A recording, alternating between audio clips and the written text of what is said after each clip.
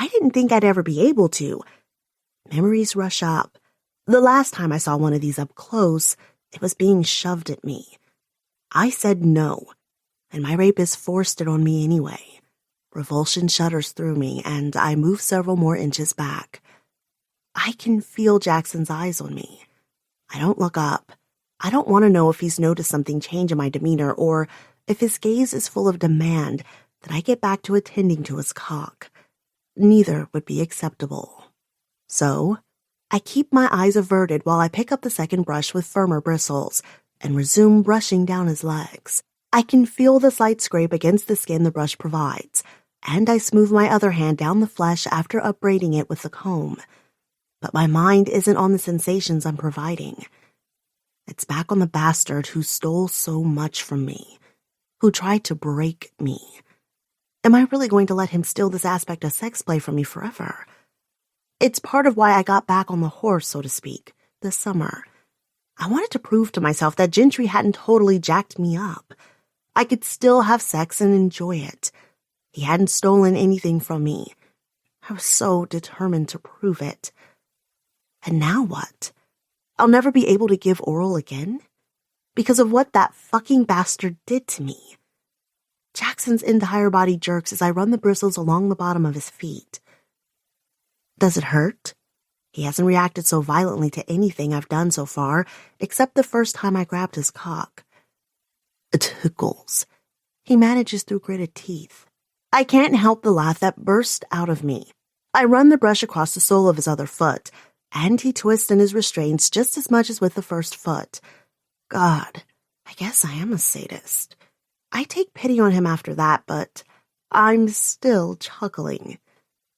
And that's when it hits me. I feel safe with Jackson. If there's anyone to try it with, it's him. Especially while I have him completely immobilized like this. It won't be anything like it was with Gentry. No one will be holding my head and forcing anything on me. Here, I'm in control. I suck in a quick breath. Shit, am I really going to do this? I look around the room and my eyes zero in on the chocolate souffle cups that I abandoned on the side table when I first entered the room. Oh yeah. I smile and I quickly retrieve them, adding to my little collection on the ground near the candle and brushes. I lift up the souffle and run it underneath Jackson's nose. I have a test for you, I say in a low, sultry voice. Jackson looks wary. What is it? I use the spoon and put a dollop of souffle over one of his nipples. Then, leaning over so that he has full view of my over-ample cleavage, I lick and then suckle it all off. The chocolate flavor explodes on my tongue, but even more pleasurable than the flavor is Jackson's response. His pupils dilate even wider, his nostrils flare, and the chest underneath my mouth moves up and down like he's running a marathon. I give the nipple one last teasing bite and then lift up. You see, I'm hungry for dessert. I give a coy smile, and I'm happy to make it an enjoyable experience for you as well.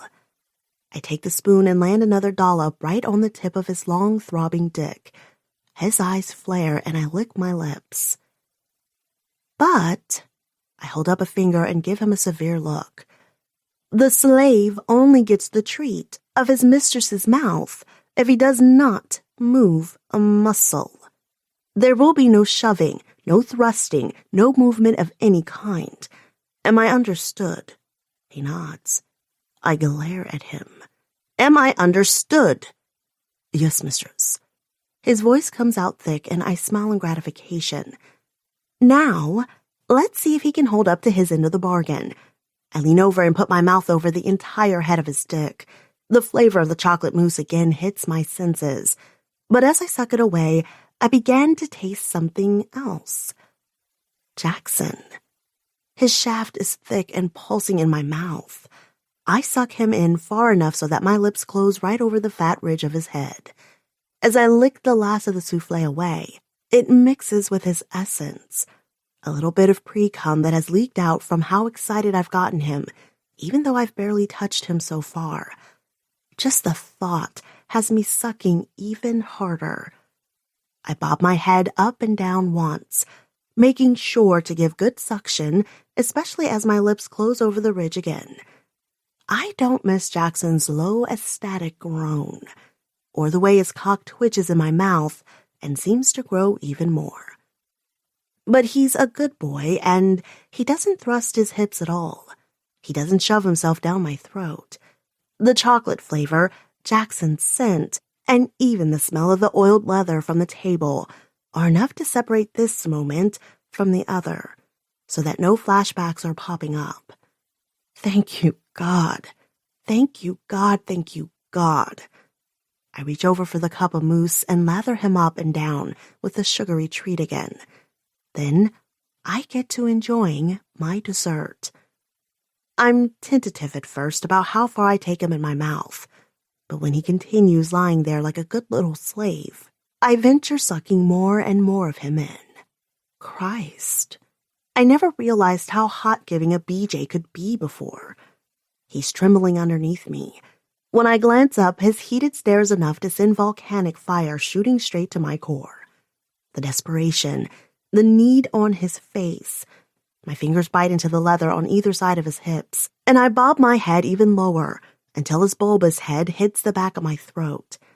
I apply suction and my cheeks hollow out.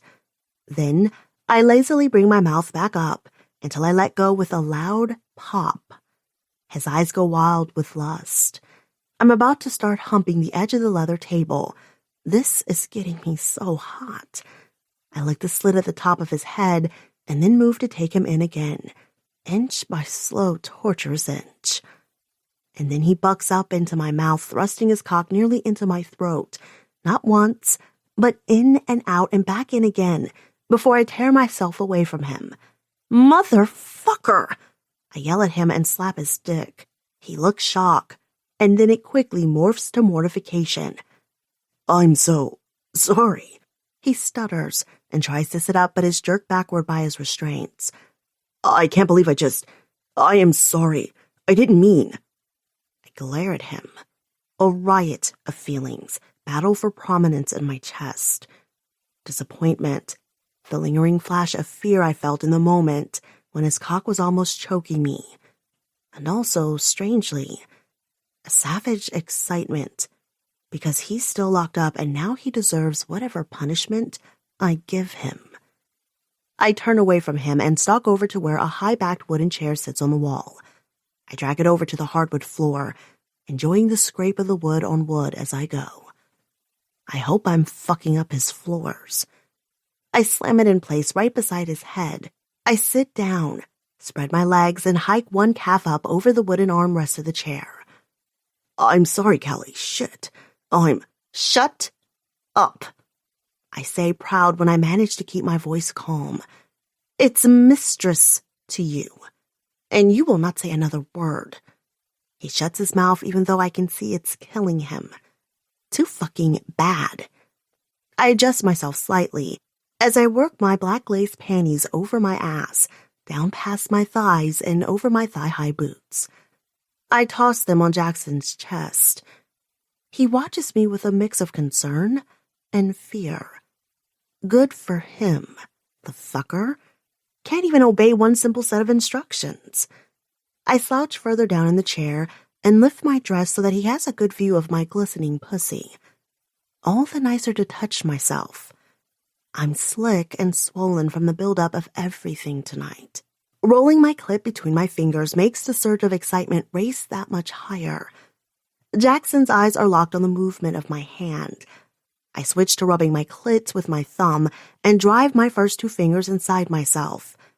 I shudder and sink even lower in the chair. Oh, God, yes, I moan, rubbing the upper walls of my sex. Let me free. I can take care of you. I'll make up for disappointing you, I swear. Jackson's voice is choked with fervency. My fingers pause their motion and I tilt my head at him. Oh, you will you? I shoot to my feet. I take the fingers that were just inside myself and rub them over his lips, then jam them in his mouth. He eagerly sucks at my juice, his nostrils again flaring. When I pull my fingers back, his corded neck is taut. I swear, I'll make you come harder than you ever have before in your entire life. I lean over so that my breath is hot on his ear. That does sound delectable. I move to his other ear, letting my hair fall over his chest. It also sounds like something that only a deserving slave should get the privilege of doing. I bite his ear, not roughly enough to draw blood, but more than a simple nip. He hisses in a breath and I pull away. His eyes are full of frustration, more than remorse now. He's definitely not a natural submissive, which makes me all the more determined to master him. Before I sit back down, I walk over to the cabinet and retrieve one of those middle-sized dildos. Then, I take a seat and open my legs wide. I open the top of the box and pull out the flesh-colored plastic cock. So pretty, I murmur. I run my hand up and down the length of it, minding jacking it off. I bite the tip of my tongue as I reach my fingers down and stretch myself a little further. Watching Jackson's furious eyes and muscles flexed against the restraints makes me squelch. Oh yeah, I'm ready. I bet you wish this was your sad, neglected dick. I hike my leg even higher on the arm of the chair, so he has a picture-perfect view as I rub the crown of the lifelike dildo up and down my slit, teasing my clitoris. Oh, God, that hits the spot. I moan, tossing my head back. Even from this position, I watch Jackson through slitted eyes. You tasted how wet I am. I think I'll go in just fine without any lube. Don't you? Jackson grits his teeth. I asked you a question, slave. I snap. The vein in his forehead pulses. I'll apologize 1,000 more times if you just let me. I shoved the dildo home and let out an unabashed cry of ecstasy. Oh, God, I'm stuffed so full. You can't even imagine how full I feel. When I look back over at Jackson, he's turned his face away so that he's looking at the far wall. Eyes on me right now. His head doesn't move, and I pull out the dildo, enjoying the wet noises it makes, even while I'm pissed as fuck at Jackson.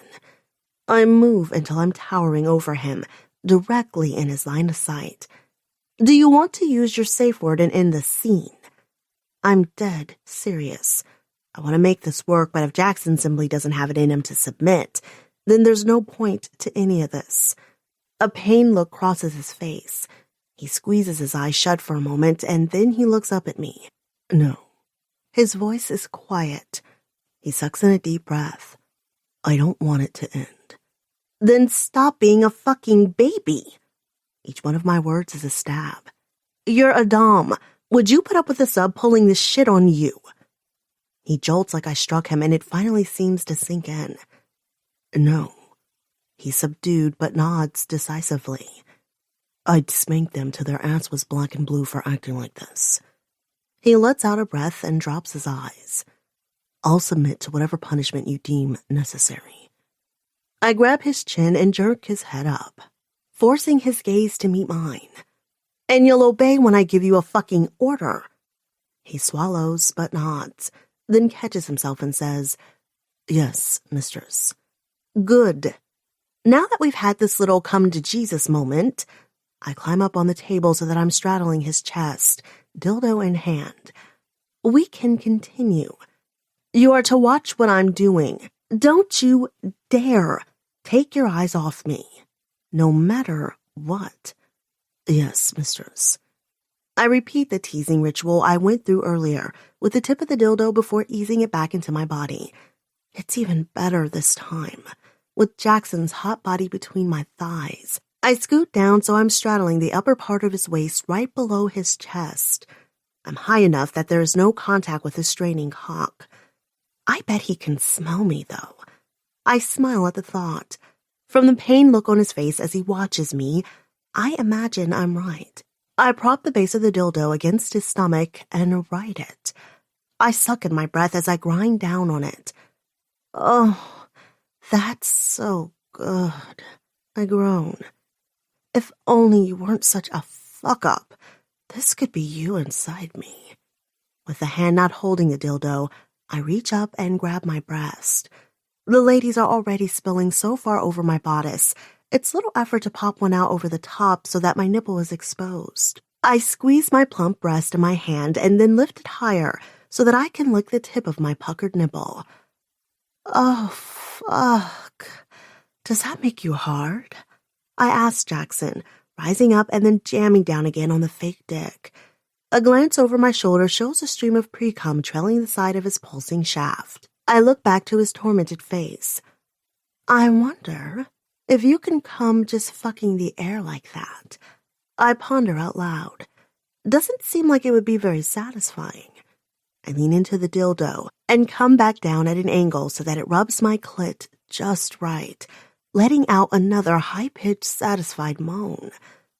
But at least, I manage through gasped breaths, you won't be left with blue balls at the end of the night. For fuck's sake, he curses. Did you say something? He shakes his head, but his face is red with strain. Fuck me. It's the hottest thing I've ever seen. His arms tense and yank against the restraints. I think it's unconscious, but he can't help trying to break out from being held down like this. It's not in his nature. So why is he doing this? It's obviously more than difficult for him. Every bit of the night has been a strain against his natural inclinations. Why are you doing this? As much as I might want this, I need to understand. Why did you agree to be my submissive? His chest moves up and down underneath my body like a great bellows. He looks a little dazed by my question at first, like he's been so lost in what we're doing that human words take a moment to register. Because it's you. Nice sentiment, but it doesn't tell me anything. You're a dominant. What's so special about me that you'd put up with any of this? I gesture at his hands in the restraints. He's quiet, but I'm not having any of that. I turn and grab his neglected cock in my fist. His whole body jerks. I pump him up and down, and then let go. Tell me what's different about me, I command. Again, he struggles for words, but finally says, You and I have a bond. He shrugs as much as he can while being locked up. Similar. When I first met you, I looked at you and saw a little bit of myself. I blink in shock. What? I thought when we first met he saw me as a victim. I thought that's why he pursued me in the first place. What do you mean? My voice comes out as little more than a whisper. Jackson looks away from me, and I can tell by the expression on his face, the way his mouth tightens and his eyes shudder, that he said more than he meant to. Just that we've both been too trusting, and we know what it's like to have been taken advantage of by manipulative people.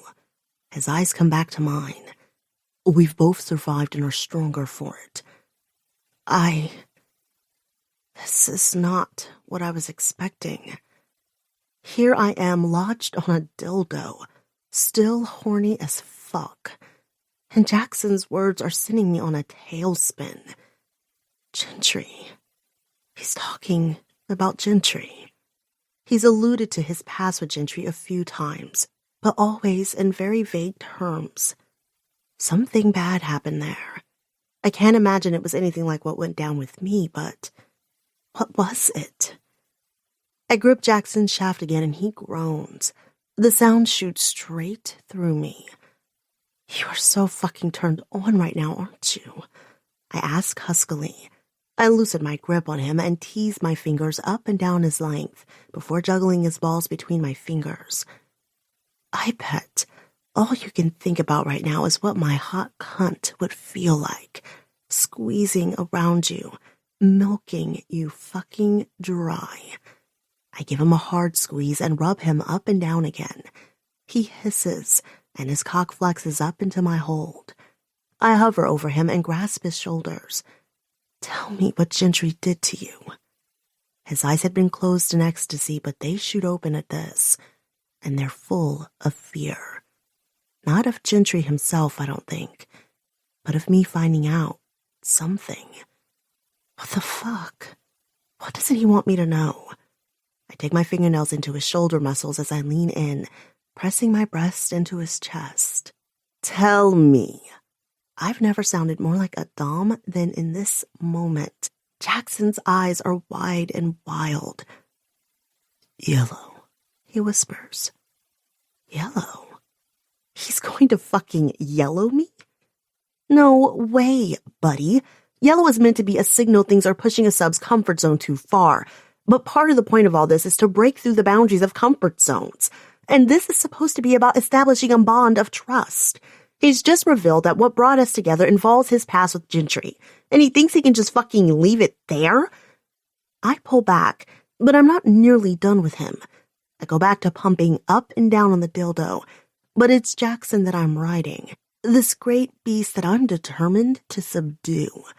At least I have him leashed for this brief moment in time. I look down at him, taking him in all his glory, muscles bulging, face and chest glistening with sweat as he bucks uselessly beneath me, his dick thrusting into nothing but air. My pussy clenches around the dildo inside me. I can't quite pretend it's him. No, Jackson Vale inside me would be an altogether different experience. But seeing the denied want in his eyes is a high all its own. And God, the wave inside me, it's rising. And God, the heat. I'm going to tame you and then ride you, you fucking beast. Oh, it's close. Almost there. Oh, God. I lean forward and grab onto Jackson's sweat-slicked hair, bringing my face so close to his we're sharing a breath. Tell me what Bryce Gentry did to you, I demand. Now! Stiletto, he says. Then he closes the gap and kisses me hard. I'm furious and so fucking turned on, and I claw at his hair as I impale myself on the dildo and come in a sharp, bright burst. It's shorter than the others I've had, but intense. So intense, I feel like I might get a goddamn migraine from it or pass out. I pull away from Jackson's mouth and I lean my head on his shoulder, gasping for breath as I come down. Then what he said registers. Shit. He used his safe word. That means all play is supposed to stop immediately. I scramble to get off him, but my leg cramps up and I almost fall in the attempt. Careful, he says. He's breathing hard too. I grab onto his bicep to steady myself as I ease to the floor. Got it, I say, my leg shaking. I remove the dildo and then look around, suddenly embarrassed. Shit. This feels awkward now that the scene is over. Like, hey, where's the sink so I can wash my pussy juice off this nice brand new dildo? But when I glance over at Jackson, his eyes are averted like he's embarrassed too. He's trying to scrunch his legs together at an awkward angle, but it's not working since the restraints are holding him spread-eagled.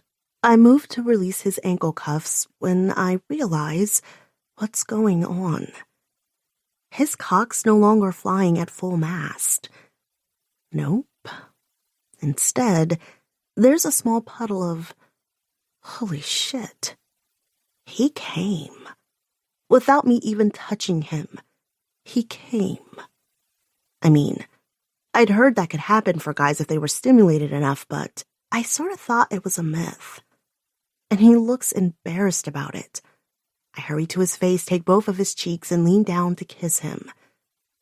You're fucking amazing. His eyes search mine. He looks so vulnerable. I've never seen his shields down like this before. Like I could crush him or be his everything depending on how I play this moment. Tonight could be considered a failure if one was just looking at it from the outside. Jackson had a hard time submitting and disobeyed my demands. At the end, he used his safe word. But right now, the way he's looking at me, his fucking heart and soul stripped bare for me. I bend down and kiss him again. first with the gentlest brush of my mouth on his, and then deeper when his lips tug on mine and his tongue seeks entry. God, I've never felt more connected to another human being in my whole life. I only pull away so that I can release his wrists from their restraints. He immediately sits up, and the first thing he does is pull me into his arms. There's no more embarrassment between us. He just holds me for I don't know how long. Eventually, we undo his ankles. He wraps the towel tightly around his waist, and then, hand in hand, he leads me down the hall to his master's suite. Chapter 12. Callie. When we get to his room, I'm not sure who is taking care of who.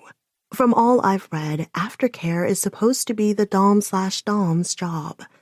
So I head straight for the large jacuzzi bath and set the faucets going. But it's Jackson who takes my hand after I've undressed to lead me inside. Jackson settles his large body behind mine and curls me into his arms as the jets start their magic work. The pumping jets ease away all stress, anxiety, and mixed emotions about what did and didn't work tonight. I sink into his warm body and his big hands as they start to work shampoo through my shoulder-length hair, massaging my scalp until I'm completely limp against him. He seems pleased by my reaction. "That's right," he murmurs, cupping one big hand over my eyes while the other splashes water over the suds to rinse out the shampoo. I should probably be doing this to him. From the outside, it makes sense for a sub to serve his master like this, but really, it throws off the control dynamic. I ought to be the one taking care of him. I'm about to say something when he soaps up my shoulders, gently massaging as he goes. But fuck, that feels so good and right. Because you know what? Roles were never going to be strictly black and white between us. He's too alpha, and apart from the times when I just need to be in control, I can't deny I love being pampered and taken care of like this. Still, aftercare is aftercare. Once he's massaged me all the way to my toes, spending a fair share of time making sure each centimeter of my breasts have been scrubbed squeaky clean, I flip over so that I'm facing him. His thick member bobs in the water between us. He may have come earlier, but it couldn't have been that satisfying. I press my soap-slick body against his erection sandwiched between us. Time for a new game. He groans and presses his hips up against me. So predictable. I pull my hips back. Before tonight, the words I would have used to describe Jackson were disciplined, in control, and, to everyone but me at least, standoffish. Yet, in this one session, I've broken through to levels of want that bring out the horny teenager in him.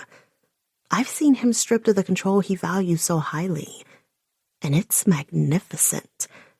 Because I'm betting I'm the only one who has seen the side to Jackson since he actually was a teenager. It's probably something he's ashamed of and thinks he should hide, just like the many things I have tucked away. Secrets, including the secrets he won't tell. Yet. He won't tell me yet. Rome wasn't conquered in a day, and Jacksonville won't be either. I run my wet fingers through his hair.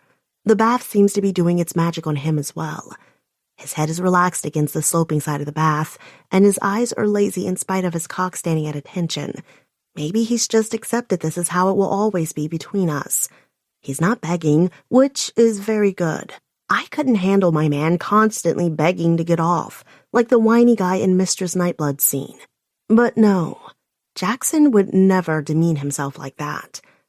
I squirt some shampoo on my hand from an expensive-looking bottle on the ledge and work it through Jackson's hair. His eyes close and all his features soften. God, he's gorgeous. The heavy ridge of his brow and his sharp arrow-shaped nose. I could sit and stare at him for far too long if I let myself. I'd think he was asleep if not for the fact that he bends his head forward for me to rinse his hair.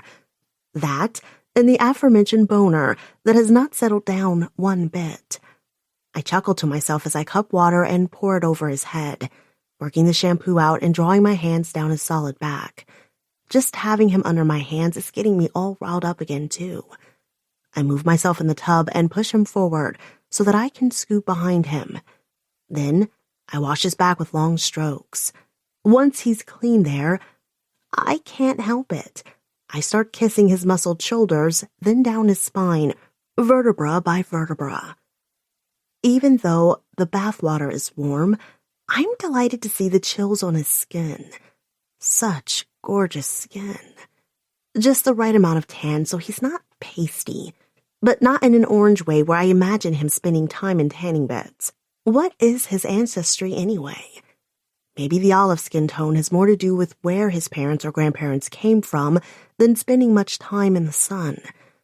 I kiss up his neck and nip him on the back of his ear. Oops. That seems to have set off some kind of reaction in him, because the next thing I know, Jackson has pulled me around to the front of his body, cock grinding between us again as he lifts me out of the bath. The dom in me wants to protest, but the girly girl Callie is loving it. Besides, the previous scene is over and we are just figuring this whole thing out. I don't think Jackson and I are the kind of folks who are interested in a 24/7 power exchange sort of thing. I breathe out in relief at that. I don't think I'd have the energy to keep that up all the time. And when he lays me on the bed, eyes dark and looking like he wants to make a feast of me. Yeah, I'm on board with that too. Except that when he leans over, his whole body over mine to kiss me. I'm slammed with a sense of claustrophobia. Can't breathe. Can't breathe. I immediately hook my foot through his inner knee and grab his elbow, then transfer my weight like I learned in self-defense. The next second, I've rolled us so that he's the one on his back with me looming over him, on top. Breathe. In and out. Looking down. Well, fuck. That's just hot as hell. Jackson's looking at me like he wants to devour me even more now. I grin, able to breathe again and suddenly growing even hotter by the fact that I was able to not only escape and evade this giant of a man, but captivate him as well. Because when I lean over, letting the low-hanging fruit of my large breasts dangle in his face, he seems to have forgotten all about the position and any thoughts of being on top. I grind down and the length of his cock rubs my most intimate places. My breath hitches. I'm shocked that I was even able to get off on that stupid dildo earlier when the real flesh and blood thing was so nearby. Fuck teasing him anymore. Fuck preamble and foreplay and any of the rest of it. I lean over him, open the door on his nightstand, and as expected, I find condoms. There's 100-pack with like 50 of them gone. None of us want to think about who the rest of that pack got used with. I tear the pack with my teeth, and in the next second, it's rolled down over his shaft. He hisses out his pleasure, dark eyes watching me. I can see from how tense he's holding his whole body, he's expecting this to be just another tease. He thinks I'm going to pull back and not deliver. Punishment from some failing from tonight's scene. I frown a little. We'll have to work on communication in future scenes. Yeah, he wasn't perfect, but it was his first time as a sub.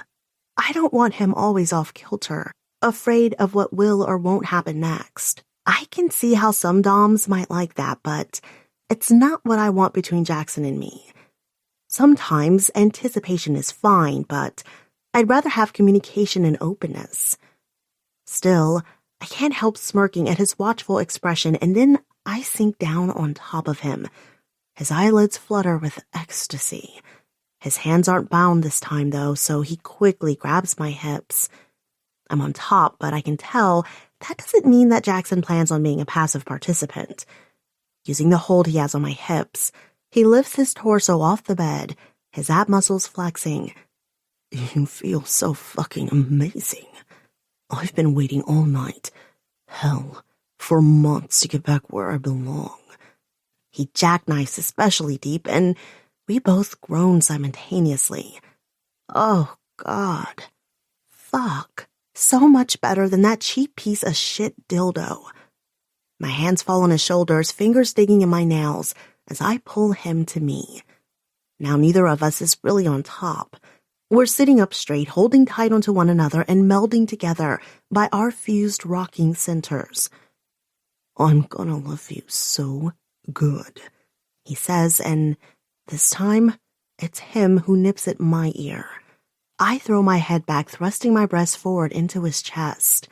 One of his strong hands runs over my mouth, down my chin, then traces my neck down to the valley between my breasts. He continues all the way down until his thumb starts working my clit. Oh, God. It's rising too fast this time, too fast. We just started, but there it is. How does he know just exactly where to touch? He starts taking me even harder, rougher. The bed bounces with each thrust. At this angle, the bulbous head of his cock strikes someplace deep inside me I've never even known existed before. Is this what people mean when they talk about a G-spot? Holy hell! Jackson rubs at my clit while he continues ramming at that perfect target. Come for me, baby, he growls. Do it. Come for me now. And I do. I explode. Fireworks light behind my eyelids and shudder rock through me so hard, from the inside out, I feel like I might rip in two. An animalistic noise comes from Jackson as he jerks inside me and stills, holding me to him with a bruising grip while shudders continue to rack my body. We must have slumped back down to the bed at some point, because when I blink my eyes open, we're laying side by side, legs entangled. His cock has slipped mostly out of me, just the tip remains. He seems to notice it at the same moment because he turns away, ties off the condom, and tosses in what I assume is a small trash can beside his bedside table. I'll clean up more later, he murmurs, pulling me back into him and slipping his thigh between mine again. I'm not ready to let you go yet. I'm feeling a bit speechless after that orgasm, and even if I could talk, what's there really to say to that? I make an assenting noise of some kind and then close my eyes and settle into the warmth of his chest. When I wake up, it's to find Jackson watching me propped up on an elbow. I startle slightly and pull the sheet to cover my breast. His eyes stay trained on my face, though. What are you staring at, you freak? I mumble, blushing and letting some hair fall to cover my face. I want to transfer you, so you're working directly with my team on the newest prototype we're developing. Every report I get from your supervisor says your work is head and shoulders above the rest. I need your kind of expertise and out-of-the-box thinking on my team. What? I blink blurrily and try to wrap my sleep-fogged brain around what he's saying. Wait, does he mean... He reaches forward and grabs one of my hands between both of his. Come work with me. His eyes zero in on mine, the blue of his irises shining in the morning light, filtering in through the curtain windows. And I mean, work with me side by side. No more of this being in the same building but on separate projects crap. I sputter. Stop it. You know I never wanted special treatment just because we're... I wave a hand between our bodies.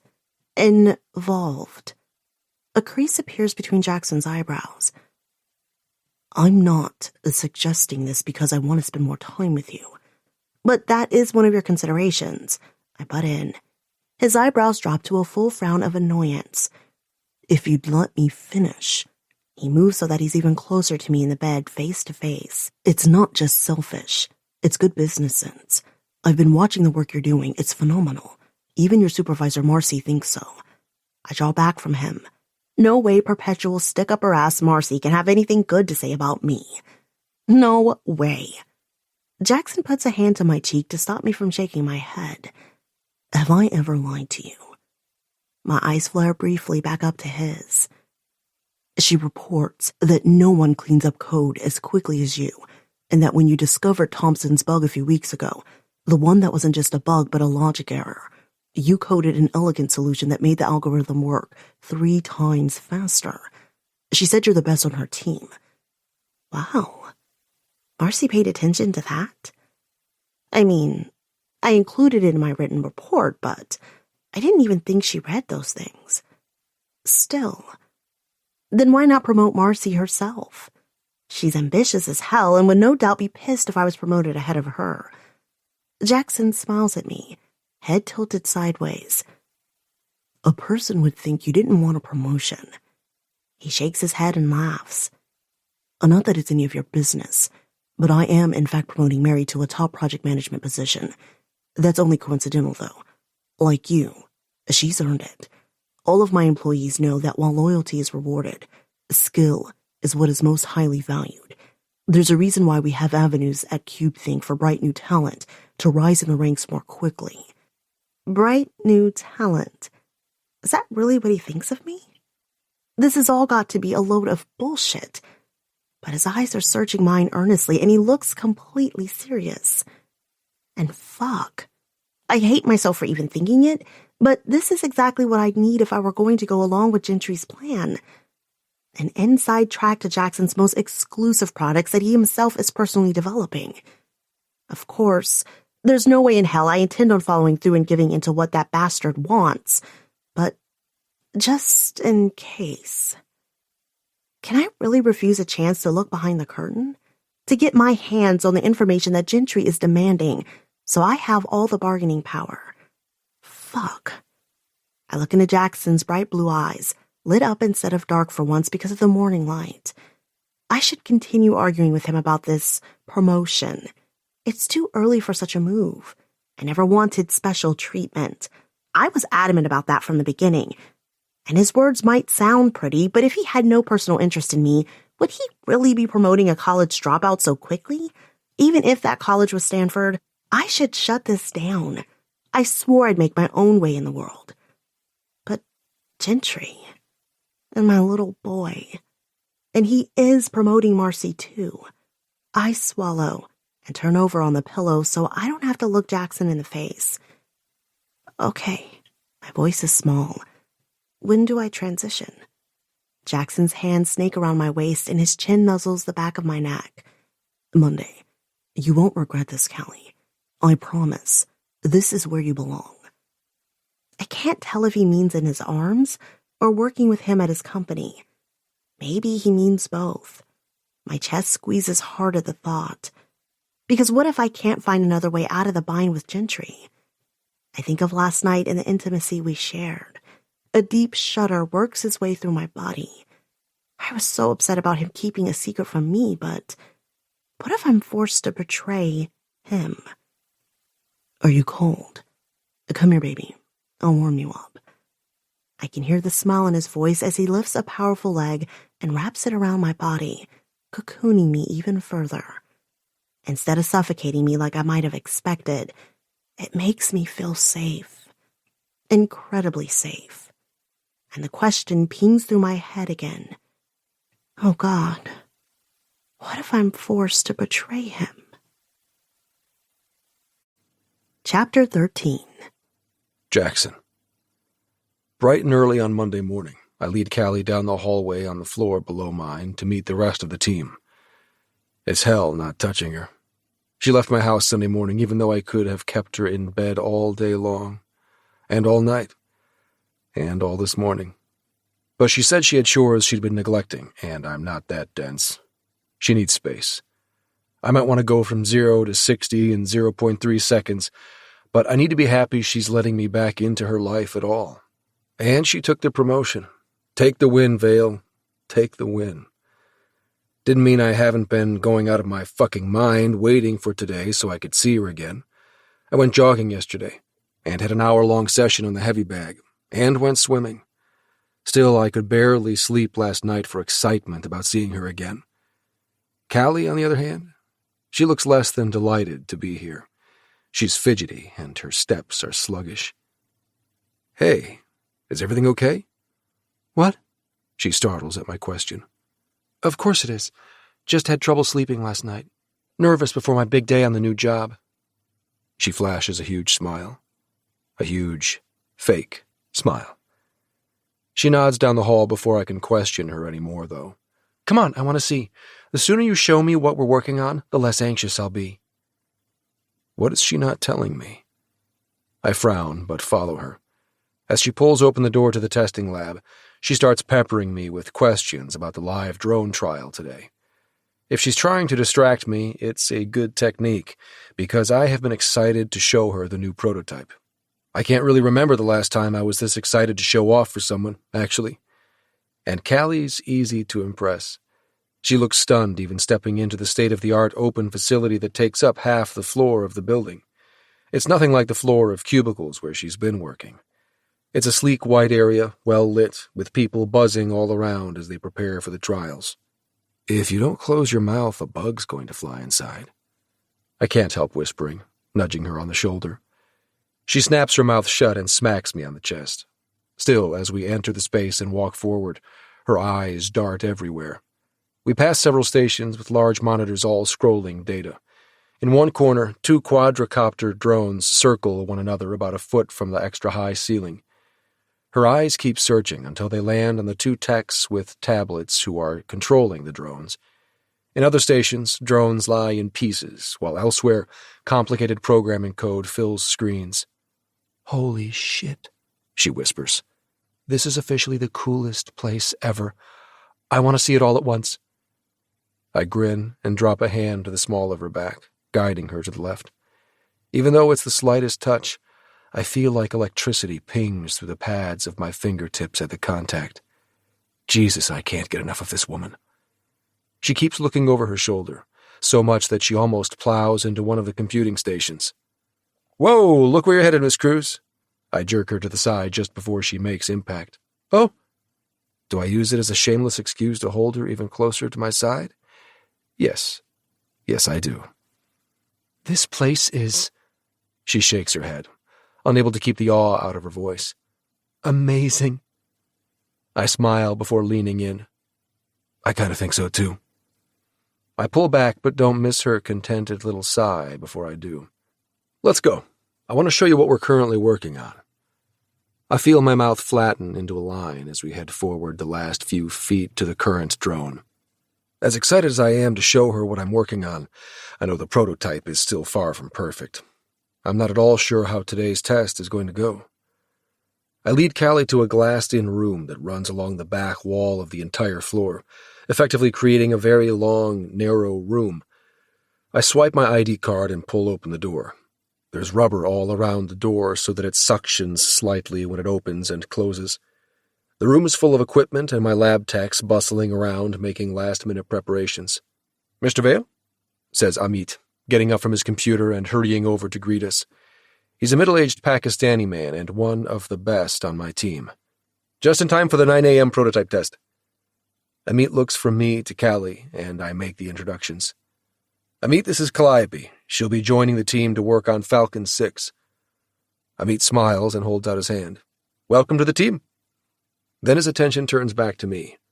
"Let's see if our latest set of calculations made any difference." I nod and we head down the makeshift hallway along the window that separates the room from the rest of the floor. Callie follows as Amit continues running through the drone specifications. "If we use a low-pass filter capture, we can catch large objects on a collision course before they hit, but if we try to use any more complex filters, then the amount of data—" Amit shakes his head and I continue where he leaves off. "Becomes too much to calculate for effectiveness in real-time situations." I finish. "Exactly," Amit responds. "How do the computer simulations do with the new algorithm?" I ask. Amit waves his hand in a so-so gesture. "Sometimes the drone is able to respond in time." Then he winces. "Sometimes not." I grimace. "Let's see how the test goes." I turn to Callie. "Did you follow that?" "Your unmanned drone can't get out of the way fast enough when things are in its way." I smile and feel some of the tension ebb from my shoulders. "Exactly. At its most basic, that's our problem. This is why we need some new eyes on the project." She shrugs. "Just calling it like it is?" "Yes. Well, maybe that will all change today and you'll get to join in on an already successful project rather than a struggling one. Take a seat." I gesture towards several seats that line the wall by the window, then pull out my phone to check the time. 8:57. More and more people file into this side of the long room until a small crowd is gathered. Then Amit begins to lead the meeting. "You know, we've been working on releasing a new and improved version of the Falcon 6 BIOS. We're here today to test what we've all been working so hard on over the past month. Hopefully we worked out the bugs and have gotten her up to speed. He lifts a tablet from a nearby table. Without any further ado, Falcon 6 solo flight directed only by GPS coordinates. Obstacles to encounter will be wind turbulence, a simulated tree branch, and a secondary drone that is our stand-in for a bird or other air debris the Falcon might come across in the real world. He looks down at the tablet in his hand, finger hovering over a button. And go. His finger descends and presses the screen. I look to the opposite end of the room along with everybody else. It's hard to even make out the drone at first, it's so far away. But I know what I'm looking for, and I quickly catch movement and hear the slightest humming noise. There it is, my quadricopter prototype speeding in a fairly quick clip in our direction. Then comes the first obstacle. A loud burst of air, like the rush of wind turbines, sounds in the otherwise quiet room. Callie jumps beside me. She's so startled by the sudden noise. It's from the large bank of industrial-sized fans set up about halfway down the long room. They're stacked 3 high, 5 wide, and are each 4 feet in diameter. We passed by them earlier, but Callie must not have been paying attention. I lean forward in my chair, watching to see if the Falcon can recover from the simulated wind. The Falcon's propellers are about a foot in diameter themselves, but the drone is still blown so far off course by the blast of air from the fans that I worry it's going to slam into the glass wall partitioning the testing room from the rest of the lab. Just before the copter blades meet glass, though, the drone course corrects and continues on at a steady pace toward us. The collective gasp of the group around me is audible. Everyone wants this test to succeed. If we could create the first self-guided drone on the market, it would be game-changing. A lab tech at the halfway mark moves into the Falcon's path and holds up a giant fake bushy branch. The second obstacle. Again the drone alters its course, moving out of the branch's way with plenty of space to spare. The people around me clap, but I'm shaking my head. The response time was too slow. If these were real-life, real-time obstacles, those reaction times wouldn't cut muster. The drone is coming closer, probably still about 40 or 45 feet away, when one of the other techs in the group uses a tablet to lift the drone off a nearby table. Obstacle number 3. It rises up in the air with a soft whir and advances toward Falcon 6 in a steady path. At first, it doesn't look like the Falcon recognizes it or is going to do anything about it, but when the other drone is still a good 4 feet away, Falcon 6 ducks and flies smoothly underneath. Cheers erupt from the people around me, but I'm stiff. The Falcon barely reacted in time. I stand up and take the tablet from John, taking control of the secondary drone. I've driven these so often it's nothing to make the drone pull a U-turn and start heading back toward Falcon 6. It trails right behind the Falcon with no response at all from the lead drone. Then, with a few flicks of my finger, I loop the follow drone out in front of Falcon 6. I don't even immediately put it in Falcon 6's path. I give it about 2 feet lead space. It's not enough. Falcon 6 crashes straight into the second drone, sending them both to the floor in a loud, unforgiving clatter of impacting propellers and hard plastic. The reaction from the crowd is similarly audible. Gasps and cries of no, as well as a general shift of the group forward, like they could have stopped a calamity from happening in its last moments. I just stand still, completely unsurprised. But sometimes it's best to make a clear visual point. Today was not a success, and I didn't want anyone walking out of here thinking it was. All right, team, I say, raising my voice as I step forward and look around the room. We have our work cut out for us. Reaction time is still far too slow. We need real-time response capabilities if we want a truly autonomous, unmanned aerial vehicle. I pause and take time to look each member of the team in the face, including Callie. I want her to know I consider her just as much a part of this team, even though it's her first day here. Which is the entire goal of this project. Anyone can make a drone. Hell, you can look up schematics on the internet, order the parts, and build your own these days. We're trying to break boundaries. I pound my finger on the nearest desk in emphasis. To do what has never been done before. I should be able to throw this. I pick up a fist-sized geode paperweight. At our quadcopter mid-flight. I mime, hurling it at top speed. and it should be able to recognize, react, and evade it. All around me, heads are nodding. Good, I have their attention. Because while I don't want them leaving here thinking this was a success, leaving feeling like failures won't do anyone any good either. I've learned over the years that being a good leader means knowing when to push for more when I know they can give it. And I know the team around me can. So of course it's going to take more than a couple of false starts. We've already improved reaction time by an incredible amount. I turn and again make sure to make eye contact with each person on the team. And again my perusal of the group ends up landing on Callie. I can't help it. She's like a magnet I can't stay away from. All roads lead to Callie. But the real world is messy. I hold Callie's eyes for a beat before turning to the room at large. Still, we need our drones to be able to deal with anything life might throw at them. Literally. I heft the geode in my hand and smile. The energy in the room has shifted. People seem recharged rather than disappointed. Good. That's where I wanted to get them. There's clapping and nodding. Let's get to it then, I say. Meeting with the software engineering group in 10. I make a shooing motion, and everyone scatters. I turn back to Callie.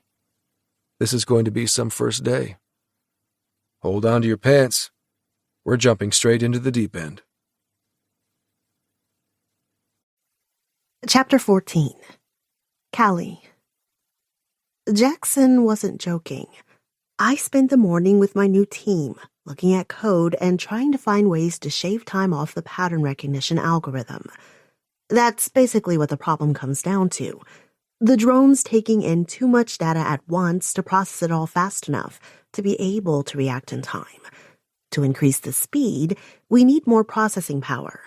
I think through possible fixes, but each has problems that makes them not viable as real solutions. The real world is indeed messy. And why did Jackson look at me when he said that earlier? Does he sense there's something important I'm not telling him? Does he guess about Gentry? Shit. Only a few days of this, and I feel like I'm going to crawl out of my skin with paranoia and anxiety. Except for the fact that Jackson's drone not working is really only good news for me. This hit me about halfway through the day, and when it did, the vice around my chest finally loosened so I could breathe easily again. There's no moral dilemma or Sophie's choice or whatever the fuck to face anymore. There's no possibility of me stealing anything and giving it to Gentry, because there's nothing to steal. God, not that I would have done it anyway, fuck no. But still, now I don't even have to stress about it. Jackson hasn't figured out the problem any more than Gentry has. So when I see Gentry's burner phone number pop up in my screen while I'm coming back to the bathroom after lunch, I duck into a small alcove. Cold. Just be cold and don't let anything he says get to you. Yes, I'm proud when there's only a small tremor to my voice. How's the acquisition coming? I put a hand to my suddenly churning stomach. It's a psychological reaction whenever I hear the bastard's voice. I just immediately want to throw up. I brace myself against the wall and swallow hard. You can do this, Callie. You're safe. You're in Jackson's building. Gentry has no power over you except whatever you allow him. I swallow down the bile, hating that he knows by my silence he's getting to me. There won't be any acquisition. Jackson doesn't have his next-gen AI drone working yet. He hasn't cracked it. This time the silence comes from Gentry. I don't believe you. You're lying. I'm not. I only realize how loud I've spoken when a woman passing down the connected hallway looks in my direction. Damn it. I'm not. I whisper again, still with a vehemence I can't seem to keep out of my voice when dealing with this fucker. I'm not shitting you. He can't get the drone to process data quickly enough. I just watched the prototype crash and burn today. I still want the prototype and the program. But I just told you, it doesn't work yet. Gentry's slick voice purrs in my ear. You still have 2 weeks to, how shall we say, encourage Vale to iron out those kinks. I expect a working prototype in my hands by the end of our contracted date. Just wrap him around your little finger and then motivate the hell out of him. After all, We both know you have considerable talents in that area. His tone is so vivacious and full of innuendo that this time I do gag and throw up in my mouth a little. Don't forget the consequences if you don't comply. Gentry's voice turns hard. I bet little Charlie needs his mama more than ever now. In fact, I heard through the grapevine that he got kicked out of his latest daycare program just today for getting into too many fights and biting other children. What? My heartbeat hiccups in my chest. What is he talking about? How the fuck does he know anything about my son? You stay away from my child. My whole body is rigid and my voice goes low and deadly. I will castrate you and shove your balls down your fucking throat if you or anyone you employ ever comes within even 1,000 yards of my son. That's 10 football fields, just to be clear. Your balls. I over-enunciate each word. Stuffed down your throat. Are we fucking clear? Relax, Mama Bear, he says, sounding a little bit thrown by my sudden viciousness. Good. He can fuck with other parts of my life, but if he dares come near my son, so help me God, I will come good on my very bloody threat. Many people are in my debt, he continues, including someone on the board of directors for the chain of nurseries your ex enrolled your son in. It's in their best interest to keep me informed, is all. I scoff. You mean you're blackmailing them too? I'm merely illustrating a point. Your son is having a hard time without his mother. You can be so easily reunited, happily ever after. It's not a new feeling when it comes to Bryce Gentry, but I have a strong urge to learn how to disembowel somebody. Beyond that, it's finally sinking in what he's saying about Charlie. What if the fucker's not bluffing? Number one, when the hell did David put Charlie in daycare? Is he even allowed to do that without notifying me? And two, if my baby's having this kind of trouble, how the fuck am I not hearing about it? My chest goes tight and my heart starts racing. I'm furious, but at the same time, feel completely impotent. Because maybe they don't have to notify me. I don't have custody. I don't have any rights when it comes to my own child's well-being. I expect to have the prototype and software in hand within 2 weeks. I click end on the call and rush back into the bathroom. After hurrying into a stall and locking it, I bend over with my head between my knees. I don't know if anyone else is in here with me, but hopefully they'll ignore the huffing gasp of panic breathing coming from the stall. Get yourself together, cows. Breathe in, breathe out. Shit. No, not breathe in again 5 more times like a hyperventilating chipmunk. Out. Breathe out. Slowly. Then in. Slow cleansing breath. Fill up the diaphragm. That's right. I manage 1 full breath, then more hiccuping gulps before catching 2 complete ones. I sit down on the closed toilet lid and put my head in my hands. Damn it. How am I gonna hold this shitstorm together? I feel like I'm on a roller coaster that's trundling forward.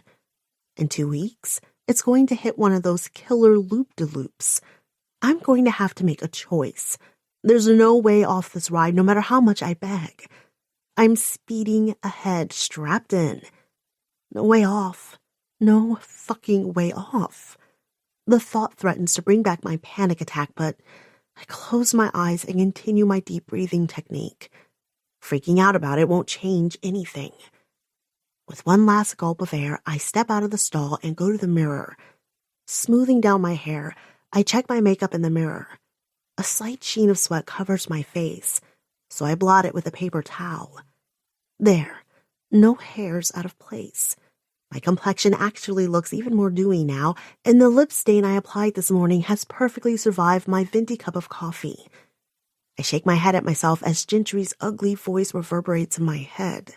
Just wrap him around your little finger and motivate the hell out of him. My hands lift almost of their own accord, and hover at the top button of my shirt. If I undid it, just let a little more of my ample cleavage show. I dropped my hands and stepped back from the mirror, disgusted at myself. Oh my God, am I actually letting that bastard get in my head? Taking his advice to seduce Jackson to get what I want? Tears bite at the edges of my eyes. It's the position that men have put me in my whole life, until I believed it's all I was good for, that I only had my body to offer. Christ.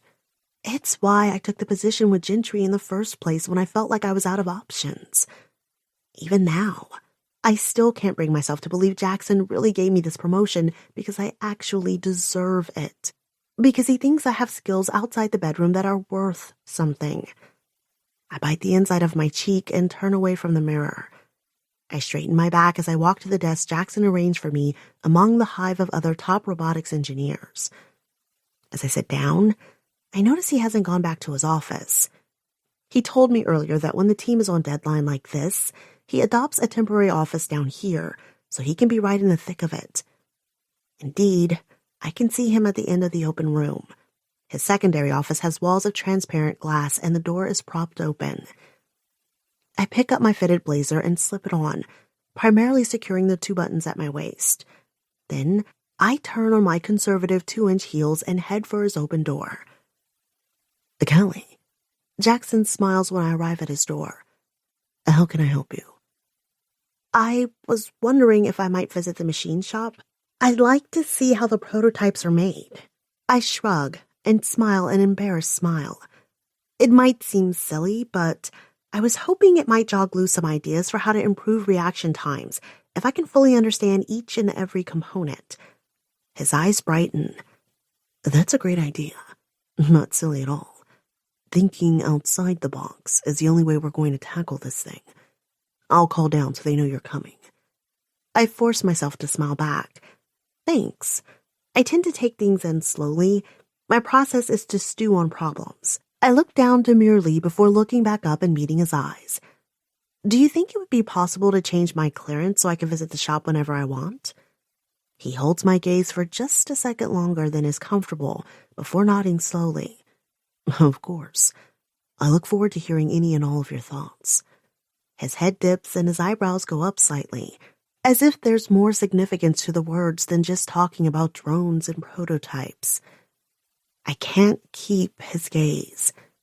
I look at the ground. Shit. What am I doing? You're doing what you have to, that's what. Nothing bad. I hurry to assure myself against the other voice in my head. I'm just covering all contingencies. I'm being smart this time. I'm not Gentry's marionette. I'm fucking not. I'll do this my way. But the roller coaster? The fucking roller coaster. There's no getting off it. And in 2 weeks, I better have figured a fucking miraculous way out of this. Thanks again. I turn to leave when Jackson's voice stops me. Callie, I also wanted to ask you about something. I swing back around to look at him, only to find him running his hand through the back of his hair and looking slightly... Oh my God, is Jackson Vale nervous? You know what? Never mind. I shouldn't be asking this during business hours. Okay, now I have to know. I prop a hand on my hip just inside the doorway. It's just that. Well, Red creeps up his neck and he readjusts himself in the chair. I was wondering if you wanted to maybe, that is, Christ, I really shouldn't be asking this during business hours. Just spit it out. It's probably mean, but I can't help laughing a little bit at how uncomfortable he looks. He narrows his gaze at me, but does finally manage to get his request out. In a completely non-professional manner. Not as your boss, but only as Jackson. I was wondering if you'd be interested in spending the weekend with me at my cabin about an hour away at a little vineyard. Wow. What do I say to that? A weekend with Jackson? Alone. Secluded. I know they say silence is golden, but you're leaving me hanging here, he says when I've been quiet for what probably is an awkwardly long period. Yes. Shit. Did I just say that? Dimple appearance alert. Great. You spend Friday evenings with your son, right? I nod, surprised and moved that he remembers. So I'll pick you up at 9 on Saturday morning. It's a statement. He's so self-assured now after his momentary attack of anxiety. So put together. Which makes it all the more incredible that he debases himself to submit to me. Great, I mimic. A smile covers my inner grimace. I shouldn't be continuing whatever this thing is going on between us. Not right now, anyway. It's too messy, too complicated with Gentry breathing down my neck. At the same time, even as I stare at Jackson, all I want to do is walk over there, grab him by his tie, and force him to the floor. A cool sense of calm washes down my body at just the mental image of it. Each tense muscle in my shoulder relaxes at the thought of him on his knees, head bowed before me. I don't even know quite how to describe the sensation. It's like a kind of euphoria, that instant relaxation and stress relief that sweeps down my body, starting from behind my forehead down to my shoulders, chest, belly, resonating with extra vibration in my groin, and then continuing down my legs all the way to my toes. And that's just at the thought of dominating him. What would an entire weekend bring? I need it. I need it now more than ever. Callie. Jackson's voice is low, and when I look back at his eyes, I can see them dark with obvious lust. He's picked up on my internal thoughts. Guess I haven't bothered masking my emotions as well as I want. I have to be getting back to it. Work, that is. I lift an eyebrow and shoot him a sly smile before I turn and hurry out the door. The smile even feels genuine, which only leaves me feeling more confused than ever. Chapter 15. Callie. Saturday dawns sunny and only slightly cool. The temperate climate in the Bay Area means that even though it's October, it's in the 60s and will warm up to probably 75 by mid-afternoon. At 7:30 in the morning, I find myself doing something I would never have believed of myself. I'm waiting at the window for a guy. Of course, I don't admit that out loud. I just have the curtain conveniently open while I drink my morning coffee with Shannon. I can't believe that she too is willingly up so early on a Saturday. And her, for no other reason than she wants to get an early start on the day. She's giving up caffeine. She's back to drinking the characteristic black sludge she's been addicted to since college. Sunil keeps buying her fancy boxes of caffeine-free tea and even a bag of this organic pretend coffee made out of chicory. But other than that week and a half where she made a valiant attempt, none of it's been able to sway my coffee-loving sister. Thank God. It's unnatural not to have a few vices. So, Shannon says, sipping her coffee while flipping through the news on her phone. She's the only person I know who reads BBC news articles in the morning instead of skimming Facebook like the rest of us mere mortals. A weekend getaway. This is getting serious. I shrug her off and pour some more sugar and creamer into my coffee, after already watering it down heavily. It's either this or brew a separate pot from the mud she drinks. Nah, we just wanted to get away from the noise of the city. He has a place down in wine country, and after going all that way, it seems silly to turn around and come back the same day. Might as well stay the night. Yeah, all of that came pouring out of my mouth way too fast. One of her eyebrow arches. I ignore her and go back to looking out the window as I drink my coffee. It's still strong, but sweet enough that it tastes pretty damn yummy. How are things between you and Sunil? I ask. Because that's not an obvious deflection. You know, I never thought it was a good idea to date your boss. That said, she rubs her thumb along the rim of her coffee mug while eyeing me. Whatever relationship you've been having hasn't seemed to impact your work. Whether you guys can manage to keep that up or not. Well, yeah, I never told Shannon that Jackson and I stopped seeing each other. I didn't want to listen to any of her "I told you so's." Nor do I especially want to hear any more of her thoughts on the subject now. I smiled sweetly. You've been spending a lot of time at Sunil's place. I saw how good you were at CrossFit the other day. As much as you complain, I think you even go on days when I'm not dragging your ass there. I do the eyebrow raise thing back at her. Seems like someone's concerned with looking good for her man. Things must be getting hot and heavy between you two. A slight blush stains her cheeks. Shannon and I never have been the kind of sisters who do this. The whole gossiping about boys thing. We're just learning how, and it still hits my funny bone every time I see her like this. Well, she looks down at her coffee, her blush growing deeper. Slam, dunk. Distraction managed. There's so much to learn about the Zen lifestyle. I can't help laughing. So, that's what you do? Spend all your time talking about meditating. I waggle my eyebrows up and down. Then, a thought strikes me and I set my coffee cup down on the table so hard it almost sloshes over the sides. Oh my God. Is he into that, what do they call it? Tarantula stuff. Like with sex. It's tantric. Shannon corrects and immediately raises her coffee cup to cover the bottom half of her face, clearly embarrassed as hell. And that's none of your business. Oh my God! I slapped the table. You knew the right word for it. You're totally having tarantula sex with your boyfriend. I grabbed my abandoned phone off the table. I'm looking up what tantric sex is now. Is he like downward doggy styling you? That's not what it is at all. She jumps up, completely red-faced, and tries to grab my phone as I start typing furiously with my thumbs. I have to put my body in the way so she can't get at the phone. Give it to me. Never. I laugh.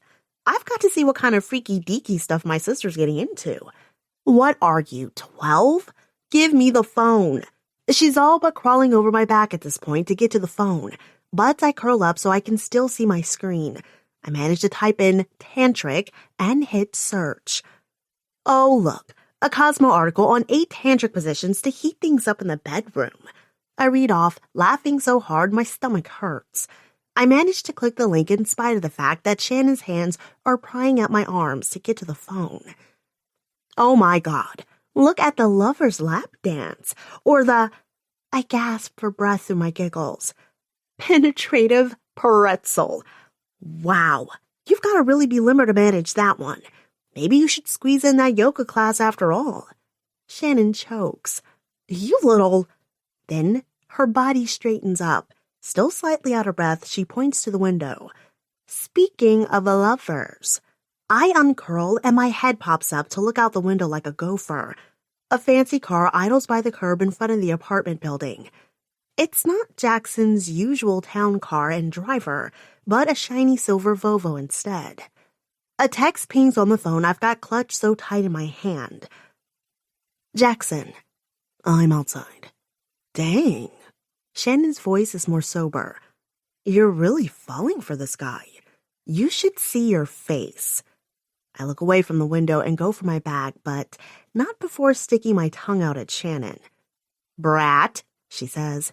Sex fiend. I know where you sleep, she shouts back. That makes me laugh. I stop on my way toward the door and turn back and give Shannon a huge hug. Love you, sis. Oh, get out of here, she grumbles. Go drink some of that sludge you call coffee, I say as I pull back, just far enough so I can plant a loud smooching kiss on her cheek. Ugh, she pulls away from me, rubbing at her cheek. I'm laughing all the way out the door. This sister thing is actually pretty damn cool, now that we're finally trying. Who knew? I heft my weekend duffel bag higher on my shoulder as I jog down the steps of my apartment building. My stride breaks momentarily, and both my eyebrows raise in question when I get closer. Sam, Jackson's driver, is nowhere in sight. I thought you said you didn't drive. Sam's been giving me lessons. Only a few traffic cones were sacrificed in the endeavor. He smiles down at me. I huff out a laugh, which seems louder than normal in the quiet morning. Jackson walks around the car and opens my door. He takes my arm before I can sit and pulls me to him. You look beautiful this morning. The low, intense quality of his voice, the feel of his muscled chest against me, and just him. Being in his proximity, I meet his eyes and the zing hits. God, the day together just started. How can I already be feeling so much? The butterflies riot in my stomach and I swallow. I'm wearing dark maroon leggings and an oversized blue sweater, figuring I should go for a comfortable, friendly vibe. But the way he's looking at me, you'd think I was prancing around in the sheerest lingerie. Hi. That's the only word I managed to find in the moment. I've had this man on his knees, but he can still just fucking overwhelm me. How is that fair? The dimple appears. He drops down and kisses my nose. Then he grabs my duffel off my shoulder and goes to put it in the trunk. Wow. I sit inside. I can't believe I'm a little punch drunk off something as simple as a kiss on the nose. But then I'm distracted by looking at my surroundings because, damn, this is some car. The leather seats forms itself to my body, and I can't help but let out an audible sigh as I sink into it and close my eyes. I couldn't sleep much last night. I was nervous about the trip, yes, but it was also my visit with Charlie that kept me up. He was healthy enough from all outward appearances. I mean, it seems like he's eating and there aren't any obvious signs of neglect or anything. All the nice feelings from moments ago with Jackson evaporate. I prop my elbow on the door and rub my temple. Because as far as everything else, I just can't tell. He flipped out with excitement when he saw me, but started getting progressively more out of sorts and whiny as our hour and a half together came to a close. It's frustrating as fuck, because I'm not allowed to ask about what it's like at his dad's since the damn supervisor was there standing over us and recording everything I say. Which is so fucking stupid, because it's what parents are supposed to do. They help their children transition during difficult periods in life. How in the hell is Charlie supposed to understand what's going on when the parent he's loved and known for ever since he was born can't even fully explain why she's allowed only a paltry 2 hours with him a week? Who knows what the hell David or his psycho wife is telling him the rest of the time? There's no supervisor watching their interactions with Charlie. I blow out a long hiss of air and try to settle my suddenly raging emotions. Just a little longer. A few weeks and I'll have my baby back. As long as Gentry doesn't fuck things up. I let my forehead drop hard against the window. That emotional roller coaster? Yep, that's pretty much every minute of my life these days. Up and down and upside down. I jump only slightly when Jackson's door opens and he slides into a seat. Ready. Totally. I swallow hard but don't turn his way. I can't quite put on a cheerful facade yet. The next second, I feel the pressure of Jackson's warm hand on my forearm. How was your time with your son last night? Damn him and his intuitive nature. I can't help the way my body stiffens. Jackson pulls his hand back like a pot has just burned him. I'm sorry, he hurries to say. It's not my place, and if you don't want to talk about it, that's fine. No. I turn and face him. It's not that. Shit. It's just, I look out the front windshield at the street lined with apartment buildings and the gas station that's seen better days. Then I let out a long sigh. I really miss Charlie. I hate not knowing if he's doing okay. Like, really okay. He's always upset when it's time for me to leave. There. At least I found something true to say.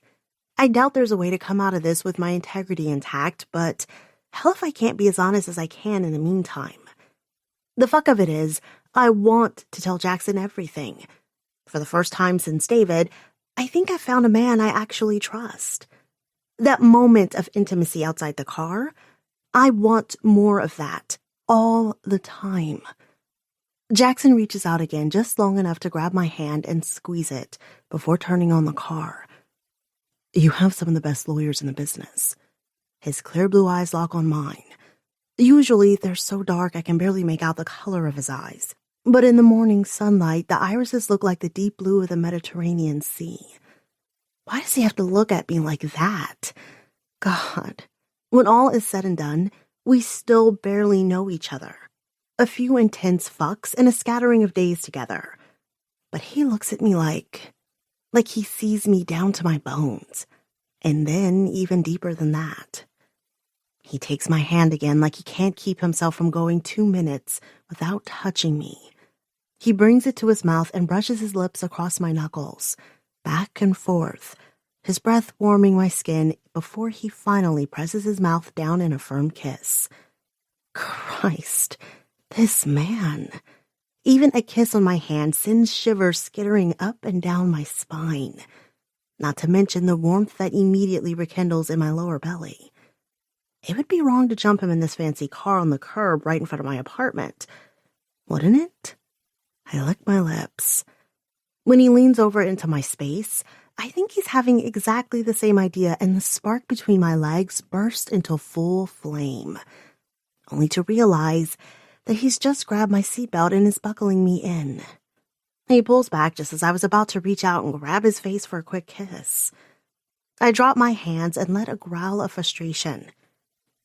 Oh, you're going to pay for that. He laughs full out as he puts the car in gear. I have no doubt. He flashes me a grin as we pull out onto the street. It's a sunny morning as we turn onto the 101 heading south. Even early on a Saturday, there's plenty of traffic. That's Silicon Valley for you. Few people slow down long enough to take a breath, much less a day off. And when they do, it's only to play as hard as they work. Jackson glances my way. How is? Let's just listen to music for the drive. I cut him off. I don't know what he was going to ask. How is my day going? More about my son? Whether he's aiming for polite car chatter or more meaningful dialogue. I'm not in the mood. And coffee, I add as I reach for the dials on his radio. Please tell me we're getting coffee somewhere along the way. My hand pauses in front of the dash, where I would normally expect dials and buttons. But fuck. Rich people. There's a freaking little flat screen instead. Because, of course. A little logo in the upper right announces it's satellite radio. Little round images of buttons light up at my touch that I presume are presets. I press number 1 and screaming metal music rips through the air, assaulting us from all sides at ear-splitting volume. The car jerks slightly in the lane, and I swat at the screen trying to make it stop. Oh my God! I yell, finally giving up and slamming my hands over my ears. Jackson rolls his finger in a counterclockwise motion on a circle in the bottom left-hand corner of the screen, and the volume goes down. I'm still hesitant when I pull one hand away from my ear, like it's a trick and the eardrum-bursting noise is liable to come back any second. But no. It's all clear. Who has hardcore metal as their number 1 car preset? I swat Jackson on the shoulder. He shrugs, his face neutral. It's good stress release after a hard day at work. I can only stare at him like he's crazy. Are you fucking kidding me? That music makes me want to grab somebody and not feel calm. He laughs at this. All right, crazy. I give him the side eye.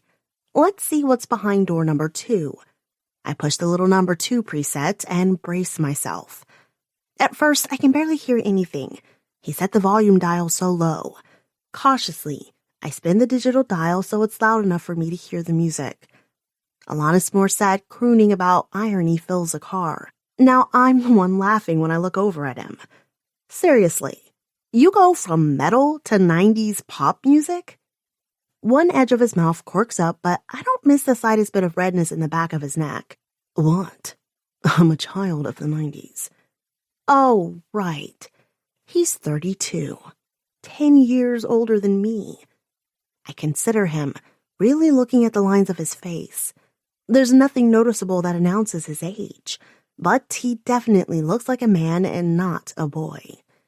Even dressed in more casual clothes like he is today, a dark gray Henley shirt that shapes the outline of his muscled shoulders without looking too tight, and a pair of denim jeans that look soft and worn. My mouth waters a little, I shit you not. Let's just say, if he walked across my college campus, no one would mistake him for a student. My eyes linger longer than necessary on the jeans. Damn, this man can wear the fuck out of a pair of jeans. I get a little lost just watching the way his strong sloping thigh shifts as he moves between the gas and brake pedal. At least, until I notice him watching me watching him. Ahem. I avert my eyes. The Alanis song switches to one I vaguely recognize but can't recall the band or song name. I scrunch my face as I listen to the lyrics. What is he saying? She's his wonder-all? His wonder-wall. Jackson corrects. What's a wonder wall? Who knows? The band's British. He says that like it explains it all. I bark out a short laugh and then press number 3. It's NPR. Okay. A bit boring but impressive. 4. Howard Stern. Interesting. Number 5. Acoustic strumming guitar and a man with a ragged voice singing an old folk song. My gaze shoots back to Jackson. It sounds a little bit like the Civil War, except I get a feeling this is actual original folk, the kind of stuff the Civil Wars took their inspiration from. You've got eclectic taste, my friend. Different music for different moods. I arch an eyebrow at him. And what mood are you in today? He keeps his eye on the road. Number 8. I press 8. It's down-tempo deep house music. Slow, but still with a thudding bass that I can feel underneath my seat. Resonating. Well, you can guess where. I lick my lips. Eventually, a woman starts singing, and her deep voice caresses the melody. It's sultry. Sensuous. The excellent sound system in the car makes the music a full-body experience. I kick off my flats and draw my legs up onto the seat.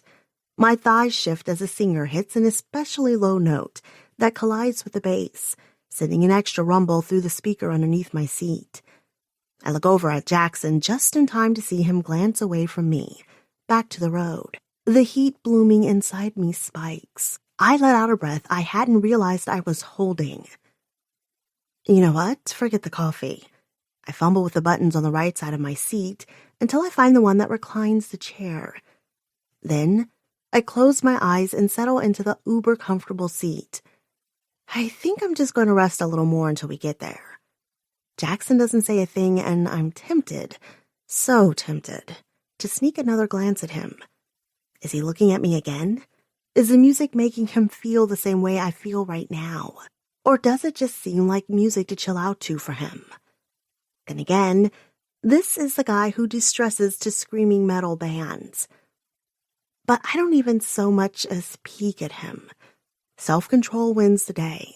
Or it would if I were actually sleepy and that damn music were making my pussy throb crazily. I press the back of my head against the seat with force enough it makes my neck strain. God. Well, Jackson said it only takes 45 minutes to get there, so that means, what? Only another half hour of this torture? Oh, goody. All right, just put your thumb there and move it gently in a circle. Jackson's voice is low in my ear, his arms wrapped around me from behind. I bite my lip and concentrate as I do what he says. That's it. Right there. Perfect. My heart pumps a mile a minute at his pleased praise. Not too hard, he says sharply. Shit. I struggle to readjust. The quadcopter buzzing over our head suddenly takes a sharp nosedive. Shit. I frantically try to shove the controller back into Jackson's hands, but he won't take it. Jackson! It's fine, he says at the same time. My eyes shoot back to the quadcopter, cringing as I wait for it to crash into the small meadow beside the sloping hill of the vineyard. But the hovercopter just sits there. Well, hovering. Its little quadcopter blades whirl, and it has righted itself about 5 feet from the ground, far from catastrophe. I look down at the controller in my hand. None of my fingers are touching any buttons. It's just doing that. By itself? I look over my shoulder at Jackson, and he's smiling. I swear, when I first got to know him, I didn't think smiling was in his repertoire, but now he does it all the time. At least around you. The thought warms my chest. Stupid chest. Maybe my first impression was wrong. Maybe he's the smiliest damn dude who ever lived, and he was just having an off couple weeks when I met him. I was in the company of his worst enemy at the time, so it's certainly possible. But no, even when I came to visit him at his office the first time, on his turf, he was the same way. At least, initially. I force my focus back to the quadcopter. It's still just hovering there. And Jackson keeps grinning, obviously waiting for me to ask the question. I roll my eyes at his obvious baiting. So, how is it doing? It's our foolproof design, so amateurs don't ruin their expensive equipment while they're learning. I put it on safe mode, so whenever it comes within 3 feet of the ground, it automatically switches to upright hover. I narrow my eyes. All right, you definitely just referred to me as an amateur, but I think you also called me a fool. He chuckles, and his chest is so close to my back, I can feel the rumble of it. See, that's what I love about you. Anyone else would be too impressed by me and my little gadget to focus on anything I said. Well, I'm sure as hell laser focused in on his words now. That's what I love about you. Holy shit. No, stop freaking out. It's just a saying, an expression, because he can't. I mean, we've only known each other for it's been several months, but we weren't talking for most of those, and I mean, it's not like that. Here, put your hands on top of mine, and try to feel how I'm moving. Jackson takes the controller from me, and I wish there was a way for me to shake my hands out without him seeing. Fuck. I'll just watch. I try to say, but Jackson is already holding the controller one-handed and reaching for my retreating arm. He places my hand, arranging my fingers to cover his on the small joystick. He reaches for my other arm, so I lift my other hand and place it on his. All right, God, you big, beautiful dame up in the sky. Please don't let him feel how much I'm trembling. Jackson pushes the left joystick forward. The quadcopter rises straight up into the air. With his forefinger, he clicks a button and the small screen in the middle of the controller lights up. A bird's eye view of where we're standing comes into focus on the screen. I see the tops of our heads growing smaller and smaller as the drone ascends. I can't help letting out a little gasp. Of course I know that CubeThink makes copters equipped with cameras, but I didn't think the one Jackson was letting me practice with would come with such advanced equipment. The image we're seeing is crisp and professional. The vineyards are spread out on beautiful sun-soaked hills, and it looks movie quality. Let's bring her back down a bit, Jackson says, and I swear, he pulls me even closer against his body. I split my time between watching the dark speck in the sky and looking down at the monitor. The footage is so smooth, not jerky at all. I look back into the sky. The whirring object comes closer into view, but instead of heading toward us, Jackson uses the small joystick to veer to the right, skimming the drone right over the top of the plantings in the closest vineyard. I look down at the screen, and it's so beautiful, it makes my chest hurt. Greenery bursts from the top of each state vine. The drone flies straight down the row, slowly lifting in elevation as it goes, panning out to see the vineyard as a whole. It's magnificent to watch. Jackson's handle of the controls is perfect, even though it's got to be awkward reaching around me like this. The image doesn't jolt, but is smooth and continuous as the copter glides back up into the sky.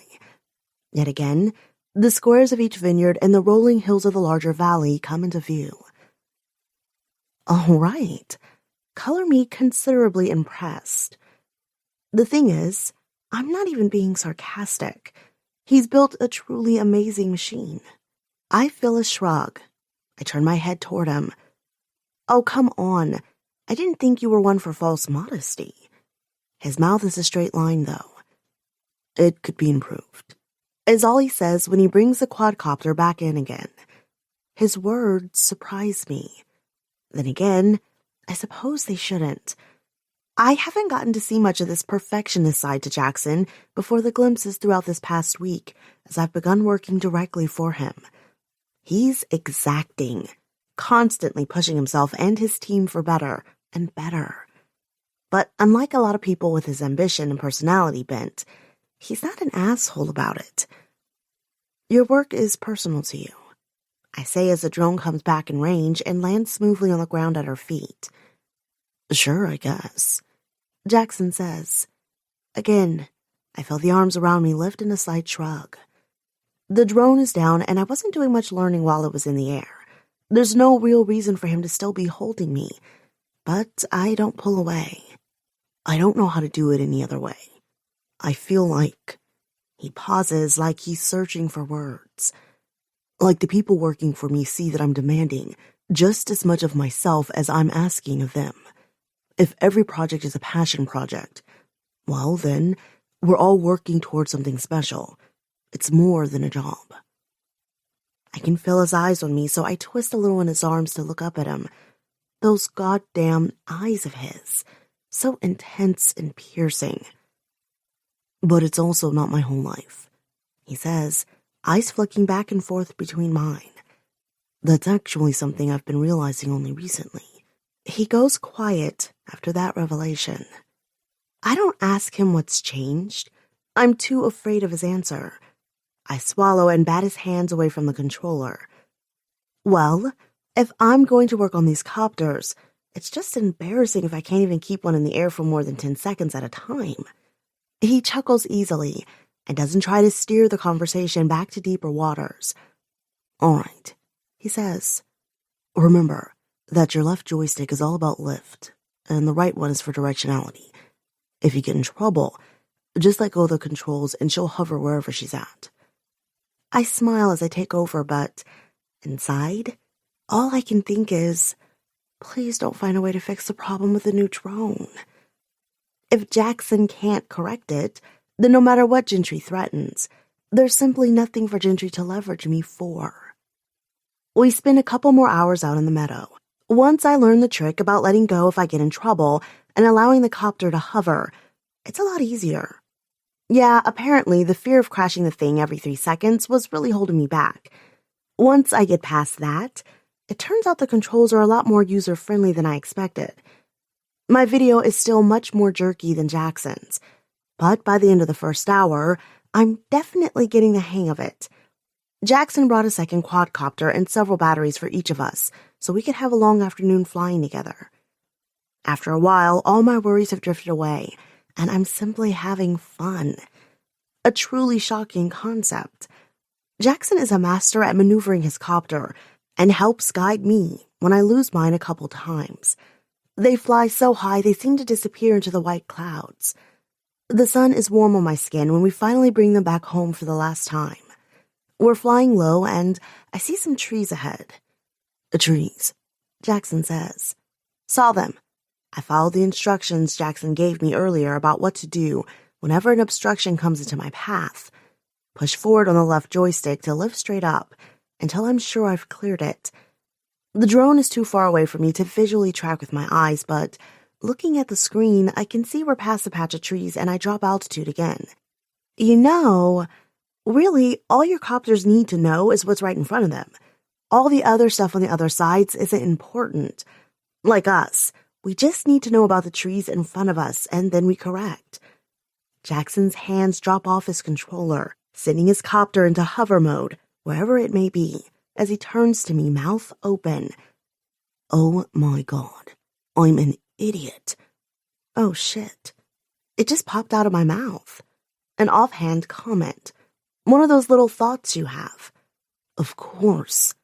He starts to pace back and forth, one hand to his forehead. I'm such an idiot. We don't have to process the data for everything on all sides of the copter. I mean, yes. He waves a hand dismissively.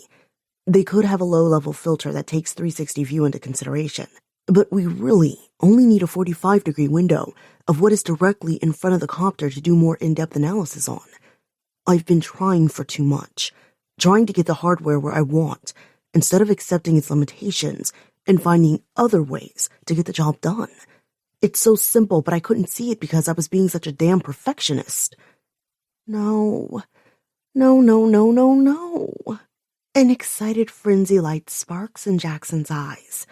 If we focus on just the few first eigenvalues of the latent space translation, then capture only the most important signal, we detect potential objects on a collision course. Then we use that as a first-pass filter and do the in-depth analysis of the field of view, but only in the direction of travel. He looks at me, excitement pouring from him in energetic waves. Do you realize what this means? He grabs me by the waist, easily lifting me and swinging me around in a circle. I bet we can reduce our calculation time by a factor of 3. 3. I whisper, a watery smile on my face. Emotion clogs my throat. He's so excited. He sets me down and grabs his controller to guide his drone back in. But I can see his mind working 100 miles a minute. He's probably doing calculations in his head, just itching to get to a computer so he can start coding. If what he's proposing works, he'll fix the problem and then some. Reducing the calculation time by a factor of 3 means the drone will have real-time reactions. Jackson will perfect his new drone, which is exactly what Gentry wants. And fuck me, and my stupid big mouth might have just helped Gentry get it. There's nothing to do but help Jackson start coding when we get back to the house. He's all fired up to get working, and it's not like I can fudge the code. He's too skilled. He'd recognize it and wonder what the hell I was doing. So, we work together on 2 systems he has set up in his computer room, each with 3 massive monitors. I imagine this is his equivalent of musicians who have studios in their houses. I've worked with dimensionality reduction data before, so he sets me on that while his fingers start flying to restructure the main code in the drone's central program. It's all right there in front of me. The code that Gentry is willing to ruin lives over. God, I swallow against the queasiness in my stomach and take a sip of Mountain Dew. In the back of the room, there's a soda fountain stand like you'd see in a fast food store, with every soda anyone could want, and beside it, a coffee bar. I figured the carbonation might help settle my stomach, but now I wonder if all the sugar isn't making me feel more nauseous. I put the cup back down on a coaster that says, "There are 10 types of people, those who understand binary and those who don't." Normally, I'd crack a smile at a good programmer joke, but right now, not even a smirk. Jackson and I work through dinner and long past the sun going down. Finally, my fingers feel like they're going to fall off. I'm getting a headache from the long hours staring at the monitor, and my stomach is growling with hunger. Jackson finally looks over and takes notice of me. His eyebrows drop as shame covers his features. I'm so sorry.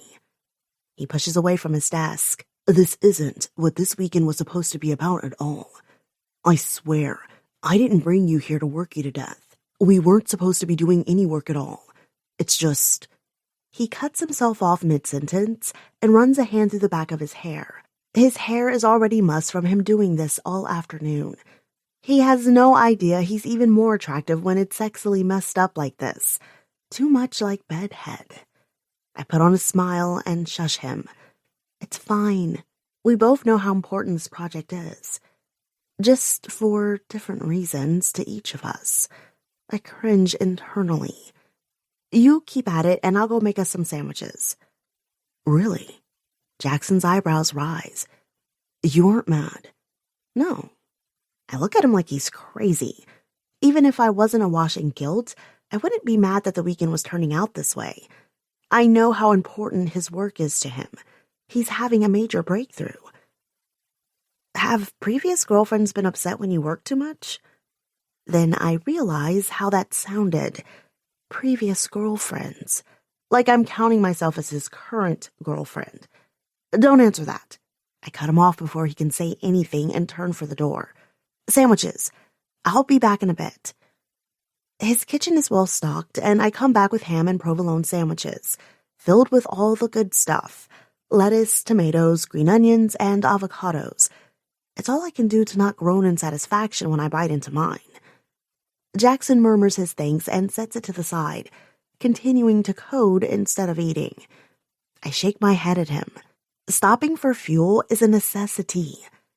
When I finish this bit, he murmurs, eyes glued to the screen. Or screens, I should say, as his eyes flick back and forth between 3 screens. One has the active code he's writing for the new algorithm. The second has the long output and memory stack. And the third has a super zoomed-in 3D wireframe of the drone itself rotating on the screen, certain sections highlighted. It's pretty insane to watch this level of genius at work. I shake my head at him and take another glorious bite of my own sandwich. I'll bother him again if he hasn't eaten it in an hour. I finish my sandwich and wash it down with water. No more Mountain Dew for me. I lace my fingers behind my head and stretch my arms, neck, and back, then return to my own work. I stay at it for as long as I can, but when 2 a.m. rolls around, I have to call it quits. I'm fighting sleep and keep catching myself as my head is dropping, then jerk back upright before I face plant into my keyboard. Finally, I admit defeat. When I look over at Jackson, though, he doesn't look like he's running out of steam anytime soon, which really ought to put me to shame. He's a decade older than me, but doesn't look like he's flaging at all. I'm just going to catch a quick catnap on the couch. Then I'll be back.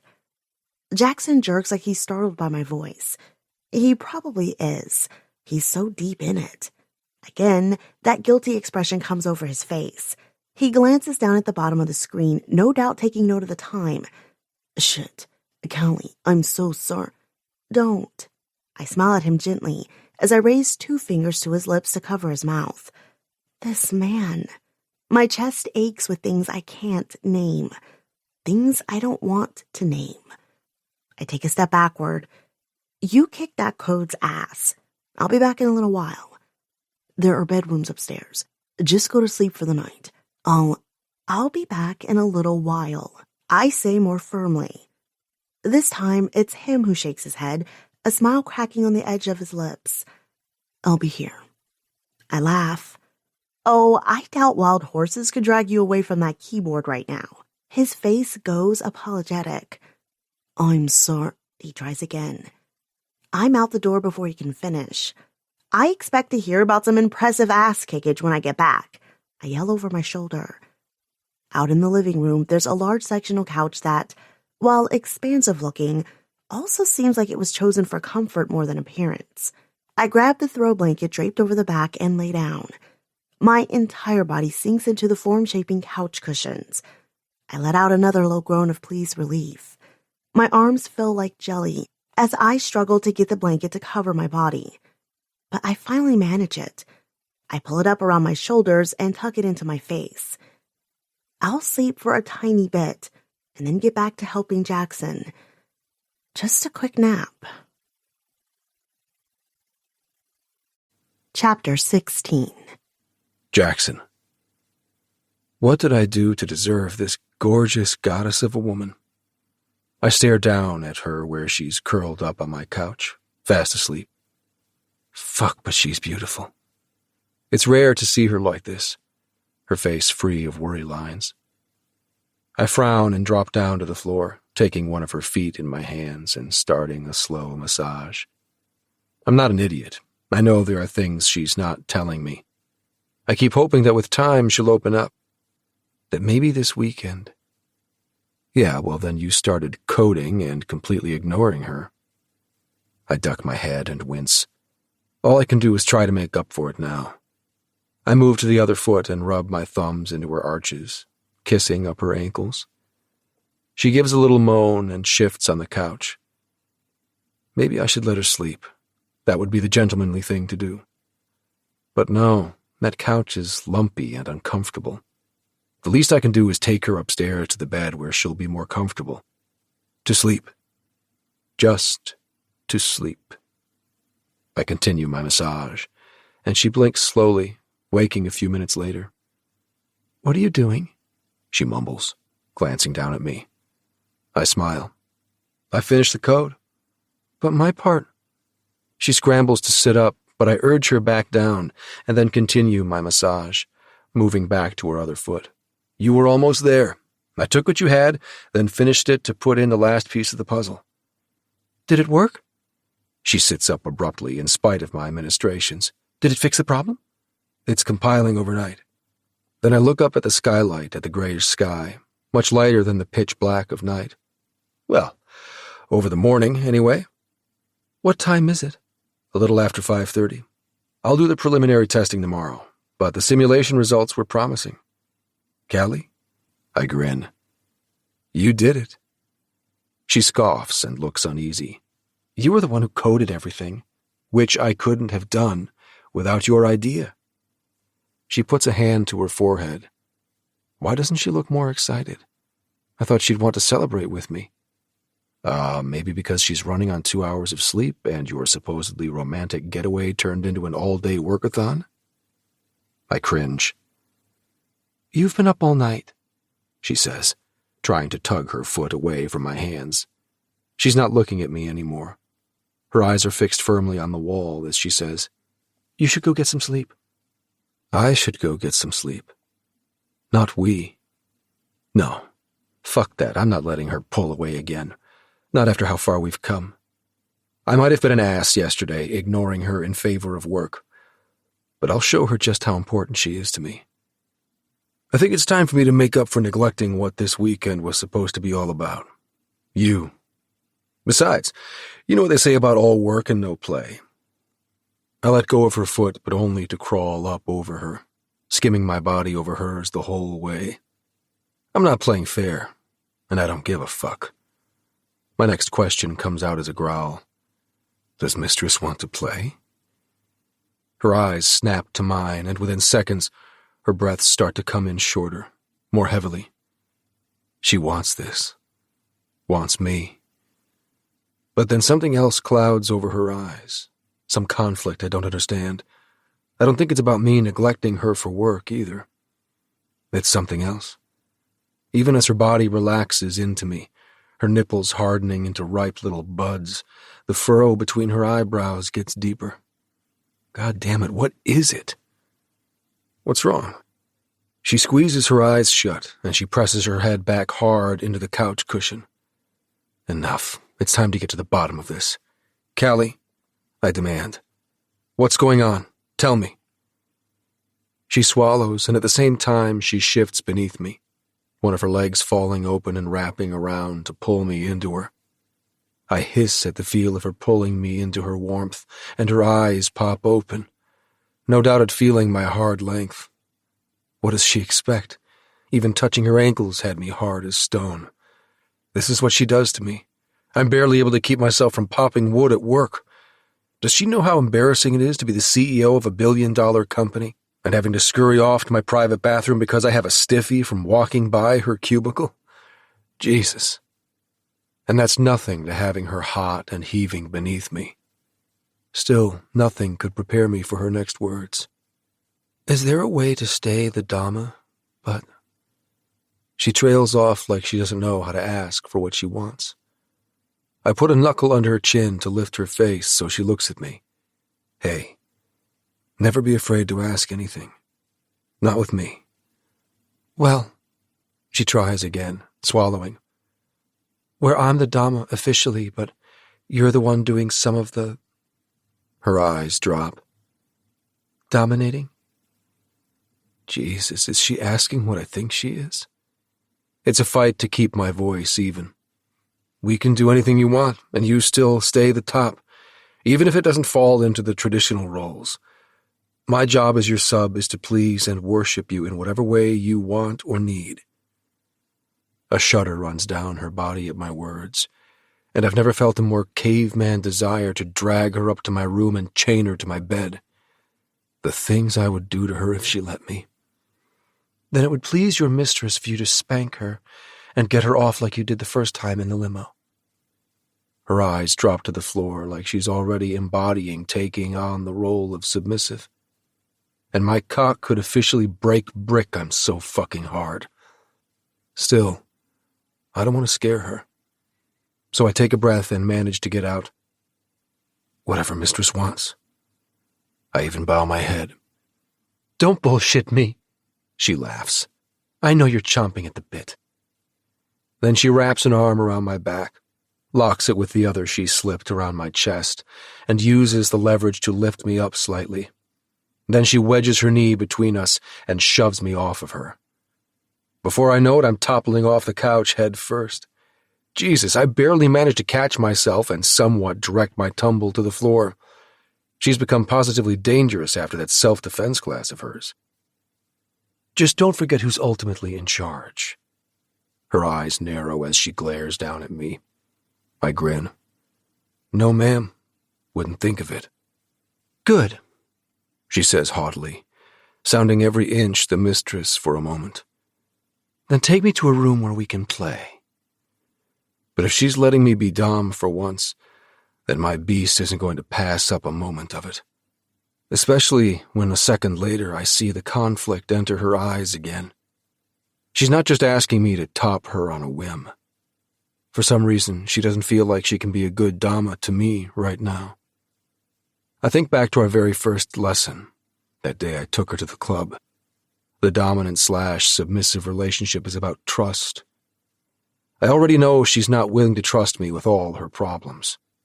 But every opportunity I can take to demonstrate that I won't be like every other man in her life, that I'll stay, that I'll be someone she can actually count on. God damn it, but I'm going to fight to prove myself to her. So I don't wait for her to second-guess her impulse. No, I grab her and throw her over my shoulder. When she shrieks, I smack her ass and the beast roars with approval. I carry her up to my playroom, shoving open the door so hard it bangs into the wall. I don't care. I'm here to take what's mine. I set her on her feet beside the large four-poster bed that dominates the middle of the room. There's some of the other usual equipment around the room, but all I care about is the bed. The frame is solid oak, and connected to each bedpost is a short coil of chain and a padded cuff. I'm about to order her on the bed when she snaps, "Strip and get on the bed." My head snaps her direction, but she's only glaring me down. You said I'm still the top, she reminds me darkly. Yes, fuck. It's a line I've never straddled before. In this power exchange, I have to remember that she ultimately needs to feel safe. So I'll do it her way. For now. Still, I can't help my jaw tightening as I bow my head and tug off my shirt, pants, and boxers and climb up on the bed. Her eyes brighten. I think she likes the fact that submission is so difficult for me. I swear she revels in it. And somehow that thought makes me harder. Jesus, being with her is a mindfuck sometimes. One I wouldn't give up for the world. She comes to where I sit on the bed and grabs my left ankle. She's sure to look me in the eye as she secures the cuff around it. What will she do next? I never know. I just know I want to be with her for it. Every step of the damn way. She moves to my other ankle and secures the cuff around it as well. There's only a tiny bit of slack in the chains. She's got my legs forced open in an unnatural spread-eagled position, and I have to force my breathing even. Do I love being tied to the bed in this position? My cock completely vulnerable? I can't imagine any guy would. Still, I lean back on my elbows and meet Callie's gaze. I won't flinch or try to cover up. She'll only know she can trust me if she sees I'm willing to afford her the same. She quickly averts her eyes, though, dropping them to the floor as she yanks her sweater off, revealing a hot-as-fuck black lace bra. She shimmies out of her legging next, and Jesus, she's got a matching, barely-there lace thong that's little more than a triangle of fabric covering her. My cock strains toward her, and my legs flex uselessly. Obviously, I can't get to her, strapped down like I am. Well, she hasn't restrained my wrists yet, but I force myself not to reach for her. No need to remind her of that fact. And thank Jesus, the next second she comes toward me, climbing up on the bed, and then... Jesus, fuck. She climbs up over my lap, bending over and arranging herself in spanking position. Her belly brushes the tip of my cock, and I suck in a lungful of air at the contact. Yes, Jesus, yes. I run a hand down her flank, stretching my jaw and reveling in the soft warmth of her skin. And then I swat her ass. Hard. She lets out a little yelp, and I wait. Will she retreat? What's it going to be, baby? Is she going to keep trying to top from the bottom? Or will she really let me take the lead? I'll do whatever she wants. Her body goes tense, and for a second I think she's going to run. But then she relaxes, forehead dropping to the bed, arching her back so that her ass rises up in the air toward my hand. That's right, baby. That's right. She arches her back so that her ass rises up in the air, taunting me. Oh, baby, I don't need an invitation. My hand falls again on that sweet, sweet ass. She grunts but keeps wiggling her backside at me. Is this a test of wills? Or is it like her fake smiles? Even here, does she think she can put me in my place? Keep me behind glass so I can only look but not touch? Never really touch her? Never get to the real Calliope behind those walls she keeps so high around herself? Because she's wrong. Dead wrong. She doesn't know it, but she's opened the gates the smallest bit, and I'm going to do my damnedest to ram my way in and bring light to the places she tries to keep hidden in darkness. I continue the spanking, concentrating harder than ever when I was coding earlier. Not every blow is hard. Some are light smacks that end in caresses between her legs. Her attempts to excite and distract me by writhing in my lap aren't going to work. Doesn't she know by now how single-minded I can be when I have a goal? I rain down more punishing blows, and finally she starts to go pliant under my hands. Her eyes flutter closed and her features go lax. I barely keep back the growl of satisfaction at the sight. Yes, fuck yes, we're getting somewhere now. Peeling back the layers of bullshit and digging down to her truths. Come on, Callie, baby, give me your truth. I tease between her thighs after landing another smack, but pull back just as quickly. She moans in denied satisfaction, and I grip both her pink-ass cheeks in my hands before landing another spanking. She's doing so good. I can feel her letting go, giving in to me. And then all of a sudden, it's like a switch flips. She goes tense again beneath me. I don't know what happened, but I've lost her. Harder, she says through a huffing breath. And tell me what a bad girl I am. What a filthy, disgusting slut.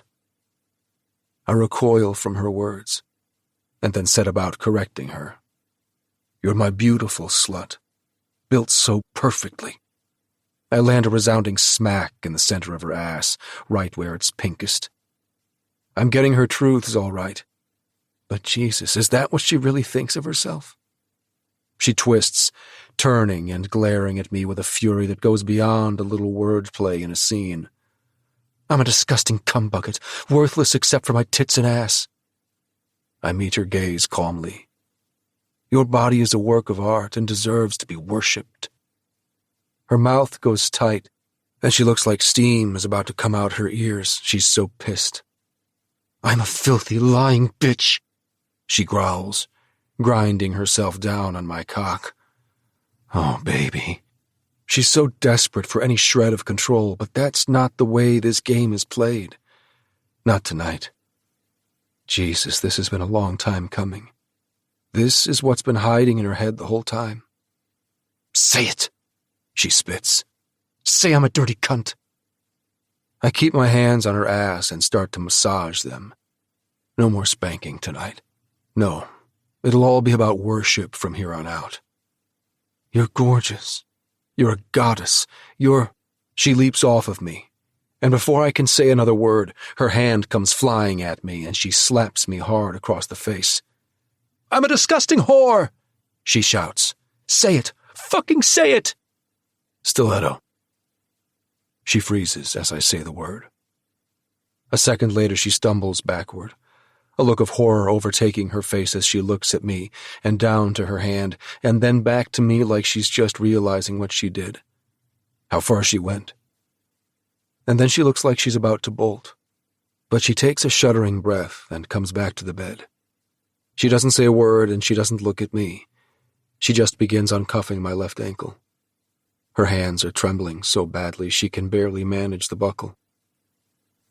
Callie, I finally say, gently, as I bend to help her with the buckle. I see her cringe, but I finally trust that she's not going to run like a frightened animal. What I just witnessed, Jesus, she finally let me in. She didn't mean to, that much is obvious. But it's part of what power exchange is about, busting down barriers to intimacy. Tell me what's going on, I demand. Then I soften my voice. Please, Callie, let me all the way in. She looks lost in indecision. Actually, she looks tortured by it, her mind working 100 miles an hour. She looks down, but I don't miss the tear that slides down her cheek. I reach over and catch it with my thumb, urging her face back toward me. When I do, her features are devastated. Why wouldn't you just say it? There's anguish, not accusation, in her voice. You had no problem with the humiliation talk to the other sub. You encouraged me to use it. She looks at me and swipes angrily as the tears continue to fall. She quickly glances away as she works to free my second ankle. Vocal humiliation is a part of play because it's taboo, I explain, keeping my voice gentle. Society says we're not supposed to say those things out loud, so when we do it in play, it turns us on. Exactly, she cuts in. So why? I'm already shaking my head. But you, I reach out and grab her hand.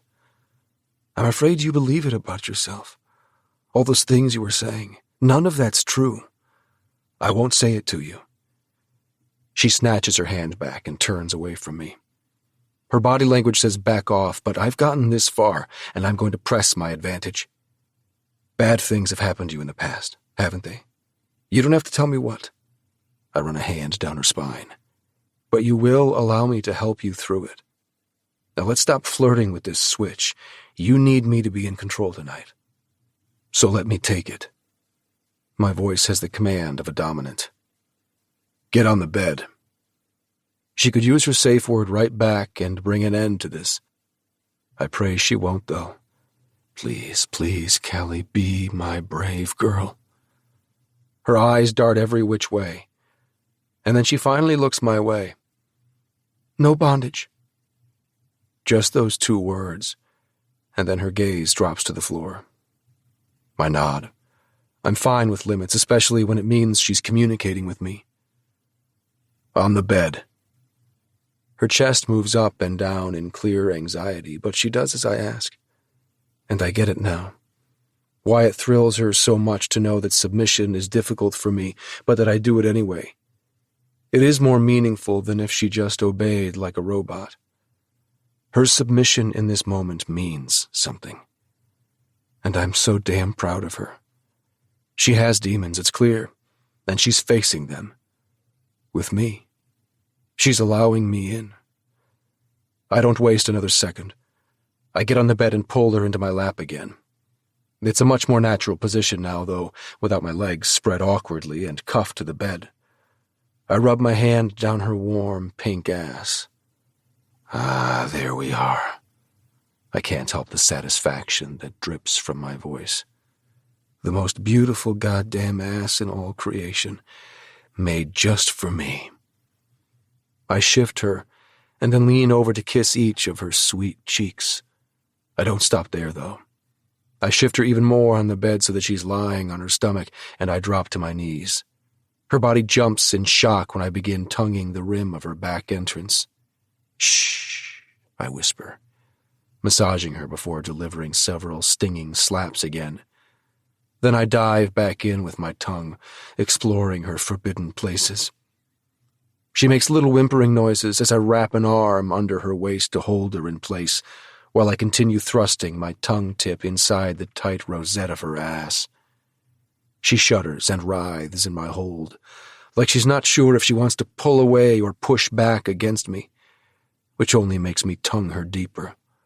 I want her to know that nothing is wrong here, nothing is forbidden between us, to know that I'm going to become familiar with every single inch and crevice of her. I'm going to etch the memory of myself so deep in the very fabric of her body that she'll never be able to get me out. My hands, my tongue, my fingers, my cock. I pull back from her ass only when her legs begin shaking. I grin when I see her pussy glistening with wetness. Look at this pretty, pretty cunt. You're juicing for me, aren't you, beautiful, dirty girl?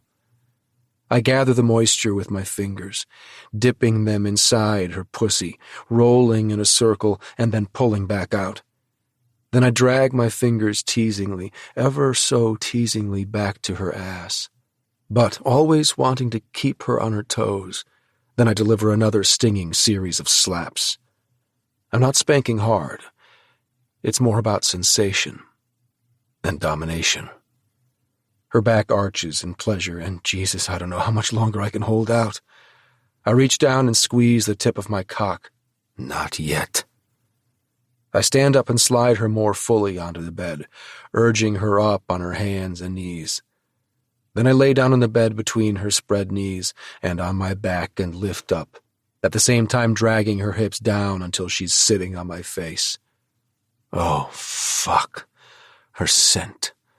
I seek out her clit and give it a hard suck while I slip my finger inside her. I want to eat her out everywhere at once, but before I move on, I tease the edge of my teeth along her clit. She cries out and her stomach tenses, whole body jolting. Jesus, she's at my mercy. I've got her right on the edge. I grin and slide the finger I had inside her out and back toward her ass. I want her blind with sensory overload before I start questioning her again about what's going on. I want her stripped of all inhibitions so that she gives me the truth. But as my forefinger starts to gently explore her back channel, and I lap at her cunt for several more long moments to make absolutely sure she's lost in pleasure, I realize that, damn it, I've lost her.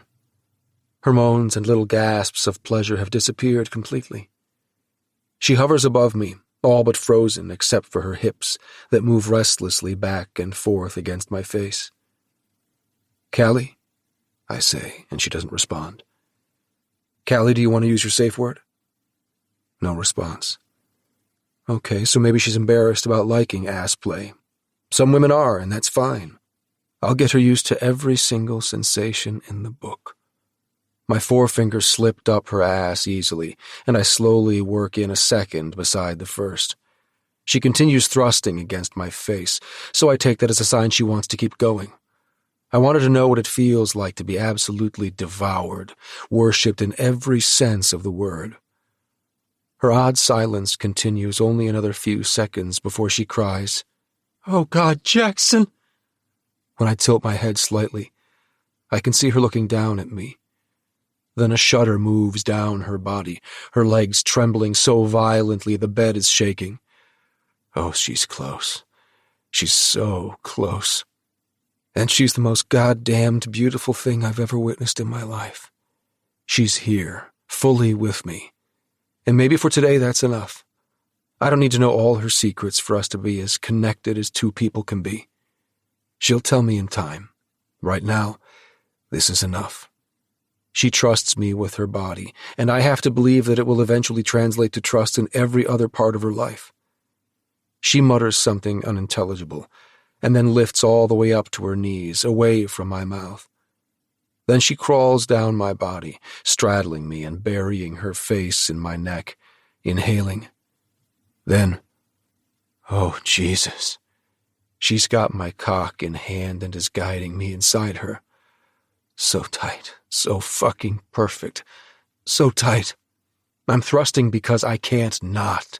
It's Callie, perfect Callie's pussy. Oh, Jesus. But no, damn it. I hiss through my teeth as she fully seats herself on top of me. I'm not ready to give up control yet, so I grab her legs and then I sit up, my legs to the floor so she's not so much riding me as we're both equal partners in this. She locks her legs around her back, squeezing me to her with everything she's got, and damn if being wrapped up in her isn't the best thing I've felt in my whole life. Fuck, I groan, feeling my eyes roll back in my head. Still, it's not enough. I tangle my hand in the hair at the back of her neck and drag her to me, crushing my mouth to hers. She cries out into my mouth, kissing me back just as hungrily and squeezing her walls around my cock. Oh, fuck. Oh, fuck, she's the best thing I've ever... I grip her hips to maneuver her up and down my cock, fucking her with a torturously slow rhythm. As much as I want to hammer her into next Tuesday, I want to savor this even fucking more. And I want her to know that there's no part of her I won't be demanding. So I spit on my fingers, and then stretch one hand back around to that sweet little puckered asshole of hers. Let me in, baby. Let me in.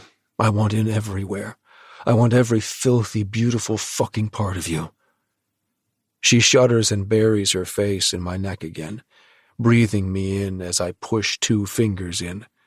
I continue, relentlessly, in and out, while she gloves me so tight, Jesus, so...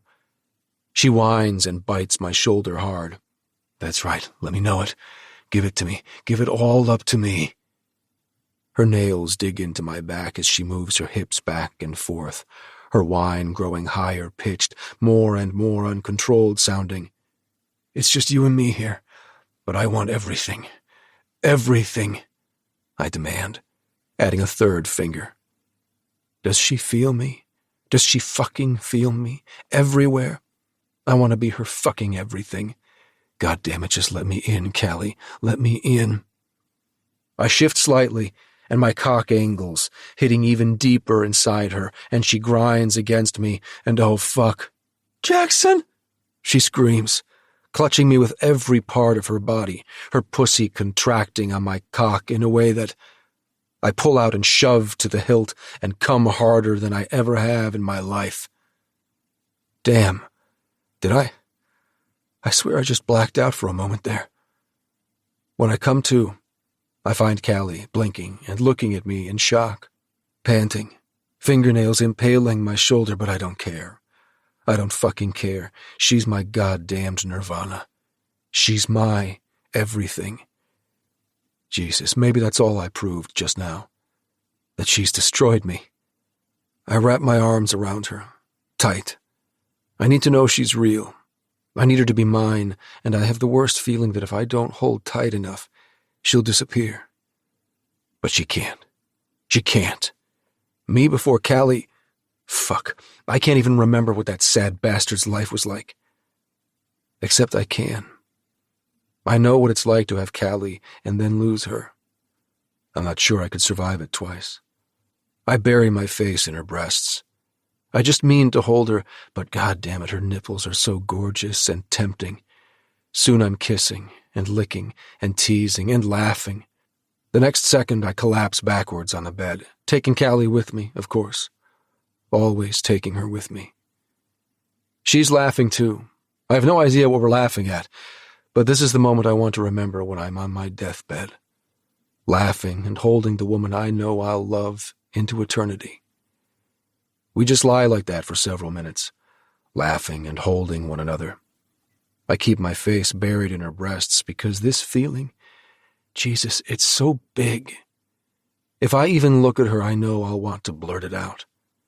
How much I love her. How I want to marry her. Adopt Charlie, all of it. I want all of it with her. It's only after a few minutes that I realize, shit, I didn't use a condom. And she's just got my cum dripping out of her and making a mess on the sheets and her thighs. I roll her so that her back is on the bed and get up. Be back in a sec. She throws an arm over her face and mutters something I can't hear. Did you say something? No, she says too quickly. She's already putting her walls back up. My heart sinks, but only a little. Maybe I didn't demolish them completely today, but I made inroads. And every single day I'll keep hammering until they give way and crumble completely. I hurry to the bathroom and soak a rag in hot water, then come back and start to clean her thighs. She looks down, and then her eyes widen, and she jerks to a sitting position. Oh, fuck! Her eyes shoot to mine like she's just now realizing we didn't use a condom, too. I'm on the pill, and I'm clean. I just laugh. I wasn't worried. I lean over and kiss her. I'm clean, too. I would never endanger you if I wasn't. But you couldn't have known I was on the pill? Well, I didn't think about that. Which is surprising, because that would have been my first worry if it had been anyone else. But even now, thinking about it, Jesus. Looking down at Callie, I already know I want her to be my forever. It would be a little soon, but I wouldn't have minded if she weren't on the pill. She's still sitting there looking really freaked out, though, so I don't say that out loud. My job description is to worship you. I hold up the warm towel and cock an eyebrow. Can I get back to it now? She lies back on the bed again, but doesn't look any less freaked out. Stay here, I say, before jogging back to the bathroom to lay out the rag before returning. She's still there, but she looks like she's not sure if this is the part where she should bolt or not. I'll be putting a stop to that. Move over.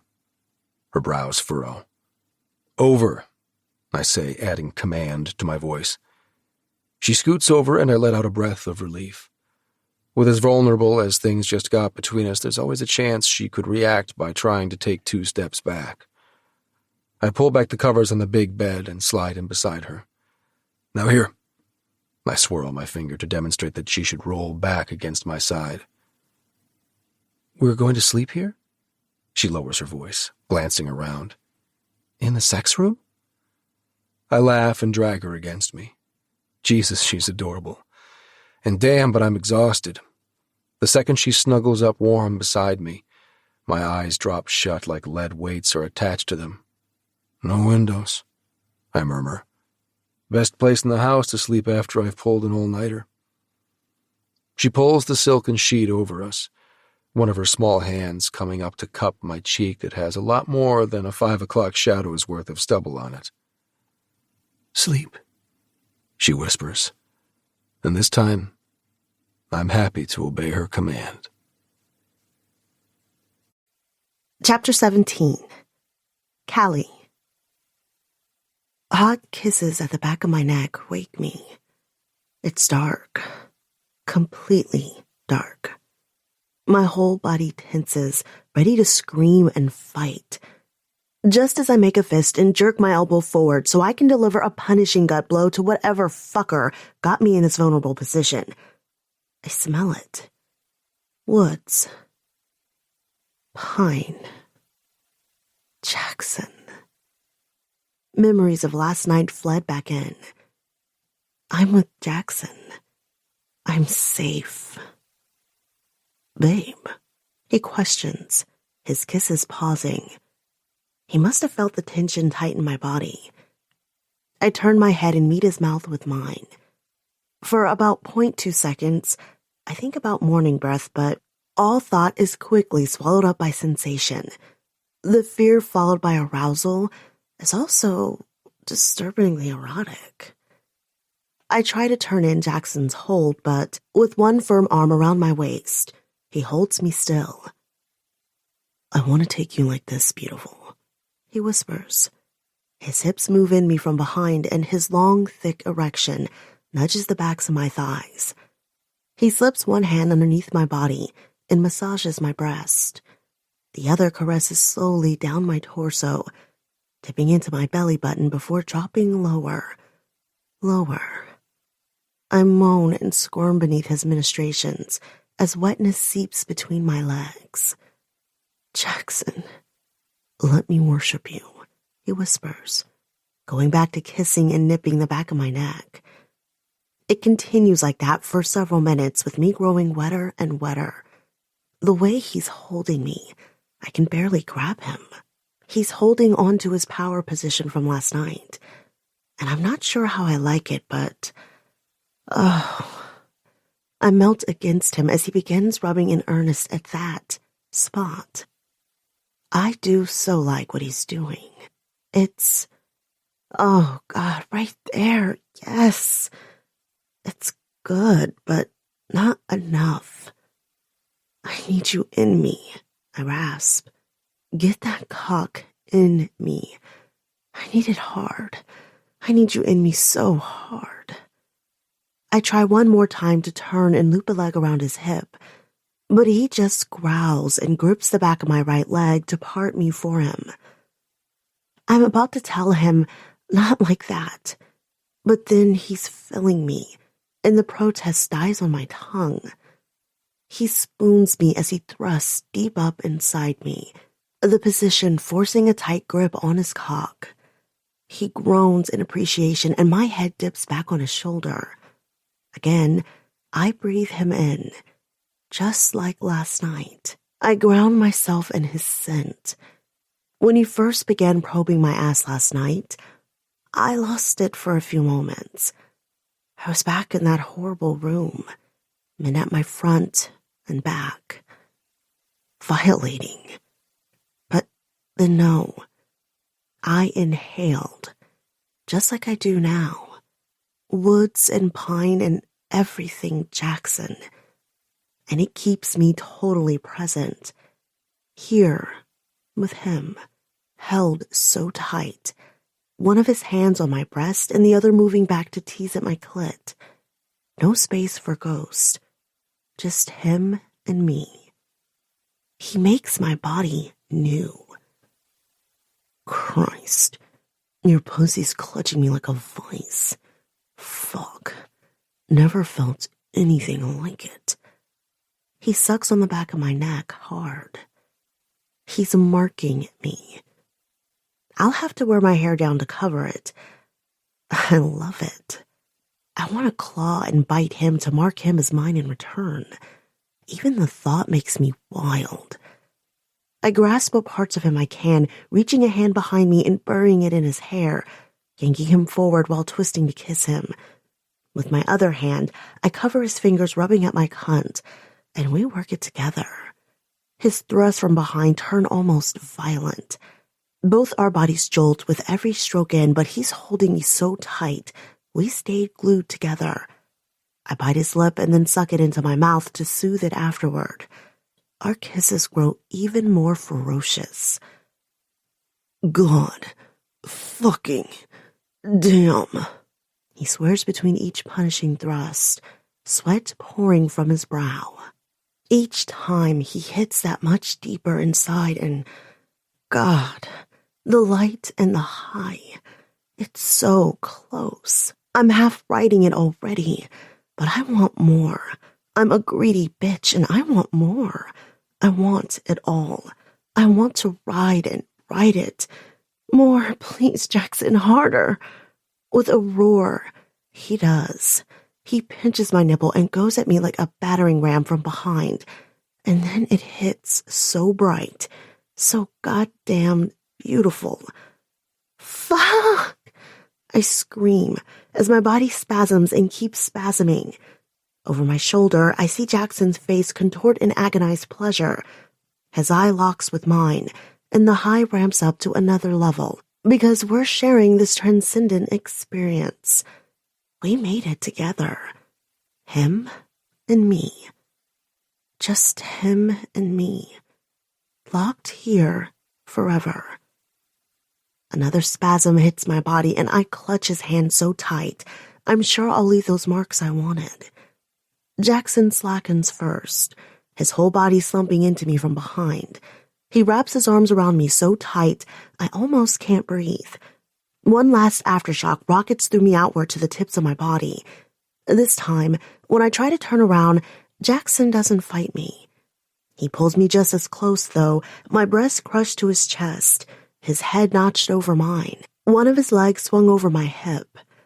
It's as if he's wrapping his entire body around me to cage me in, like he's afraid I'll run or disappear at any moment. Maybe that's what does it. Maybe it's the intensity of what we just experienced, or the fact that I'm still left facing Gentry after all this. Either way, stupid-ass tears start running down my cheeks. I bury my face in Jackson's neck. Pine. It's a smell that I'll associate with safety and pleasure for the rest of my life. He's helped me truly feel safe, even in the most vulnerable of situations. I smile through my tears. One by one, he's helping me take back the positions Gentry and those animals stole from me. I didn't think I'd ever be able to enjoy that sexual position again. From behind. Jackson's looking down at me. There are questions in his eyes that he doesn't ask. Damn him. He's too good. Too wonderful. You really should have some more flaws, I say through my teary smile. His eyebrows quirk in confusion, and he tilts his head sideways. I just laugh at him and grab one of his hands. I kiss his fingers, then up to his knuckles, his palm, then to his thumb, which I pop in my mouth and suck. His sharp intake of breath gratifies me, and my smile grows. I kiss up his forearm as I do. I lift it to the corner of the bed. Once in position, it's a small matter to secure the padded cuff around his wrist. This gets me another surprised breath from him. I grin at him like a cat with a bowl full of cream. You said it yourself. All work and no play. I kiss and lick my way down the arm I've shackled over to his other arm, which I also secure. I continue down to both his legs. There's no centimeter of Jacksonville's body I won't have explored by the time I'm through with him. It's time he knows what it's like to feel worshipped. And, well, a little playful torture along the way won't go amiss either. Chapter 18. Callie. The following week, it felt strange to be back in the real world. At least, at first. By Friday, I'd swear last weekend with Jackson was a bubble out of time, a wine-soaked dream I had after yet another lonely day chipping away at my never-ending fight to survive. Jackson's had to work so much on the new prototype, we've barely seen each other except in passing at the office. And anyway, surely nothing as perfect as last weekend could have actually existed. No, I'm here dealing in cold, hard realities. I stare at the small 1.5-inch cube of stacked mini computer chips with wires sticking out on two sides like spider legs. So, I ask, the control cube multi-rotor stack doesn't actually need to be altered with the new programming? Emmett Chin shakes his head. Emmett's been showing me around the machine shop whenever I visited this past week. Nope, the hardware will stay the same. Of course, I nod to myself. It was the hardware that was holding Jackson back the whole time. Then I realized how intimately I just said Jackson's name. Mr. Vale, holding Mr. Vale back. Emmett nods, apparently not picking up on anything. This is the best we've got for now. Eventually, the state-of-the-art will catch up to Mr. Vale's initial vision. But in the meantime, we'll get a working competitive copter now that the algorithms are adjusted to the hardware limitations. This time, it's me who nods. Yep. Thanks to yours truly opening her big fat mouth, Vale would have made it to the same conclusion eventually, or the hardware would have caught up to his initial vision, but probably not in the 2-week time frame Gentry gave me. My heart sinks. I look around the room filled with parts. What Emmett's just told me makes my job of corporate espionage that much easier, if I go through with it. Which I won't. But if I did, there's plenty of hardware lying in easy access all around me. There are more than enough prototypes of the failed version of the drone. I just need to have the new version of the program and know how to upload it to the control cube. I stare at the block of stacked chips and the wires that lead to various kinds of inputs. I turn back to Emmett. So, where do you hook these up to input the actual code to the... There you are. I swing around, slack-jawed when I see Jackson striding through the door straight toward me. I immediately jerk my hand holding the control tube behind my back. Because that's not suspicious. Stupid Callie. I wince internally and drop the control cube on the table behind me, hoping I'm being unobtrusive about it. Then, I bring my hands back to my side, aiming for casual. What's up? I try for breezy, but I'm pretty sure I failed. I've been looking for you. He pauses, then looks around. Emmett had mentioned you were spending some time down here. Shit. It's the way you did it, right? I smile, careful not to make it too bright. Jackson picks up on my too many nuances. Casual. Be fucking casual. You wanted to learn your products from the bottom up. The other coders in the lab said you encourage everyone to come spend time down here so they can understand the product from every dimension.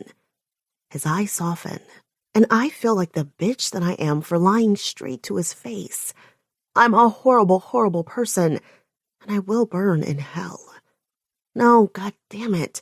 No, I won't, because I will find a way around giving the prototype to Gentry. I stiffen my back, more determined than ever. The softness leaves Jackson's face, and my heart drops to my stomach. Shit. He's seeing right through me. He knows. I open my mouth to say something. I have no idea what, but he beats me to the chase. Your lawyer's been trying to get a hold of you. What? My hand immediately reaches for my phone in my pocket, which is flat. No phone there. I must have left it in my purse, which is back up in my office. I forgot it in my purse. I look at Jackson. What do they want to talk to me about? Alberto wouldn't tell me, but he said it's urgent. Urgent? Urgent can't be good. What if Gentry decided I was out of time and released the video early? But no, that doesn't make sense. Then he wouldn't have any leverage over me. Then again, who the fuck knows what goes through that sociopath's mind? I all but sprint from the room, down the short hallway, and to the elevator. When it doesn't come right away, I'm about to go for the stairs, but then it pings. I jolt inside and Jackson is on my heels. I frantically push the closed door button. Calm down, Kelly. I'm sure everything is fine. My eyes search his. You said it was urgent. It was Alberto you talked to? He's the main lawyer I've been working with on my case. How'd he sound on the phone? Like, it was, I'm gonna lose my son urgent, or there's been a delay in the paperwork urgent. Jackson lifts his shoulders and looks helpless. Yes, it was Alberto, but I don't know how he sounded. He just said for you to call him back as soon as you could. Give me your phone. Why didn't I think of this as soon as he found me? Stupid. I don't have to wait for the elevator. As soon as he brings his phone out of his suit coat pocket, I'm dialing the lawyer's number. He's probably got it saved somewhere, but I have it memorized. All I hear on the other end, though, is a beep, beep, beep noise. What the fuck? Jackson looks at the phone. No reception in the elevator. God damn it! I slap the wall and my foot starts tapping at a frantic pace. It feels like all the stress I've managed to keep bottled the last week is finally escaping like a boiling tea kettle, and I feel like making the same high-pitched screaming noise that kettles do with every second it takes to get off this fucking elevator. Finally, the interminable elevator ride ends, and we're at the floor where my station is. I step off and head toward the wall of windows, pressing the call button again. Mr. Vale, good to hear from you as always. It's not Mr. Vale, it's Callie Cruise. You have information regarding my son's custody case? Oh, Alberto says. Hi. Yes, I've been trying to call you. What about? I'm kind of going crazy here. There's been a development. David's lawyers just got some new testimony that could be damaging to our case. Nothing that would lose us the case. He quickly amends. But it won't be helpful either. Whose testimony could he get that could hurt us? Did he pay someone to perjure themselves? I pace back and forth. What the hell are they saying anyways? I swear that bastard. It's your parents. Silence. I can't even finish the thought. What? Jackson, obviously frustrated at only hearing one end of the conversation, takes the phone from me and pushes a button. Alberto, you're on speaker now. Can you please repeat what you just said? David's lawyers have brought forward some new testimony that they'll be introducing at the upcoming trial from Callie's parents. Jackson's face mirrors my shock. Okay, so I didn't mishear Alberto. Do you have the transcripts? My voice is a little more than a whisper. What did he get them to say? You have to understand, Callie. Alberto starts. It was most likely one of the investigators from David's firm that went and spoke to them. They could have presented themselves as a neutral third party. Your parents didn't necessarily know that their words would be used to testify against you. Didn't necessarily. No. What do the transcripts say? My voice is iron. Alberto lets out a sigh. They speak about the time when you showed up on their door pregnant. Your dad goes on record about how he discovered that you worked at Hooters for years, and he expresses, his disappointment over the entire situation and was less than complimentary about, your moral character. I close my eyes and can't help the way my entire body slumps. Dad knew about Hooters? Yeah, I worked there for years, but I thought I'd hidden it from them. I worked 45 minutes away, picked up all my paychecks and deposited them in a different bank than my parents used. Hell, I even used my friend Marcy's place as my home address to fill out any and all paperwork. I wonder when he found out. Was it before I came home knocked up by my professor? Did it contribute to him saying I was little better than a prostitute? My parents said a lot of things at the time, but that was the comment that had landed like an arrow through the chest. And because I'm an idiot, the hurt punches the old wound all over again. I wince and rub absently at my sternum. It might have been Mom taking me to all the pageants, but I was always Daddy's little girl. And then the sacrifices I made for him so he could keep that job at the bank, even if he never knew about his boss, Mr. McIntyre's late-night visits to my room. I hand Jackson his phone and turn away, ready to walk out of the room. What can we do to fight this? Jackson asks. Callie, Alberto says, not knowing I moved away. The best way I see for us to fight this is for you to go visit them and see if they'll testify on your behalf. They can explain they were tricked into saying things on record, and the judge will take that into consideration. We need them on our side so they can testify on behalf of your character. I can't help the caustic quality to my laugh. Didn't you read the transcript? You know exactly what my father thinks of me. There's a short silence, and then Alberto asks, How long has it been since you've seen your parents face to face? I shake my head, then realize he can't see it. 3 years. As soon as my parents made it clear that neither I nor my baby was welcome, I swore I'd never step foot on their property again. There's never been a bigger incentive to reach out and reconcile, Alberto says. What David's lawyers got on record were words no doubt taken completely out of context. Plus, they got nothing from your mother. We can fight this, and there's no better way than getting it straight from the horse's mouth. I lean against the nearest wall and look up at the ceiling. Shit. All of this boils down to one thing. The last thing in the world I want to do. I have to go visit my fucking parents. Chapter 19. Jackson. Finally, logic wins out, and I convince Callie to skip the 6-hour drive up to Siskiyou County and let me charter a plane instead. It takes some doing, though. 6 hours both ways, I remind her as we walk from her workstation toward the elevator at the end of the day. I'm happy to go on a road trip with you, if that's what you want. But my friend Dave owns a bunch of planes that he charters out. He also owes me a favor, so it'd be free. She frowns, slowing down. That doesn't sound very safe. Just borrowing a plane that your friend has? I laugh, even though she turns to glare at me. Oh, did I forget to mention that Dave is a founding partner of Excelsior Airlines? She almost chokes on the sip she's taking from my water bottle. Holy shit. Excelsior Air? Like the company that's building those commercial rocket ships for tourist rides into outer space? I nod, amused by her shock. What'd you do for him so he owes you a favor? A gentleman never tells. I joke as I press the down button to call the elevator. So that's a yes? I'll pick you and your sister up at 10 o'clock on Saturday morning, and then we'll head to Dave's airfield. The ride to your parents' place should take a little less than an hour by plane. The elevator arrives, and we step on, moving to the back corner. Since we're on the top floor, it pauses at almost every floor on the way down to pick up passengers. I face Callie with my back to the rest of the box.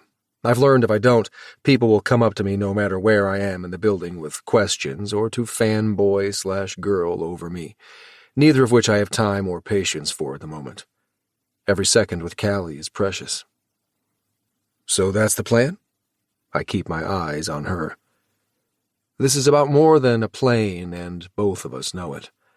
I get the feeling she'd rather I not come with her to her parents' house, but the little I know about them, kicking out their 19-year-old daughter for the sin of being seduced by her professor, a man who abused his position of power, and then now for them to testify on that fucker's behalf? I breathe out hard, barely containing my anger. I don't want her heading into that situation without backup. Yes, her sister's coming too, but I've seen her fly off the handle at Callie before. I'm the only one I trust to be the support I suspect Callie will need.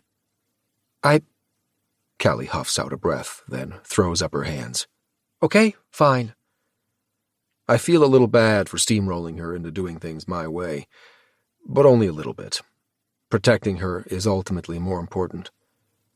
But shit, I heave out a breath. Not at the expense of her feeling like she has no control. When we get to the bottom of the elevator and everyone else leaves, I take her hand.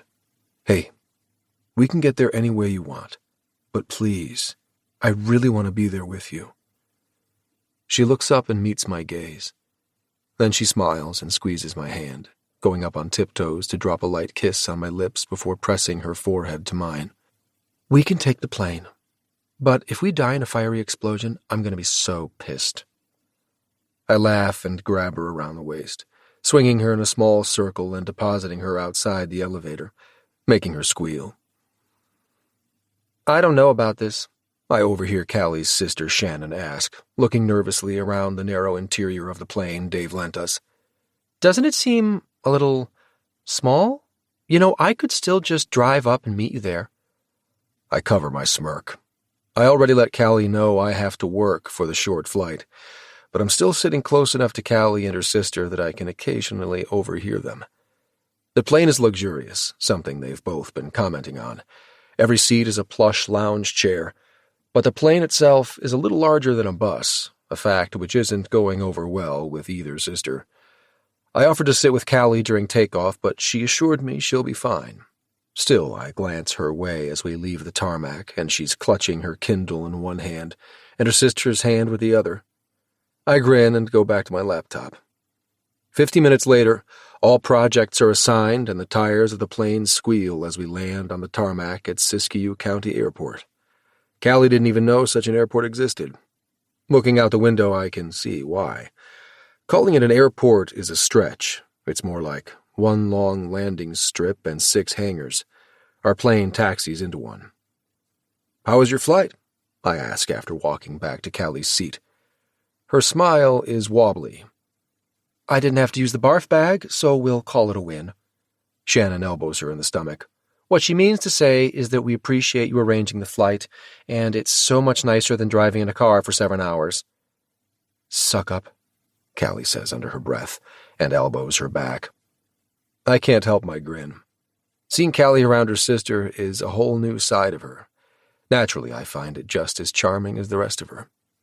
She looks less than at ease as we grab our bags from the plane and walk out to the town car waiting for us on the tarmac. I take her hand and she clutches mine back, face going paler and paler the closer we get to her parents' house, which makes me more and more glad I insisted on coming. I don't like the effect this place has on her. I thought her looking sick was just because of the plane ride, but if anything, she looks even more green in the gills when we pull into her parents' driveway. "Callie," I whisper after her sister pushes the back door open and steps out. "You okay? Because we can turn this car around and leave right now." "What?" She looks over at me, startled. "No, I'm fine." She flashes the plastic smile, and I want to growl. I hate that smile. The next second, though, she's let go of my hand and is scooting across the back seat, stepping out her sister's door. I get out too and find her staring up at her childhood home, a look I can't read on her face. I glance at the house. It's nothing special. An oversized 2-story house with pretentious white columns in front that lead up to a deck off an upstairs bedroom. It looks exactly like all the other houses on the block, except that some houses have brick columns while others have white columns with Corinthian flourishes. Oh, and a few houses have circular driveways with fountains in front. Callie follows my gaze. My mom was always jealous of the houses with fountains. Mom finally got the landscaping she always wanted, though, Shannon says, joining us. I take in the thick grass that looks cut exactly to an inch and is an almost obnoxious green. I don't even want to think about the amount of water they have to waste to keep it that green, when I know for a fact that this area of California has been in a drought for years. In front of the house, a small garden is hemmed in by big white stones. Little spherical bushes dot the garden at perfect intervals. A stone pathway leads to the front door, and more little bushes line the walkway. Mom must be so proud, Callie murmurs. I hurry around to grab the suitcases from the trunk, and then join Callie and Shannon as they head up the path to the front door. I expect them to just head inside, but instead Shannon stops and rings the doorbell. Didn't she live here as recently as 2 years ago? Whenever I go home, I always just walk in and call out Mom's name, and I haven't lived there for a decade. But whatever. Different strokes for different folks, I guess. Pachelbel's cannon echoes through the door. She got the fancy doorbell too, Callie says. Her voice sounds odd, detached and just not Callie-like. We all wait on the stoop for a good minute and a half before the door finally opens. A blonde woman, probably in her 50s, answers the door, and I have to fight the urge to recoil. She's wearing so much makeup and hair product she looks shellacked. She's obviously had a nose job, but not by a very well-qualified doctor by the looks of it. She smiles, and it's even worse than Callie's fake smile. Her eyes glide right over Shannon, hover on Callie with a lingering top-to-bottom scan, and then land on me. Only then does she brighten. "Welcome," she says with too much enthusiasm to be genuine. Come in, come in." She backs up and holds the door open for us. Callie shoots a quick glance at Shannon, but she just shrugs and walks inside. With a look like she might throw up at any moment, Callie follows. I grab the bags and follow, closing the door right behind us. "Well, don't just stand there," Callie's mom says, her voice still with that weird, over-enthusiastic pitch. "Your father is catching up on some last-minute work in his study." She leans into me, and I have to work not to pull back at her overpowering perfume. "Any day now he's going to be promoted to branch manager, you know." Callie stiffens beside me, and I glance her way. Her mouth is pursed, jaw stiff.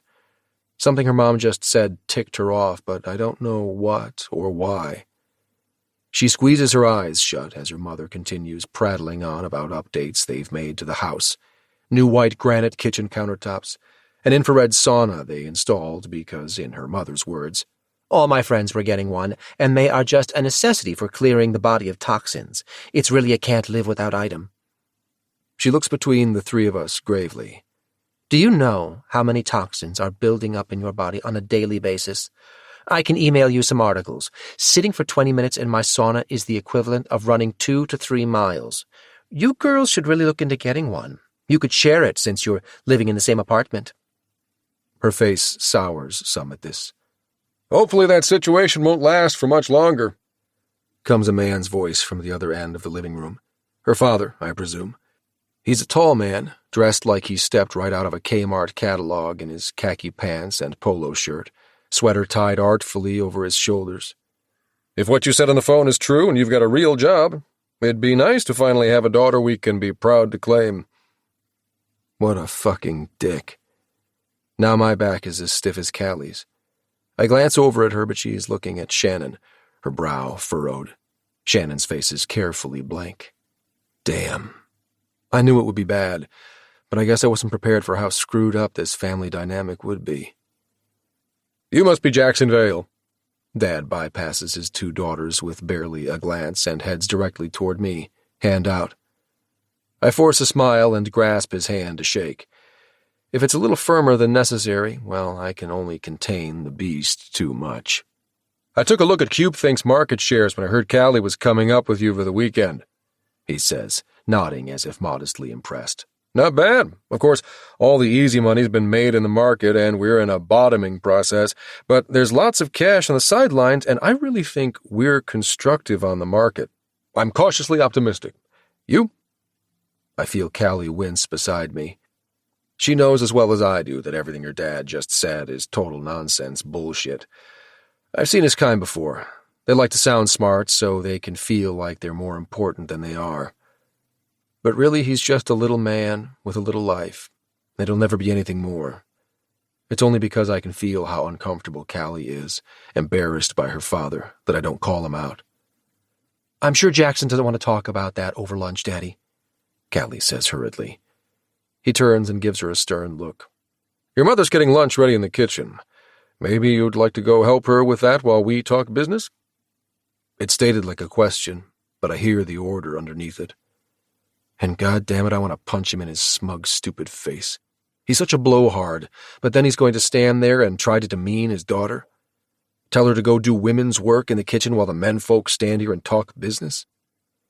Callie's chest heaves like she's 3 seconds from ripping him a new one.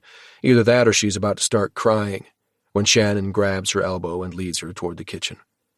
Her father immediately starts talking again, but my eyes are on Callie. She glances back once before disappearing through the kitchen, and I try to communicate as much as I can through the look. Are you okay? She gives a quick nod, then jerks her head back toward her dad, like she wants me to focus on him. And I get it. He might be the biggest ass in 3 counties, but she needs him to recant his testimony, or better yet, testify on her behalf. So I suck it up and cater to his ego, which is as big as the fucking state of California. He goes on and on and on about his job as a mid-level manager at a local bank. All about his investments, aka he plays in the stock market, mostly losing because he knows shit about managing money, and about how he's on the cusp of a great promotion, which he eventually lets slip he's been waiting for over 7 years now. He doesn't let me get a word in edgewise or ask me a single question. How the fuck did Callie come out so great coming from parents like this? Suffice to say, I'm more than glad when Callie comes back out carrying a silver platter of tiny cucumber sandwiches. Her back is straight and she walks with perfect poise.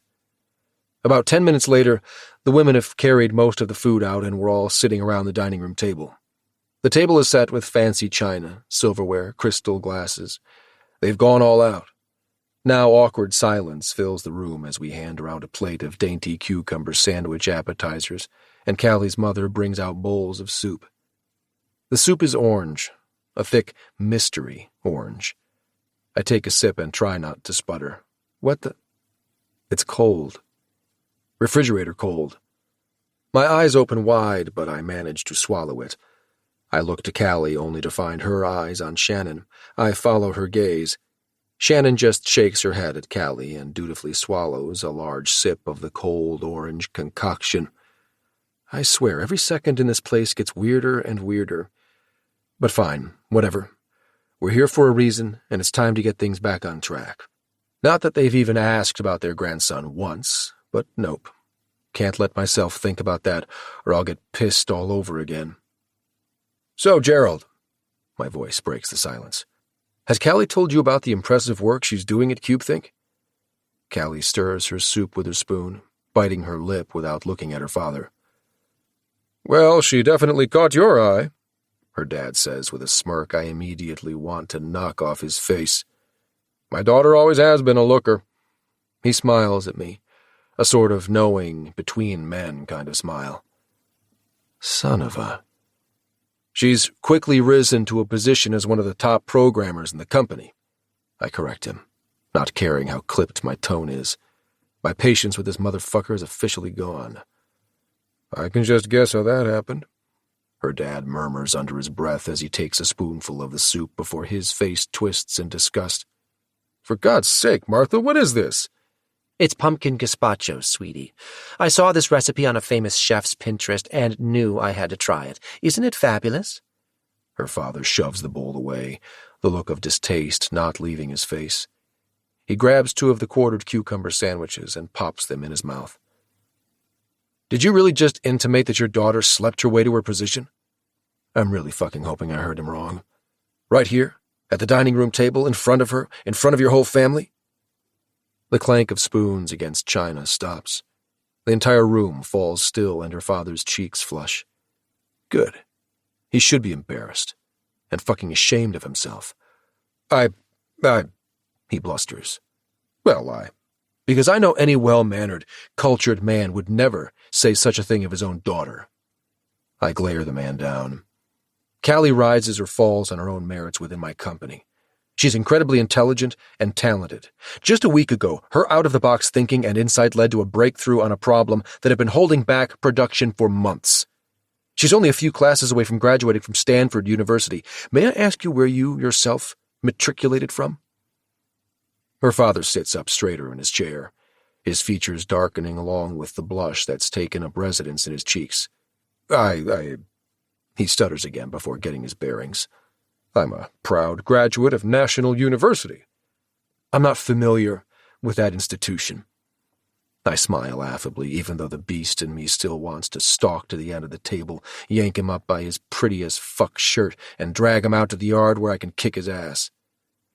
"It's the premier college in the northernmost part of California," he says stiffly. "Huh, northernmost part." He's got to mean north of, and not including Sacramento. The part of California where it's almost all forests, mountains, and tiny communities. The biggest town is Redding, a nice enough little place, but you blink a couple times and you've passed through it. "Impressive," I say, just barely managing not to let all the condescension I feel for this self-involved windbag drip from my tone. Just barely. Because goddammit, we do still need him. "But certainly you're proud of your daughter, who is only a few classes away from graduating from the #1 college not only in California, but the entire West Coast." I look back to Callie and find her eyes shining, like it's the first time in her life anyone's stood up for her. And I both hate that she's never had that before, and love that I can be the one to give it to her. Jesus, but she deserves so much more than these shit parents. Her father makes a humph noise and then clears his throat. "Well, when do you think you'll be graduating from Stanford, Calliope?" he finally asks. Callie doesn't immediately answer. She's still staring at me. Her look has shifted, though, if I'm not mistaken. Oh, damn, the flare of her nostrils, and the way her tongue flicks out to wet her bottom lip. Is she thinking about what I think she's thinking about? My cock stiffens, and I reach under the table to squeeze her knee. "Callie?" I don't move my hand from her leg as I nod in her father's direction. "Your dad just asked when you think you'll graduate." "Oh." She looks over at her father in surprise, like she totally missed his question. I smirk to myself. "Well, CubeThink has a tuition reimbursement program," she says. "So I've been planning to take one of my last few classes in the spring semester." Her voice grows more confident with each word. We hadn't talked about her future, but I love that that's her plan. Does she have any idea how proud I am of her? She's the strongest woman I've ever met. Nothing keeps her down for long. "What's the title of your current position?"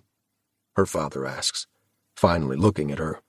Really looking at her like she's worth his time and attention. "Senior software engineer." "Which means?" I prompt. "Tell him a little about what you do." "Well," she starts a little hesitantly, "it means I'm working to design, build, and run the back-end services powering the quadcopter drones we're building, including APIs and data pipelines."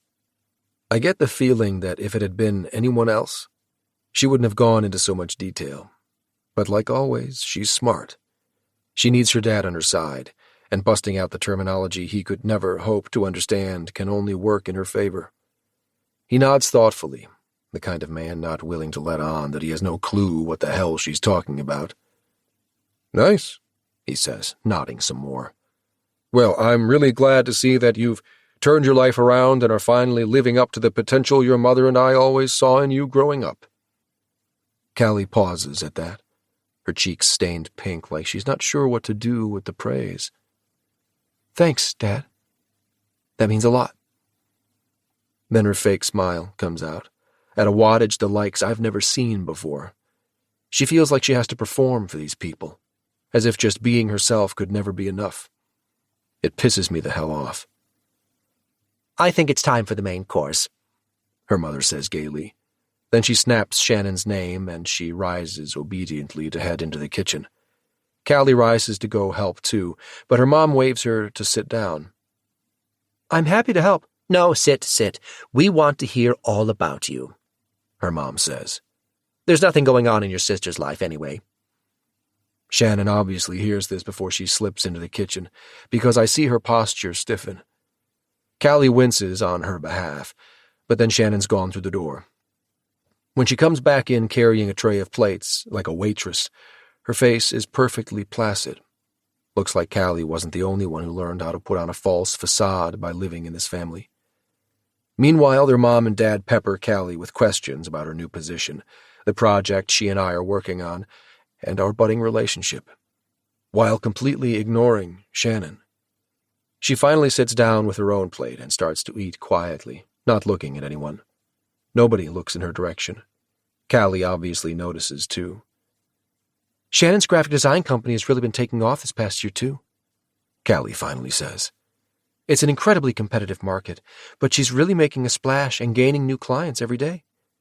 Callie smiles at Shannon. And for the first time since we all sat down at the table, it's a genuine one. She works 7 days a week sometimes to keep up with the orders. And yet she's still splitting the rent with her sister at the age of 31 and doesn't have any romantic prospects, their mother says, none too quietly, as she sticks her fork into her quinoa, chicken, and kale casserole.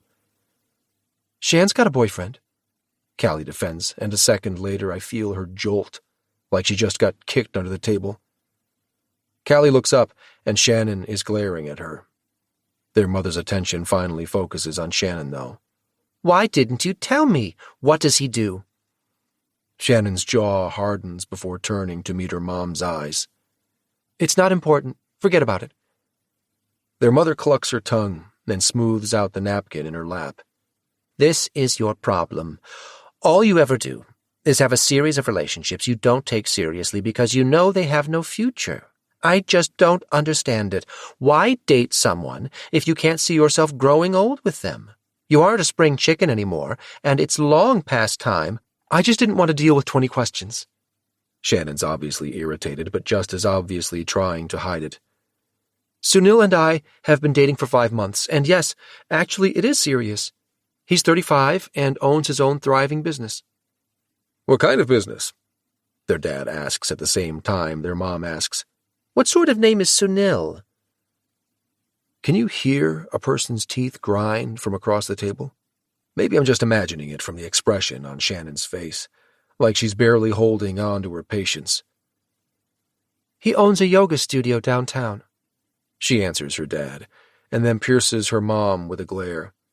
It's an American name because he's American, born here and everything. Her mom waves a hand as if swatting a fly. You know what I mean.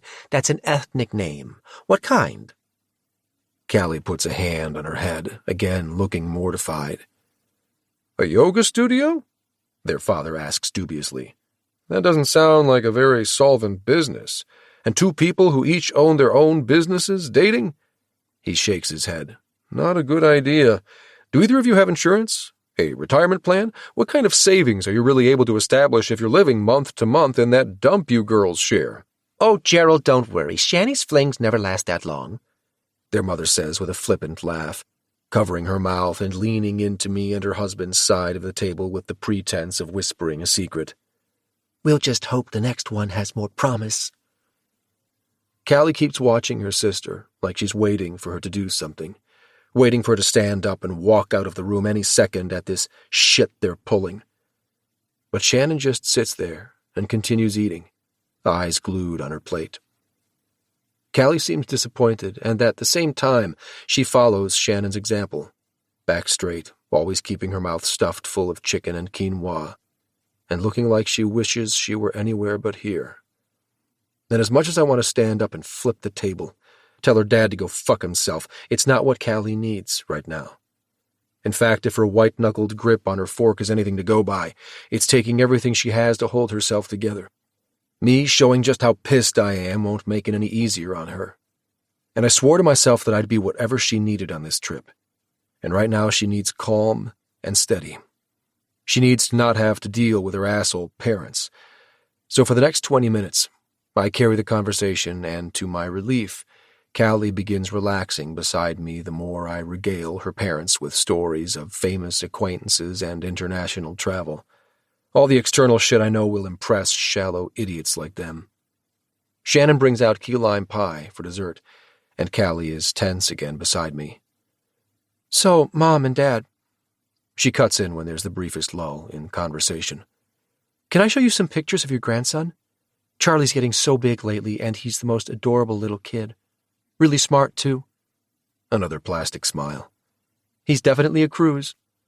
She hurriedly brings out her phone and pulls up the most recent pics of her son. I get the briefest glimpse of the little boy flipping through a board book. He's looking up at the phone, and the pic was snapped mid-giggle. Damn, he's a cute kid. Callie's features are a mix of pained and loving as she looks at the phone before giving it to her mom. Her mom's eyes soften for the smallest bit before she hands it over to her husband. He observes the phone for a moment and then nods once. His custody hearing is in a couple of weeks, Callie says tentatively.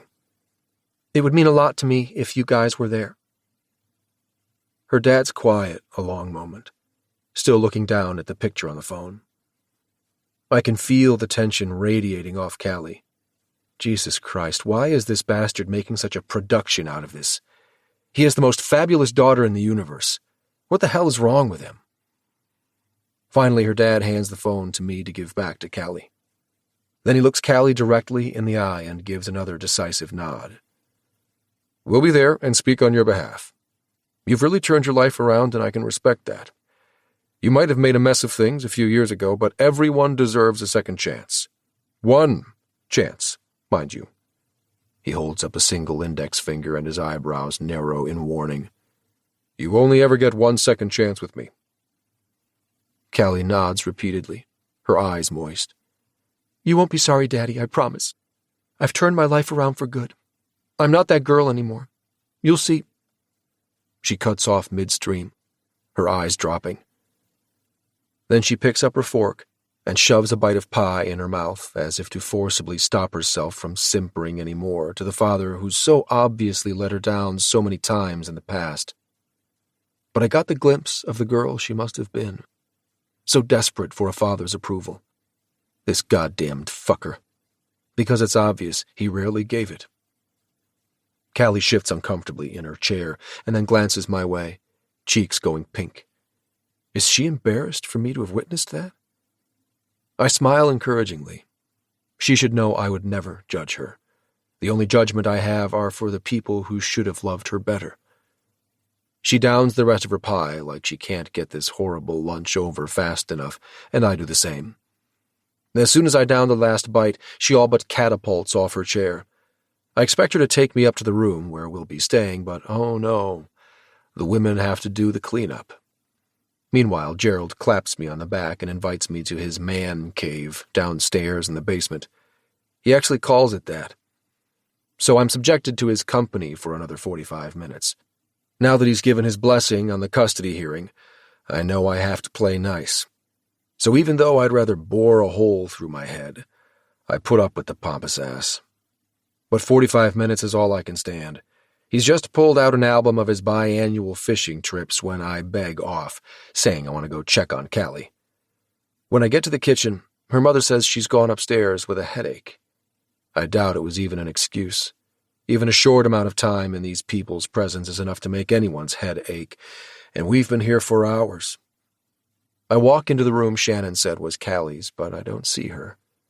I'm about to head back out to look for her elsewhere, when a door I thought just led to a closet opens, and she comes out fresh from the shower, with only a towel wrapped around her body. She doesn't see me because the door opened outward, hiding me, but I can't go another second without my hands on her. So I wrap my arms around her from behind, breathing in her fresh, clean scent. Save me, I whisper. She yelps in surprise before turning around and smacking me on the arm. You scared the shit out of me. The next second, though, her whole body immediately relaxes into me. She breathes in deep like it's the first deep breath she's been able to take in hours. I'm the one who needs saving. She face dives into my chest. I try to focus on her words. Really, I do. But all half of my brain can think is, naked under the towel. She's naked under the towel.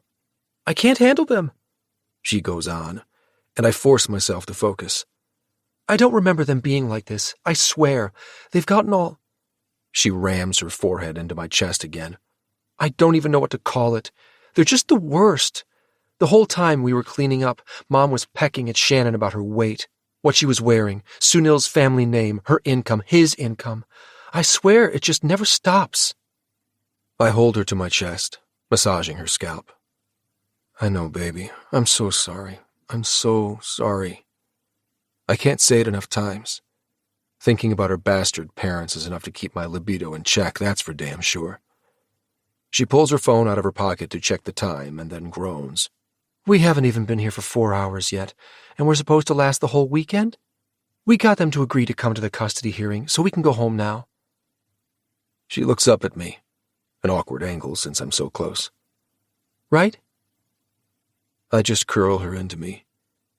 If she really wants to leave, God knows I'll call the town car and we'll be gone this second. But it's probably not the wisest idea, and she must know it too because she just sinks against my chest. Your mom said we should rest up for dinner, I tell her. It'll be ready in an hour and a half, and that you should wear something nice because, in her words, it's a formal dinner. It's so fucking ridiculous. She wraps her arms around my middle and squeezes. We just finished one meal, and now we have to go back through that torture so soon? Again? I don't wanna... She whines in a mock childish voice. The next second, though, she's all woman. She grabs the front of my shirt and dips her head back, blinking up at me through her lashes. At the same time, she grinds her hips against my groin. An hour and a half, huh? I can think of a few ways to fill the time. Ha ha. I kiss her on the top of her head and pull away, but not before running my thumb along the top edge of the towel she has wrapped around herself. What can I say? She's fucking tempting. I just barely skim the top of her breast before pulling back.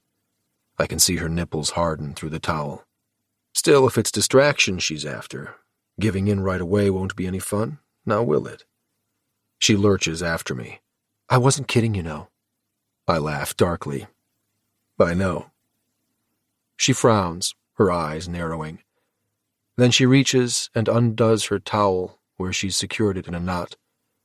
With a satisfyingly dramatic sweep, it drops to the floor, leaving her moist-skinned and fully bared.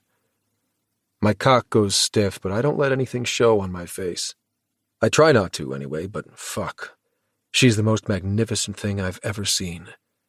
Afterwards, when I try to picture her, I always think that, no, she couldn't really have been that perfect, but the next time I'm with her, it's like, holy shit, she actually is. She smiles like she sees exactly how much she affects me and takes a few steps backward to the bed, crawling up and then lounging sideways on it, facing me. She sucks on my middle finger, watching me the whole time.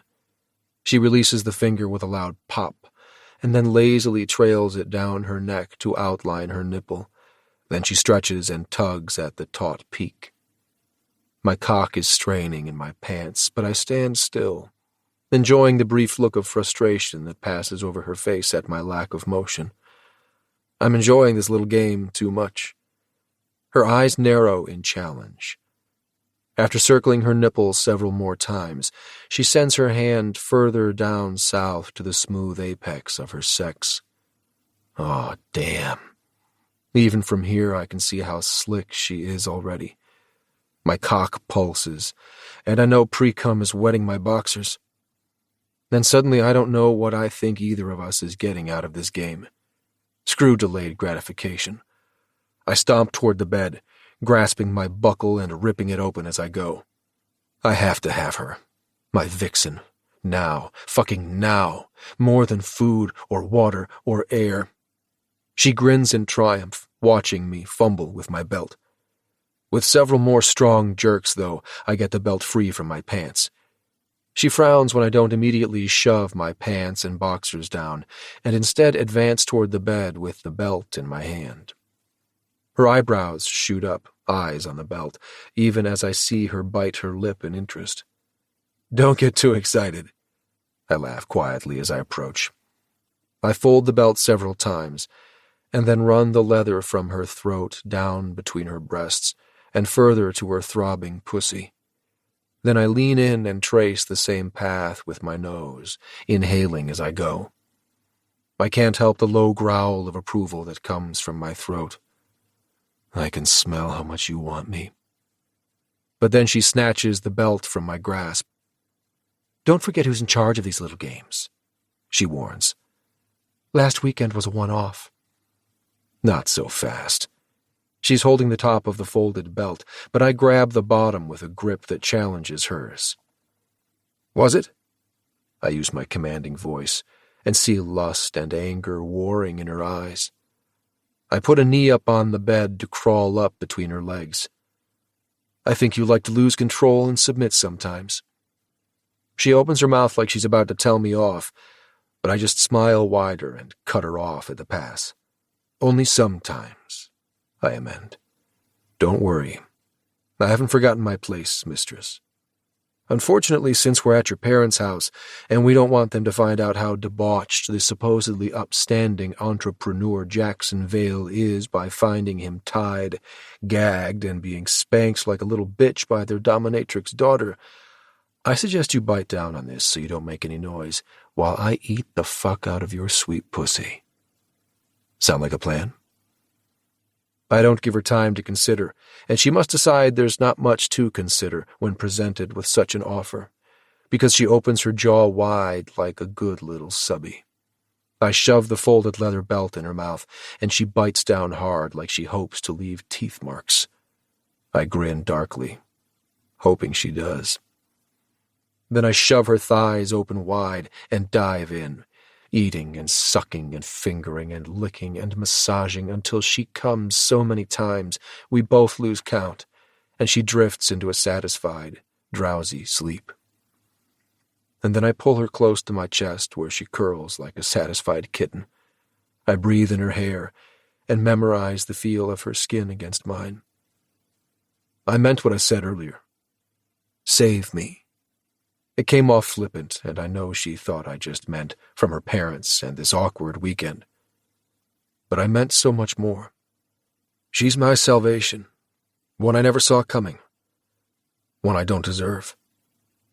I blink and look up at the ceiling as I hold her tight to me. The fact that it was Bryce Gentry who brought her to me, the fact that I know he hurt her, and that I think he did it because of me. My eyes squeeze shut and my jaw clenches. I'll protect her now. Slay every dragon. If it's the last thing I do, I'll bury that motherfucker Gentry in a hole so deep he'll never see the light of day again. And she'll never ever have to know my secret and shame. Chapter 20. Callie. Time to wake up for dinner. Jackson shakes my shoulder gently. I turn over into my pillow. Sleep. I grumble back, attempting to pull the comforter up and around me so I can hide from the light. I don't think so, sleepyhead, Jackson says. All right, that gets me up. Did the word sleepyhead really just come out of your mouth? I look up at him. He smacks me with a plush pillow. Oh my God. Are you Jackson Vale, starting what I think you're starting? I raise my own pillow. He looks confused for a second. I don't miss the opportunity. I attack, pillow raised high as I smack him over and over. I can't stop laughing. The ever-dignified Jackson gets smacked with a pillow. What? Callie, this is a hit. Right in the face shuts up whatever comment he's about to make. Another laugh bellows out of me, complete with a snort at the end. That was a low blow, he says, red-faced. Now stop it. Pillow fighting is completely indecorous. I take another swing at him, but almost expertly he ducks out of the way. Then he comes up swinging with two pillows that he must have grabbed when I wasn't looking. They come at me one after another.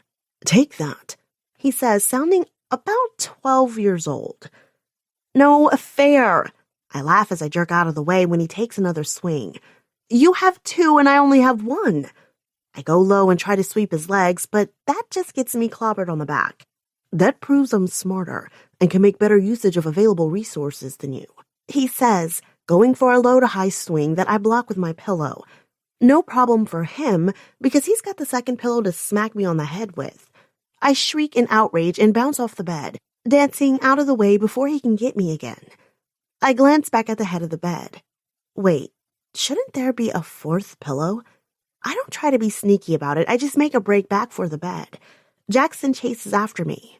He's a smart guy. Seeing my move, he must realize the same thing about the pillows. I don't see any on the side of the bed closest to us, so I launch myself over the bed to look on the other side. Aha! I've hit pay dirt. The fourth pillow is on the ground, tucked in the corner. I grab for it even as Jackson wallops me with pillows. Shocker that he seems to concentrate his blows on my ass. I roll my eyes and giggle. I never did manage to get dressed after the shower. I grab the pillow from the floor. Now equally armed, I swing both pillows around and tackle Jackson to the bed until I've got him pinned underneath me. Legs on either side of his chest, I rain down blow after blow on him with my pillows. Say, uncle, I cry. Never, he wriggles underneath me. Say it. Not on your life. Fine, then say I'm the queen of awesome and you're my lowly slave. I felt his laughter since I'm sitting on his chest, jostling me up and down on my perch. He reaches up and slides my pillows off his face. I bow down, O queen of awesome, he says with a wide grin. I am but a lowly slave, always in service to her worshipfulness. It's a light moment and his eyes are full of merriment, but I see something else there too as he holds my gaze. That zing that always seems to pass between us. Intensity, rightness, the thing that turns a light moment deep and made me feel connected to him early on, even when we hadn't spent much time together. I'm not freaked out or scared by it anymore, like I was in the beginning, though. This is Jackson. This is my Jackson. He's seen deep inside me to my needs and desires and wasn't frightened by what he saw there. We can meet each other in the dark. We're compatible there, just like we were in the other parts of our lives. Neither of us laughing or even smiling anymore. Jackson's caught up in the moment with me. He reaches up and slides a loose piece of hair behind my ear. Calliope, A knock sounds at the door, interrupting whatever Jackson was about to say. I want to shout at whoever it is to go away. What is Jackson about to say? Callie! It's Shannon's voice, none too quiet. She knocks again. I do believe she thinks she's committing coitus interruptus. Jackson whispers in my ear. Jackson using that term sends me into a fresh wave of giggles. Obviously, whatever we were in the middle of has been interrupted, and even though it wasn't coitus, I felt so frustrated it might as well have been. What had Jackson been about to say? Maybe nothing, but maybe something. I roll off Jackson and grab my robe, a silky little nothing that doesn't leave a lot to the imagination. Shannon's still banging on the door with the fervor of an underquota salesman. I yank open the door, lean against the door frame, and run a hand through my hair to fluff it in a way that hopefully makes it look like I was just fucked. What? I don't bother hiding my frustration. Shan's eyes widen when she sees me. How could you do that here? While we're all in the house? I had to tell Mom all the shrieking was because we saw a mouse up here, which of course sent her into a tizzy about how we had to be wrong because her house would never have rodents, and blah, blah, blah. Shannon stops and narrows her eyes at me. Why are you grinning at me like that? No reason, big sis. I throw my arms around her and hug her hard. Here she is, always trying to make peace, even when there's no real reason. Ugh, I don't want your sex sweat all over me. She tries to squirm out of my grasp, but I hug her even harder. We were just having a pillow fight after I woke up from a nap, dork, I say, intentionally mussing her hair. No need to mention the numerous and mind-blowing orgasms before the nap. I didn't make a sound during those, thanks to the belt, after all. Deity, give me patience. She looks up at the ceiling, then back at me. Will you ever grow up? She finally manages to pull away from me, and her hands immediately go to smoothing down her flat-ironed hair. Not on your life. I pinch her in the belly. She twists away and shakes her head at me. Mom says dinner will be ready in 15, and you know heads will roll if you aren't right on time. She glares at me, but I can see some softness beneath it. You know you love me. I call as she walks away. She sends me the one-fingered salute over her shoulder. We Cruise sisters are nothing if not a pair of dignified ladies. 10 minutes later, Jackson and I head downstairs. Me in a modest but cute blue A-line dress, and Jackson going all out by busting out a suit and tie. And damn, does the man look fine in a suit? No doubt I'd have sticker shock if I knew how much the thing cost, but looking at how it fits his muscular body and that ass, damn, that ass.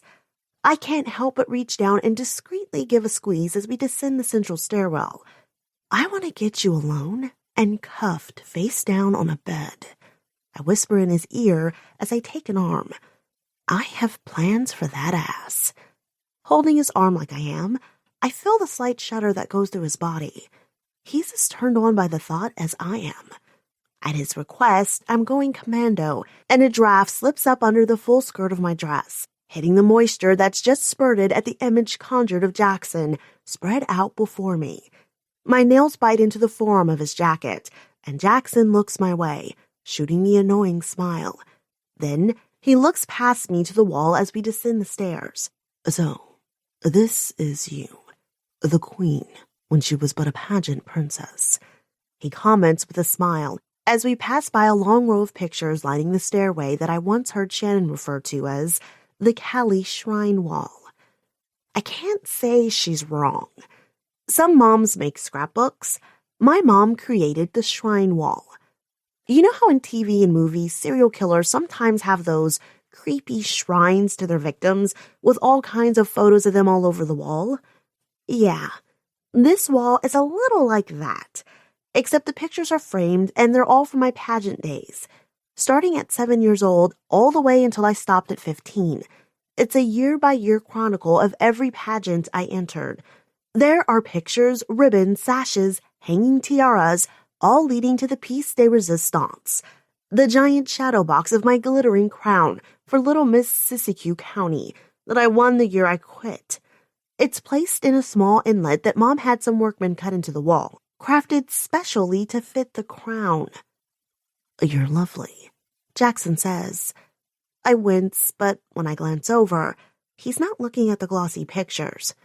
Just at me, here, now, in the real world.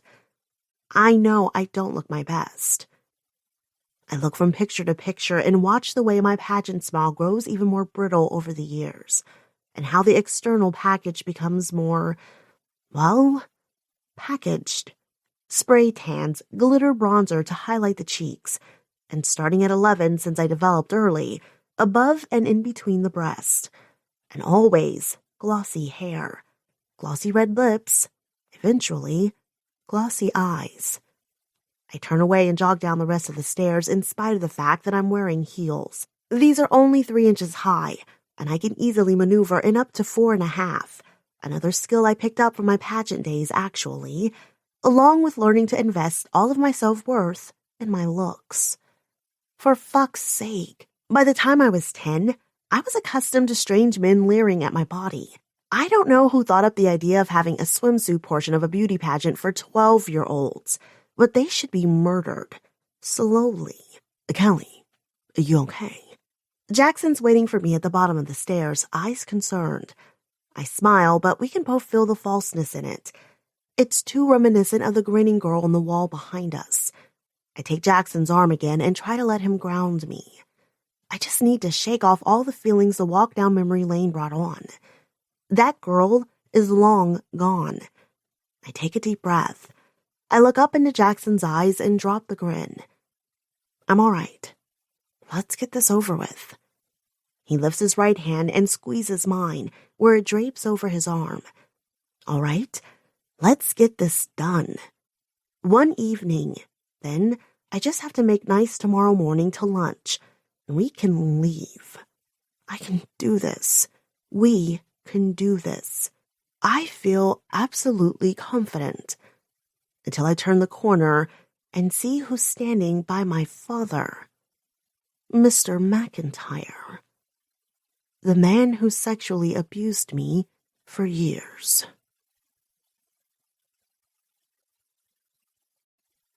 Chapter 21. Callie. Callie Jackson, Mom says brightly, though I see censure in her eyes for being late to come down. We've been waiting for you. Look who took time out of his busy schedule to come by and dine with us. I grip Jackson's arm, swallow hard, and do my damnedest not to let the dizziness suddenly assaulting me take me down. Unlike Dad, Mr. McIntyre looks like he's aged a decade in the few years since I last saw him. And he was old when he first started fucking with me. He's tall and rail-thin in a way that always reminded me of a skeleton. One with skin loosely stretched over it, even just glancing at his face and the sagging skin at his jowls and ears makes my stomach sour. I turn away so he's not in my line of sight anymore. Seriously, how much is a girl supposed to take? I already had to stand face to face with my blackmailing rapist last week, and now here's my first abuser, standing and holding a bourbon with my father, like nothing at all is wrong in the world. I stopped doing pageants when a judge cornered me and told me the only way I'd retain my title as Little Miss Siskiyou County was to give him a quick blowjob in a closet. I thought that by getting out of the pageant circle, I'd be safe from all that. Creepy men looking at me. The touches I didn't want when no one was looking. The comments when they thought no one else was in earshot.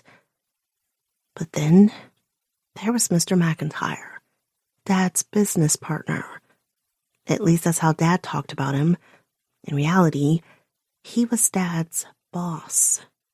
I learned that one night, when Dad and Mom retired early, after an especially long night of drinking Mr. McIntyre's special Kentucky bourbon.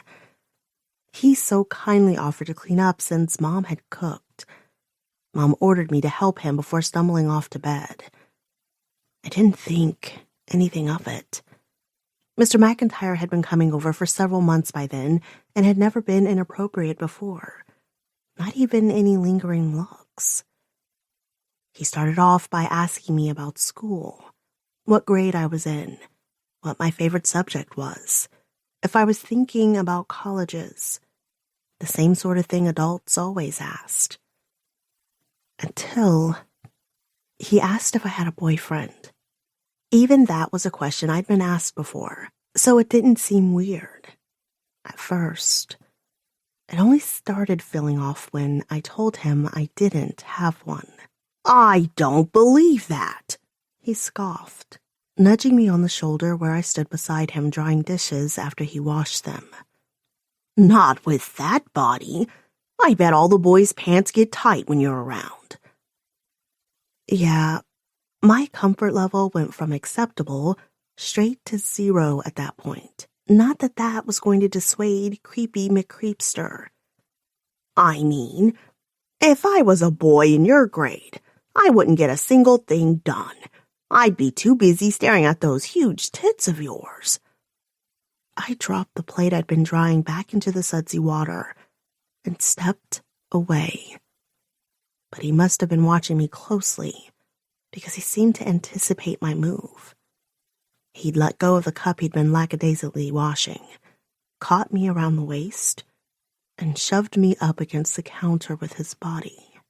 I opened my mouth to scream for my parents, but he quickly covered it with a soapy hand. And then came the oft-repeated threat that would keep me in check for the next 3 years. Yell and I'll fire your father like that. He snapped the fingers of his other hand. His cajoling voice was gone, replaced by one filled with malice. You want me to be your friend, not your enemy. He moved his wet soapy hand to my breast, leaving what I knew would be a big wet handprint on the gauzy fabric when he pulled it away. Which was a pattern I'd find out later.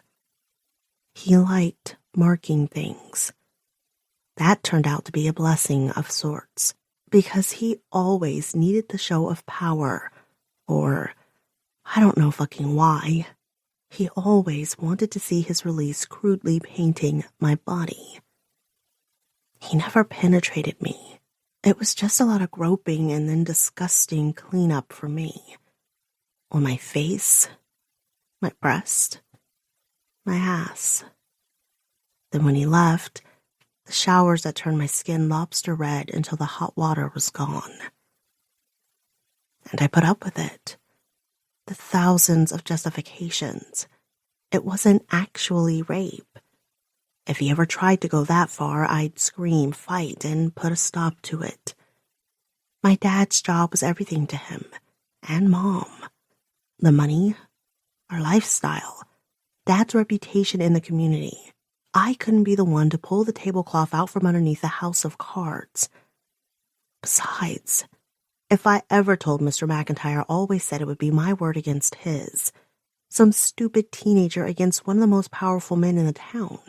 Who would people believe? Even if I did say something, could I really drag my family through that? At the time, the answer was no. I didn't believe I was worth all the bother. But now? Fuck that shit. I know. I am fucking worth it. I always was. And that child-molesting bastard who has the gall to stand there smiling by my dad, well, he's the one monster who doesn't get to get away with it. Except, bitch, shit, cunt, fuck, cakes. I can't. Not right now, at least. I'm trying to be the girl who thinks before making impulsive decisions. If there's one thing I know about Jackson Vale, it's that he's protective. What would he do to McIntyre if he found out about the abuse right here, right now, with the bastard sitting in front of him? I certainly don't want to protect my abuser. God knows I'd relish watching any beatdown Jackson could give him. But how far would he go? And there are witnesses. I glance between my mom and dad, even if they side with Jackson and me.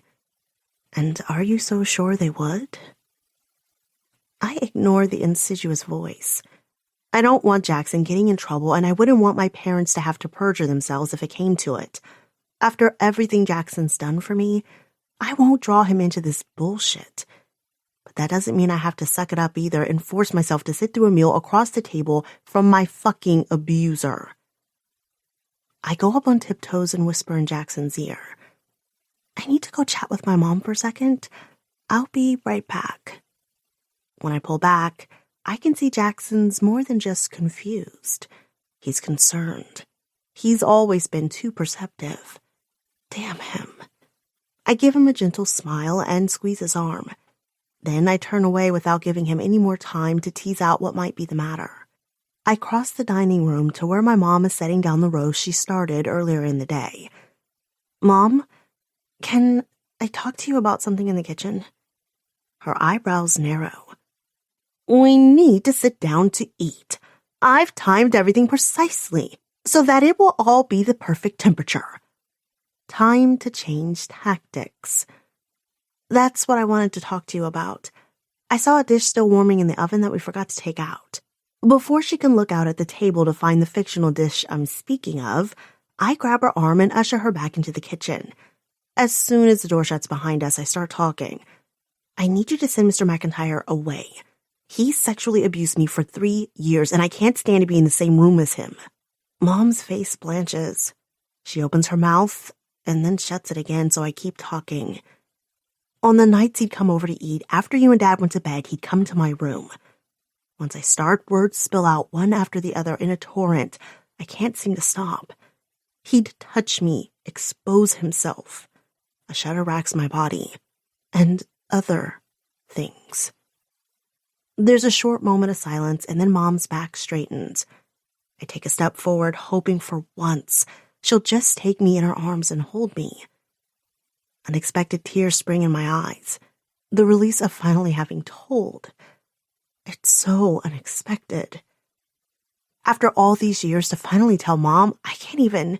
She steps forward and I go to hug her. I just want to feel her arms around me and hear her telling me everything will be all right. Instead, she grabs my upper arm in a bruising grip and jerks me to the other side of the kitchen island furthest from the door to the dining room. I stumble after her, wincing at the pain of her talon-like fingers on my arm. How dare you come back in this house and spit on our generosity with your filthy lies? I yank backward out of her grasp and stumble into the counter. What? No. This isn't how this is supposed to go. The door to the dining room opens and Shannon slides in. Is everything okay in here? Anything I can help with? Get out of here! Mom snaps, voice icy. Shannon doesn't obey, though. Her eyes shoot to me. I can only stare at my mother, though. It's true, I defend obstinately, my voice thin and oddly pitched. He sexually abused me for 3 years. He told me that he'd fire Dad if I ever told anyone. That's why I never said anything. But I'm done with that. I was just a child, and he's a monster who preyed on me. Here, under this roof. I gesture at the house around us. Mom's face goes red. Do you think we haven't found out about where you worked while you lived under this roof? Your friend Marcy started forwarding your mail here when she moved out of state for college. Mom comes closer, eyebrows narrowed in fury. I guess you used her address for that job you were rightly too ashamed for us to know about. But we received a tax statement from Hooters. Her face twists in disgust at the name. And it about killed your father to realize his daughter had been whoring herself out for what? Tips? Then the next thing we know, you're prostituting yourself out to your professors and carrying one's bastard. She lowers her voice. Do you realize how that makes us look? We worked hard to raise you as a beautiful, elegant girl, and this is the thanks we get? I barely hear the last bit because did she just say what I think she fucking said? I get right in her face, feeling like the vein in my forehead is going to explode.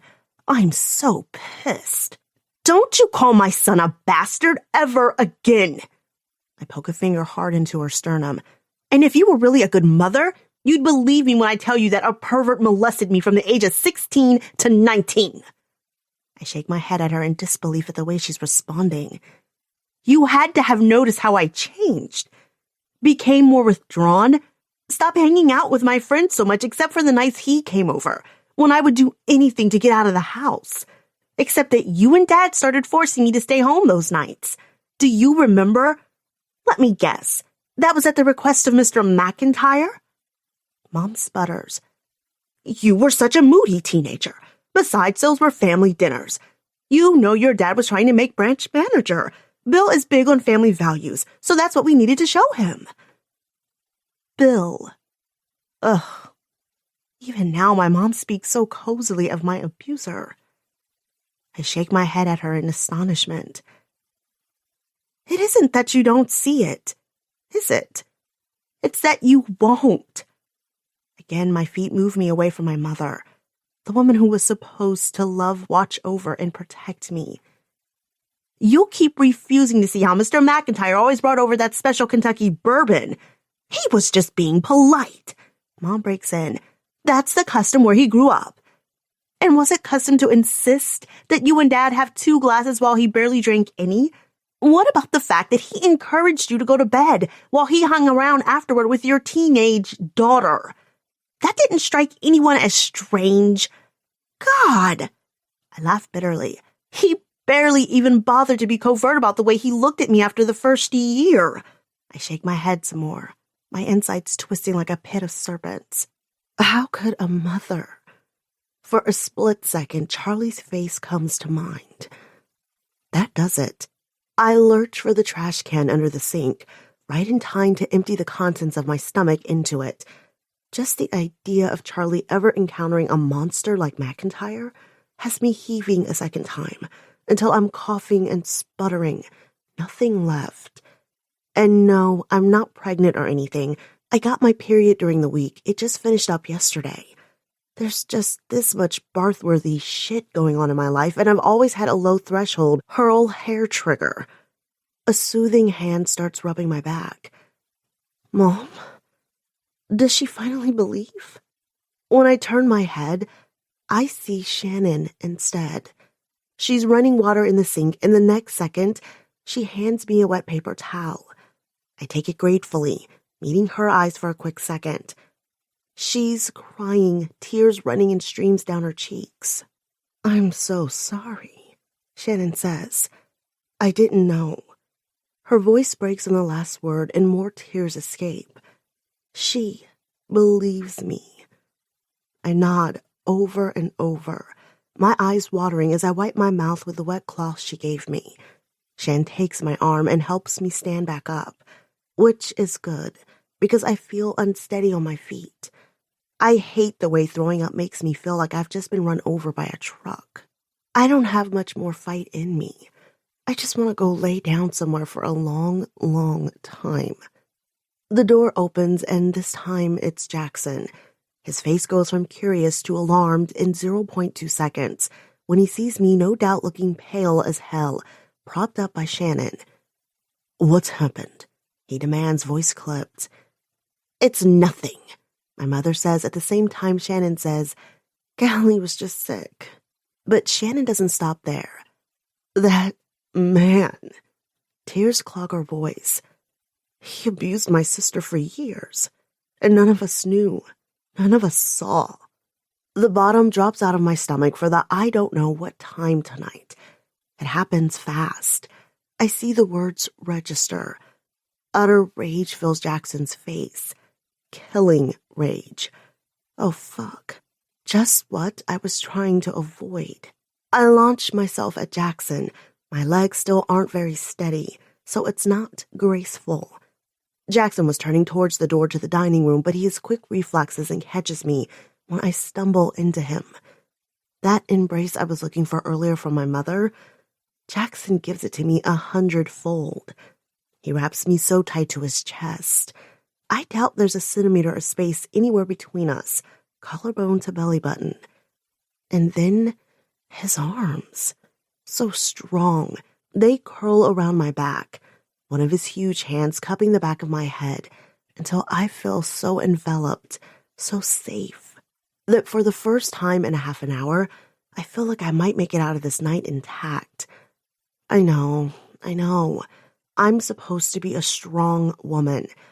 I can make it on my own and all that, blah, blah, blah. And I'm sure I could have and would have. I'd scrape myself up from this blow just like I have every other hit that's knocked me down in life. But it sure is so goddamn easier when you have a partner. Partner. Holy shit. I never even let myself go there in my head before. But it's true.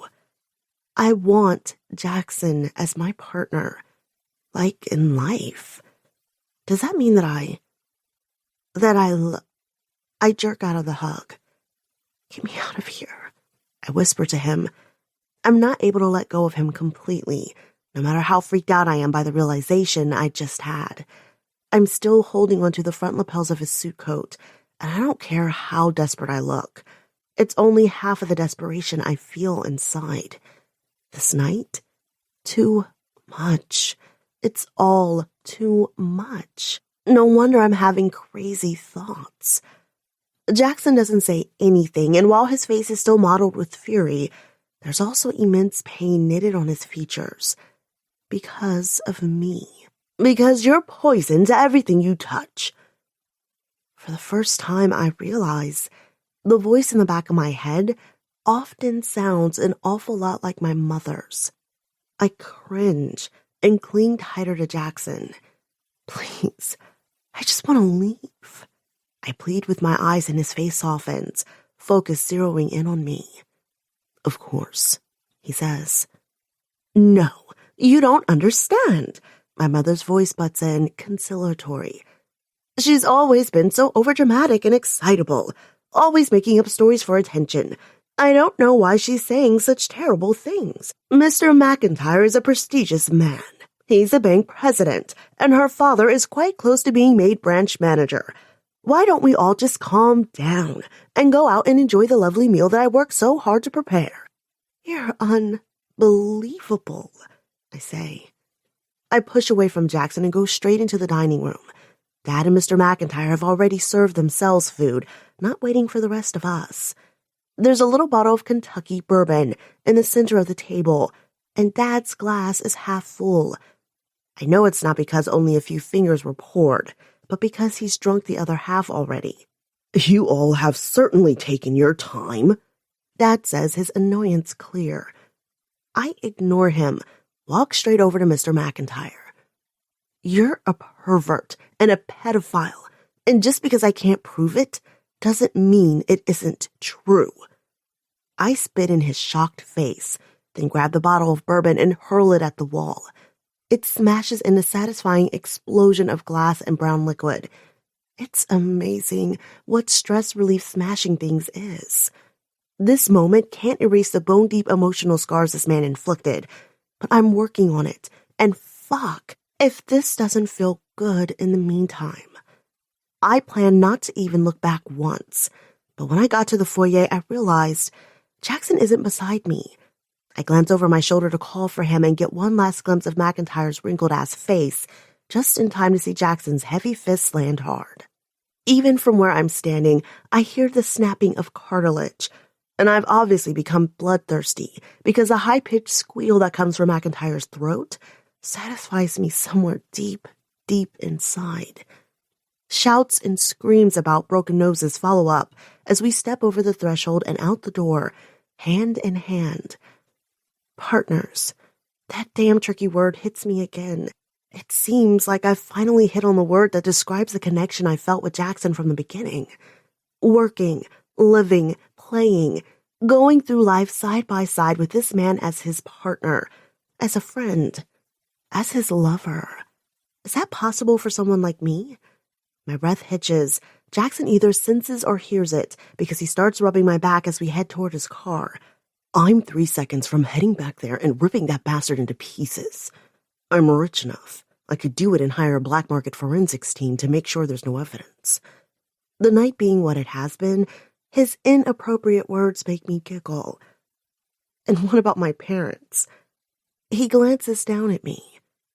That pair could so obviously be bought. That thought sobers me. Because isn't that what already happened? I was bought for the promise of a raise. Or at least, it was enough for my parents to look the other way from red flags that should have tipped them off to a bad situation. Let's get out of here. All of a sudden, my energy is gone, like back in the kitchen, and I just want to sleep for a week. Right when I touch the passenger side door to the car, though, the front door of the house opens. I brace myself, ready for Dad to make some horrible speech about what a whore his daughter is. Instead, in the rectangle of light that appears from the open door, Shannon's slim silhouette appears. Words are being exchanged, that's obviously from the way she's gesturing with her hands, but we're too far away to hear. The next thing I know, Shannon slams the door and walks toward us, bogged down by all of our luggage. Right. We forgot about bags in our dramatic exit. Jackson hurries forward and grabs his duffel bag and our 2 carry-ons from her. I stand there mute. Shannon just chose me over our parents. Wow. She's always been so adamant about keeping a relationship with Mom and Dad.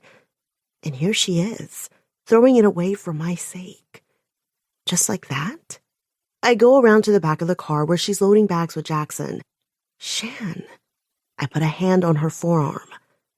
You don't have to do this. It's my fight, just between them and me. She looks at me like I'm crazy. You think I could continue to talk to them after everything I learned tonight? Oh my God, Callie, if I'd known.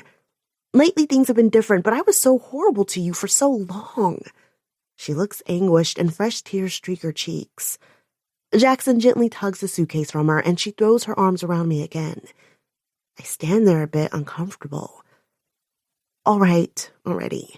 Enough with the touchy, feely-feel stuff. I'm ready for this day to be over. Done. Finis. I nod gratefully into her shoulder and then pull away to climb into the car. I vaguely hear Jackson and Shannon's voices talking while they finish loading up the car, and then Shannon climbs in the back seat and Jackson in the driver's side. Shannon reaches up from the back seat and hands me a toothbrush, tube of toothpaste, and a bottle of water. I huff in surprise at her thoughtfulness. Thanks. I brush my teeth vigorously as Jackson pulls out of my parents' driveway, making a point of squealing the tires as he peels out.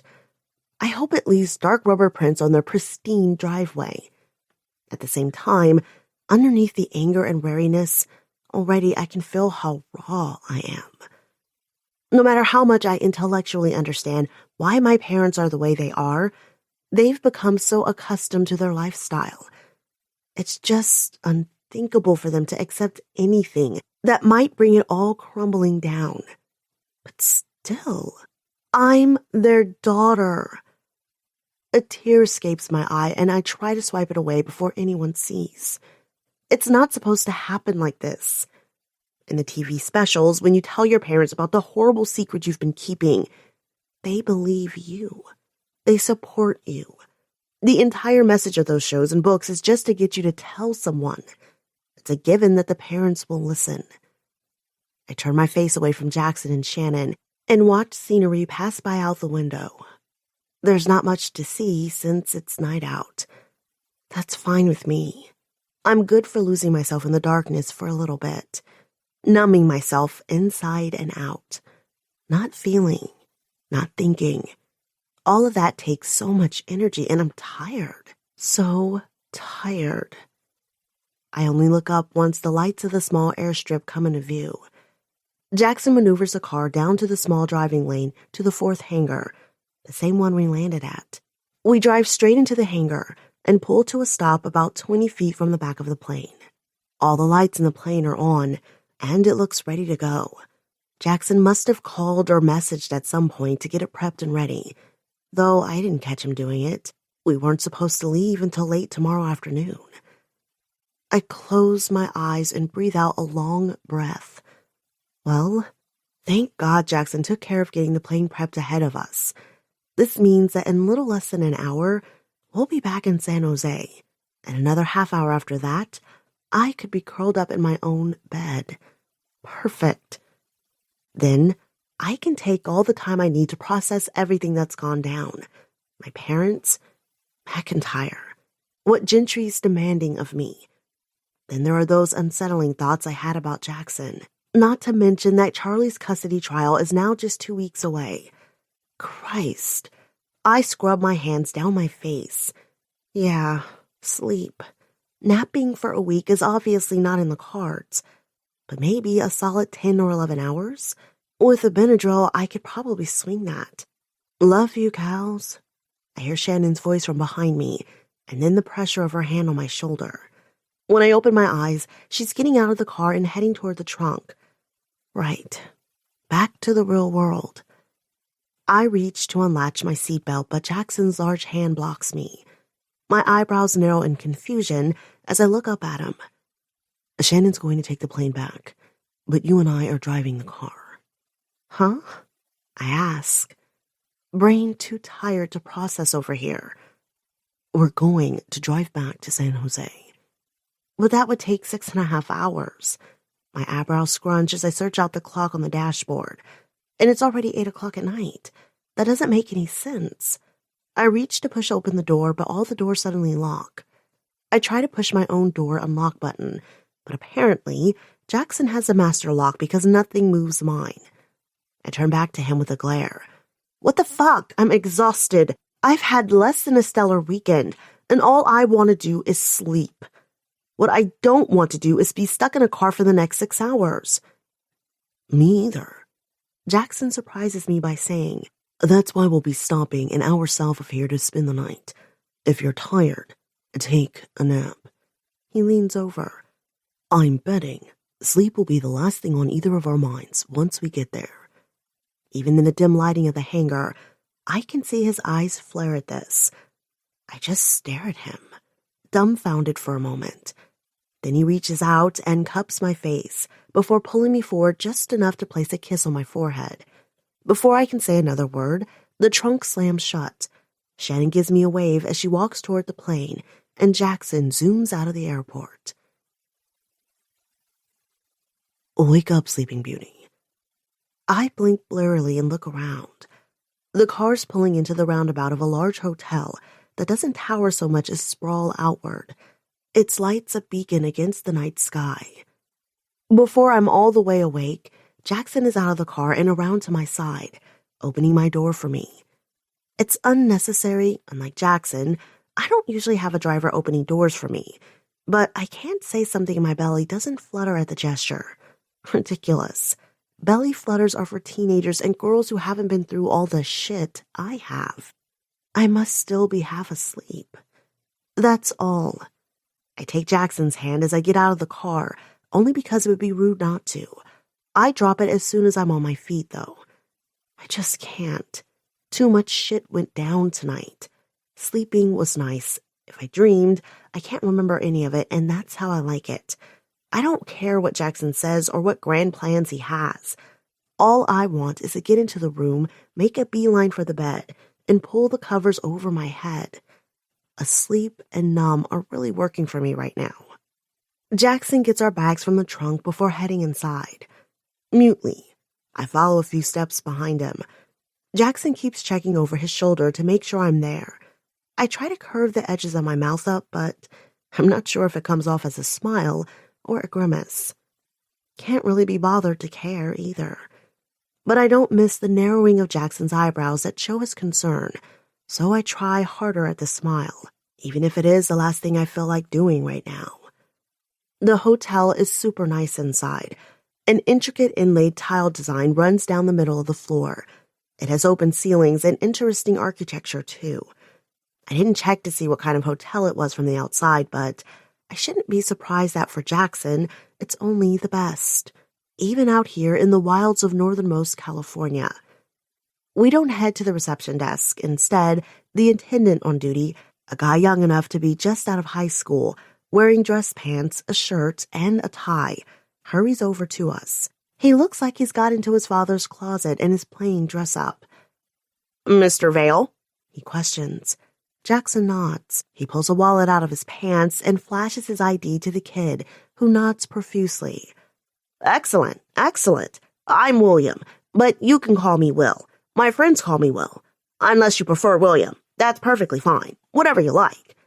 The kid's face is absolutely plum red by this point, but Jackson just stands politely listening.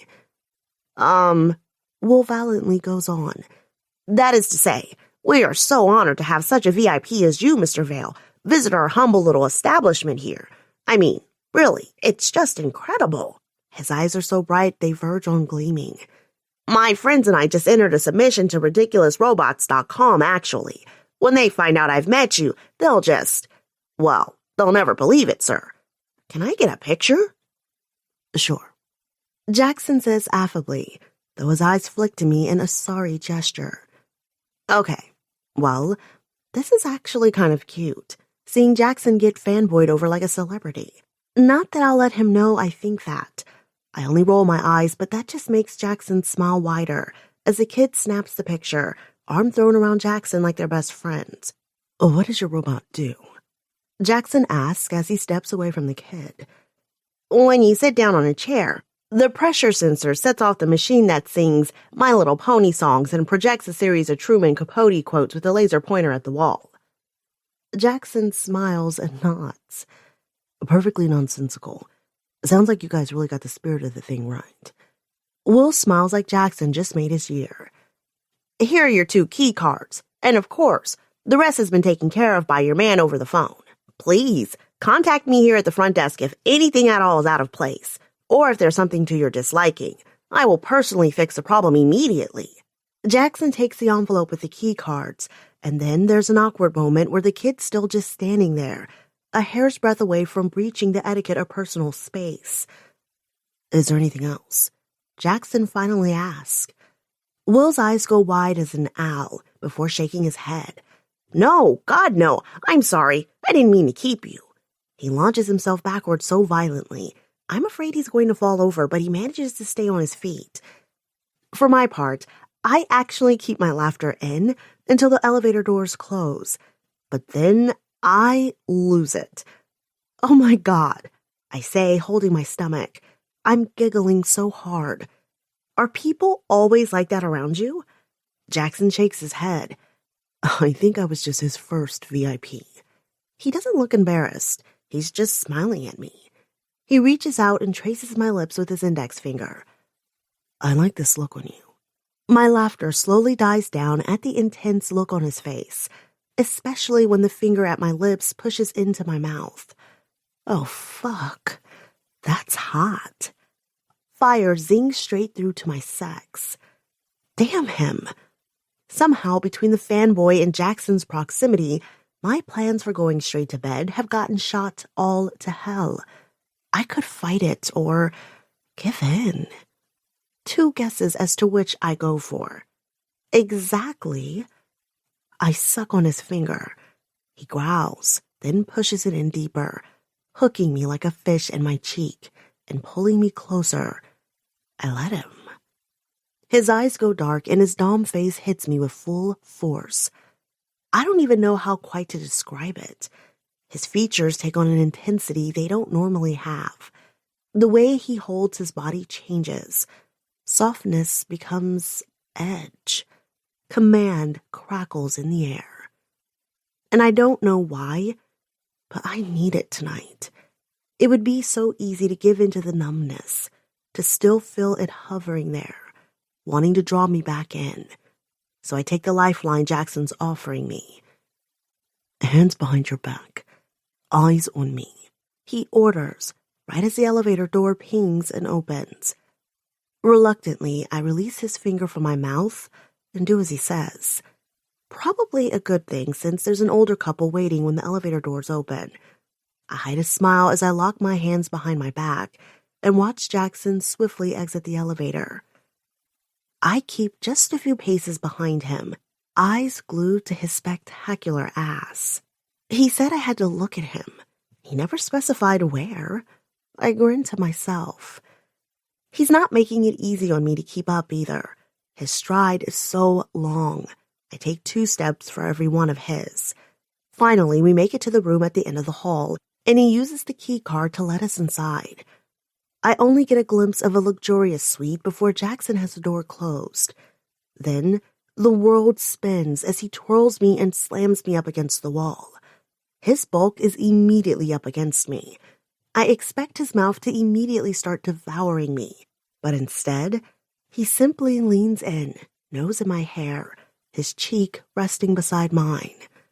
Both of his hands cage me in on either side of my body, and he just stands there, slowly moving his cheek and nose up and down the side of mine, nuzzling me.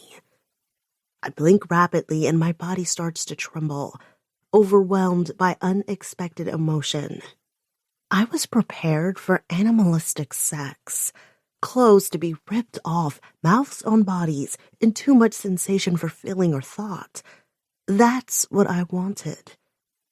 Not this. Not this. As close as we are, I can feel his erection rubbing against my leg. He's certainly game. Time to get this train out of the station and moving along. I reach down and grab his cock. Fuck me. I give him a crude up and down stroke. I'm happy to take over Dom if he's not getting the job done. But he immediately reaches down and snatches my wrist, pinning it up against the wall. I gasp in righteous indignation, especially when he continues moving at that slow pace, now slowly nuzzling the arm he has pinned, occasionally dropping the gentlest of kisses on my skin. When I try to make a move with my other hand, that one gets pinned as well. Don't move, he whispers, as he pulls away from me and takes a quick step to his bag. I make a low, growling noise of disapproval, but I stay where he's put me, like a pinned butterfly. That's perfect. You're perfect. I see the satisfied approval in his eyes when he glances up from his bag at me, which makes a corresponding warmth flare in my chest. Jackson stands back up before I can think too much about anything. My eyebrows lift when I see what he's got in his hand. It's a small switchblade. He pops the blade out and steps toward me, eyes dark. So dark. He runs the blunt edge down my cheek, and I don't even blink. Blood play is a hard limit for both of us, so what's with the knife? His eyes flare. So much trust, he whispers, eyes moving back and forth between mine. He swallows hard, seeming moved by some emotion I can't name. And it's true. Usually, this is the point where I should be freaking the fuck out, second-guessing everything I thought I knew. But I don't. I know I'm safe with him. Then, he seems to master himself as he lowers the blade. I just keep my eyes on him, curious. He pulls out the bodice of my dress and his eyes flick up to mine again as he positions the knife edge at the center of the fabric. His eyes stay on mine as the blade starts cutting down the center of the dress. I swallow. He could have asked me to take the dress off. It would have only taken me a second. This is symbolic somehow, him divesting me of my clothes this way. Seeing the glint of desire in his eyes, I can see he's enjoying himself, and I can't deny the curl of pleasure this is giving me too. Especially when halfway down the dress, he discards the knife, grabs the edges of the fabric, and rips the rest himself. Oh, fuck. So hot. He repeats the process with every piece of clothing I have on. Bra, panties. He jerks my body to him as he rips those off, and I'm completely drenched. My hands fall from where I was holding up against the wall and land around his neck. He chastises. Did I say you could drop those hands? Obediently, I raise them back above my head, even though my muscles are beginning to ache. He's testing me, and I will pass. I will love the burn. I bite my lip and thrust my breast out. My nipples pucker, and I can't help rubbing my thighs together. But then, when I'm completely naked, he steps back and takes a slow perusal, head to toe. Goosebumps rise all over my skin under his careful scrutiny. Does he like what he sees? His face gives nothing away. He's just standing there, looking, and I start to feel cold, exposed. Does he see areas he wishes were different? I think about what I saw when I was looking in the mirror earlier, the bags under my eyes. Being back in my old room, it was so tempting to go through the old routines, spend 20 minutes laying on a base foundation, including concealer and contouring, then lash extensions and mascara, smoky eye, red lips, all topped off with a liberal brushing of bronzer. The untouchable girl. But I turned away in disgust before I could even open the bottle of foundation. I grimace, which means I've got to look pasty in this lighting. I shift from one foot to the other. Jackson doesn't move. He just keeps looking me over. What the fuck? It's been 90 full seconds of silence. Him just standing there. And that's just since I started counting. Watching me. Categorizing defects. If he's like any other man I've met, David used to say that my thighs were too thick. I was pretty and everything, but he said he understood why I stopped doing pageants. Do you know how long a minute and a half of silence actually feels with another person just staring at you? Even in pageants, the whole walking and posing process takes less time than this. Fuck, just take a picture already. Then you'll have all the time in the world to find all the flaws. Then, under my breath, I add, and wink off to it, which is what I'm good for, right? What did you just say? His voice cracks like a whip. But fuck him and his dom shit. How dare he make me feel special one second and then remind me what I really am the next? Something to look at. Something to fuck. I knew it. I knew from the start this is how it would end up. I'm just saying what we're both thinking. And what exactly is that?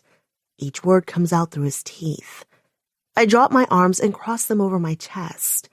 Fine. He wants to do this? Let's do this. That maybe this little visit home makes things clear. My mom might be a cunt, but fuck, it doesn't make her wrong. I shrug and give a shrill laugh. She taught me how to put those assets to work. I grab my tits. Since I was a kid. So I just kept on doing it. Working at Hooters, taking the job with Gentry. Stop it, Jackson demands.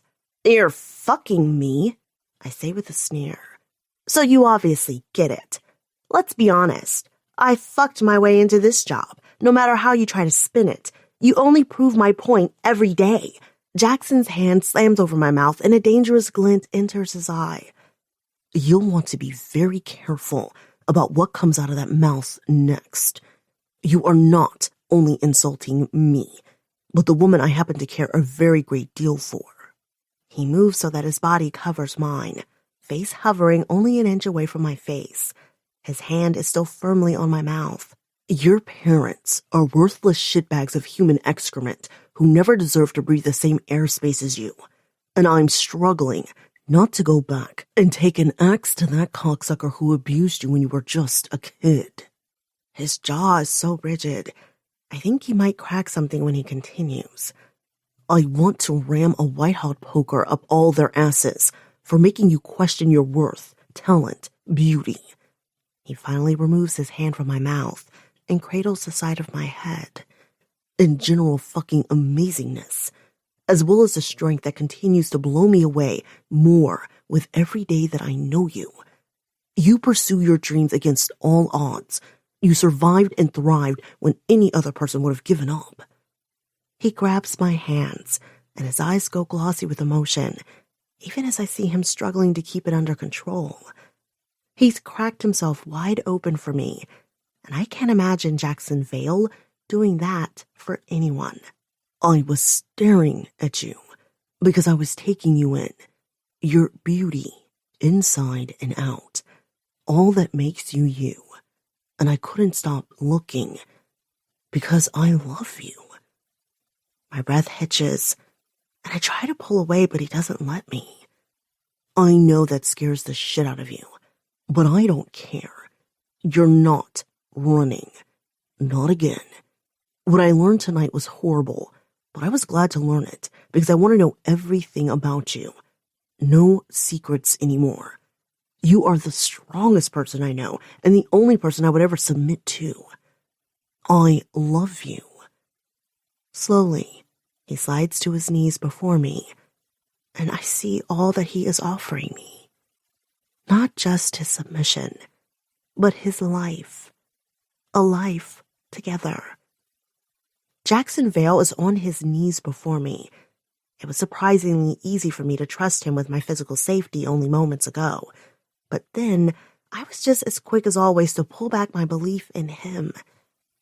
Yet here he is offering more than I ever could have dreamed of. So much that my brain will explode if I think about it for a second longer. So I focus instead on what I can handle. The man at my knees. Yes, that I can deal with. That I can control. With pleasure. A wicked smile curves my lips. Crawl to the bed, slave. So it's not exactly a reciprocal declaration of love, but, I'm thinking on the fly here. Jackson doesn't look up or bat the proverbial eye. He just starts crawling. My heart, which was beating so hard I thought some very undom-like fainting might be on the agenda, finally starts calming down, and I feel like I can breathe more regularly again. I love you. Wow. Okay. Yeah, so still registering that one, I look over at Jackson where he's on all fours at the foot of the bed. Take off your clothes. I snap in my bitchiest voice. He starts to comply and another wave of calm sweeps over me. It really is like a wave. First, my shoulders relax, then my arms, down to my stomach. Oh, except for my core. There, it's heating up. I rub my thighs together and feel a delicious twist. Oh, hell to the fuck yes. This is exactly what the doctor ordered. I squat down to my suitcase and rifle through the black bag I buried underneath all my other clothes. The one I highly doubted I'd be needing on this trip. Turns out, I'll get to play with my new toys, after all. Over an hour later, I've decided that the penthouse suite is definitely worth it, if only for the sturdy bed frame. The cuffs were in Jackson's bag, not mine. I'm betting he's regretting packing them just about now. He's cuffed, naked, to the bed. spread-eagled in the most deliciously vulnerable position. And of course, I'm taking advantage of that vulnerability. Turns out, I'm a sadistic bitch. Not sadistic as in dealing out pain with whips or burning wax or anything. Well, not too much pain. But I am discovering the exquisite form of orgasm denial. As in, you bring your man right to the edge of coming, and then, bam, take it away. Blue balls in the extreme. Except you get to play with a giant rigid cock. I stare down with a loving smile at Jackson's massive boner, an elastic cock ring fastened at the base around his dick and balls. A line of 7 clothespins pinch the skin along the top of his cock like an upside-down mini Eiffel Towers. Jackson jerks as I tap one lightly. Would you like me to take these off? I gently swat each clothespin that runs down his long, beautifully engorged cock and grin evilly. His whole body goes taut as he tries not to show his discomfort. So macho, even now. Yes, mistress. He breathes out through his teeth. We've been at this for an hour and 15 minutes, and Jackson's eyes have gotten darker and darker until it seems like his pupils are blown.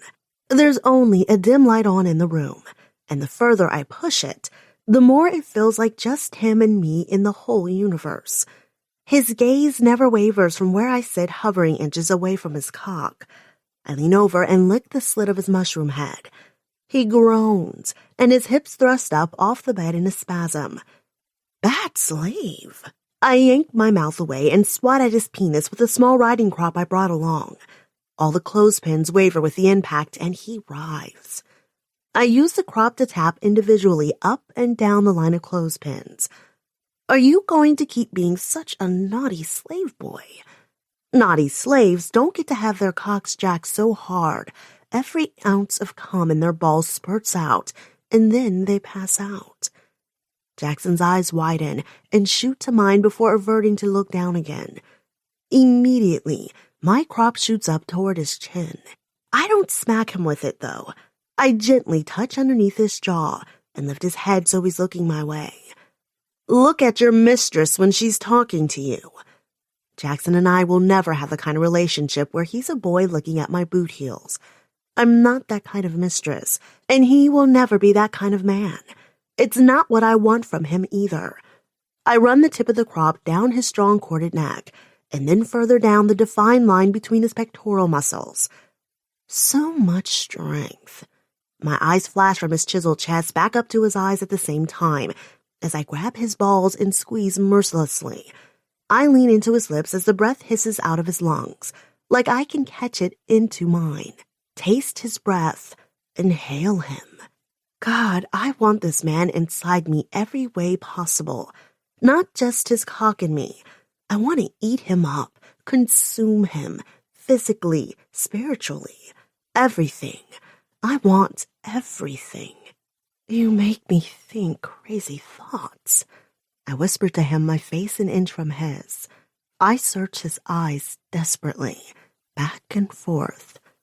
Maybe this wasn't such a good idea. I'm supposed to be mastering him. And I am. I can see that I am. But there's something about all of this that takes our connection and sends it to an even deeper plane of intimacy. Him so in tune with my smallest movement. Me responding to his every twitch and breath. Like what? His question is a breath.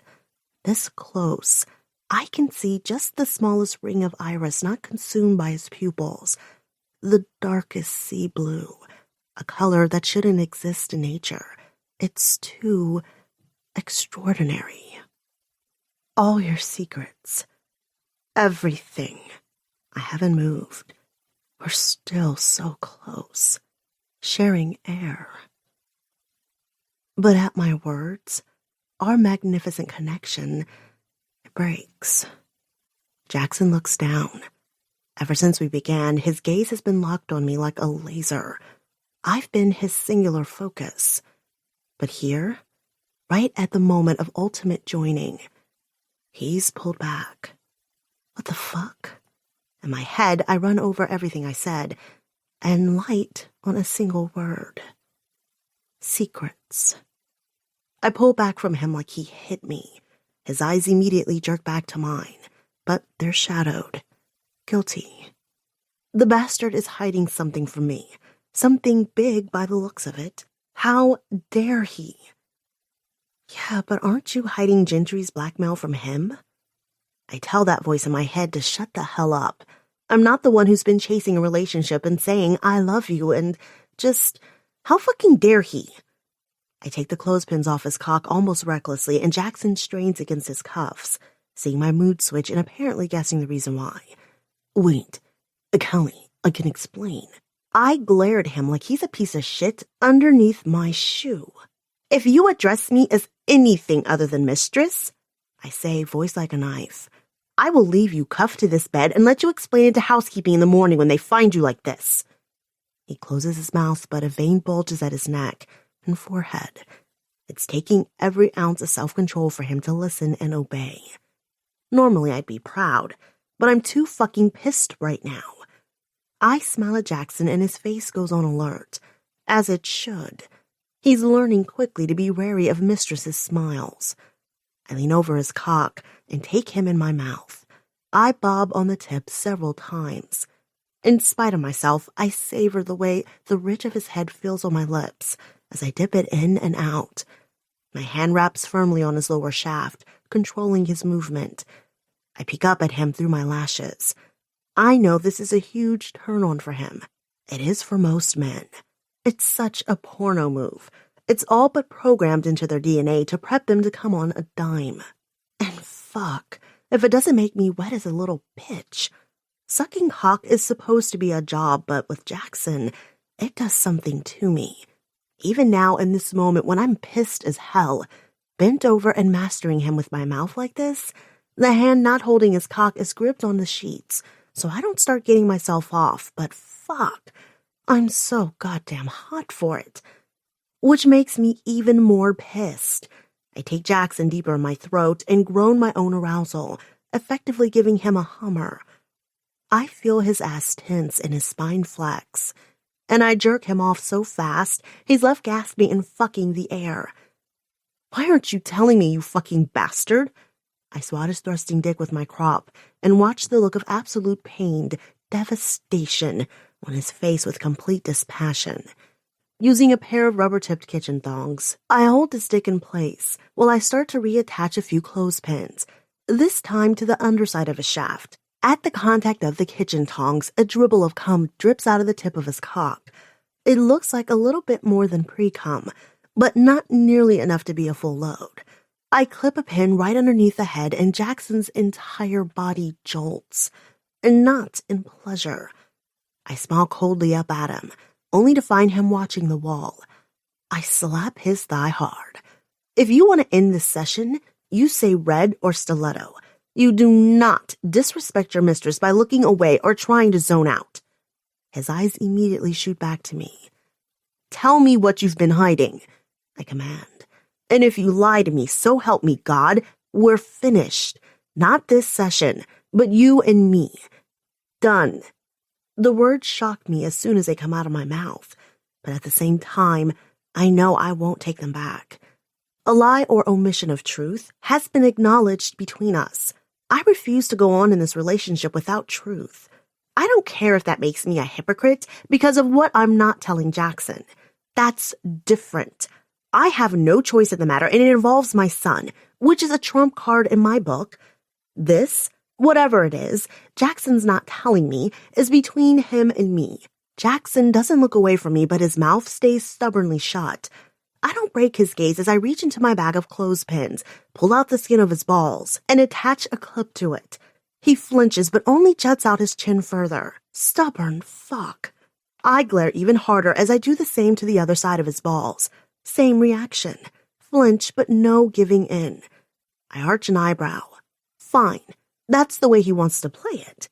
I walk to one of the other rooms of the suite and grab a chair from the little dining area.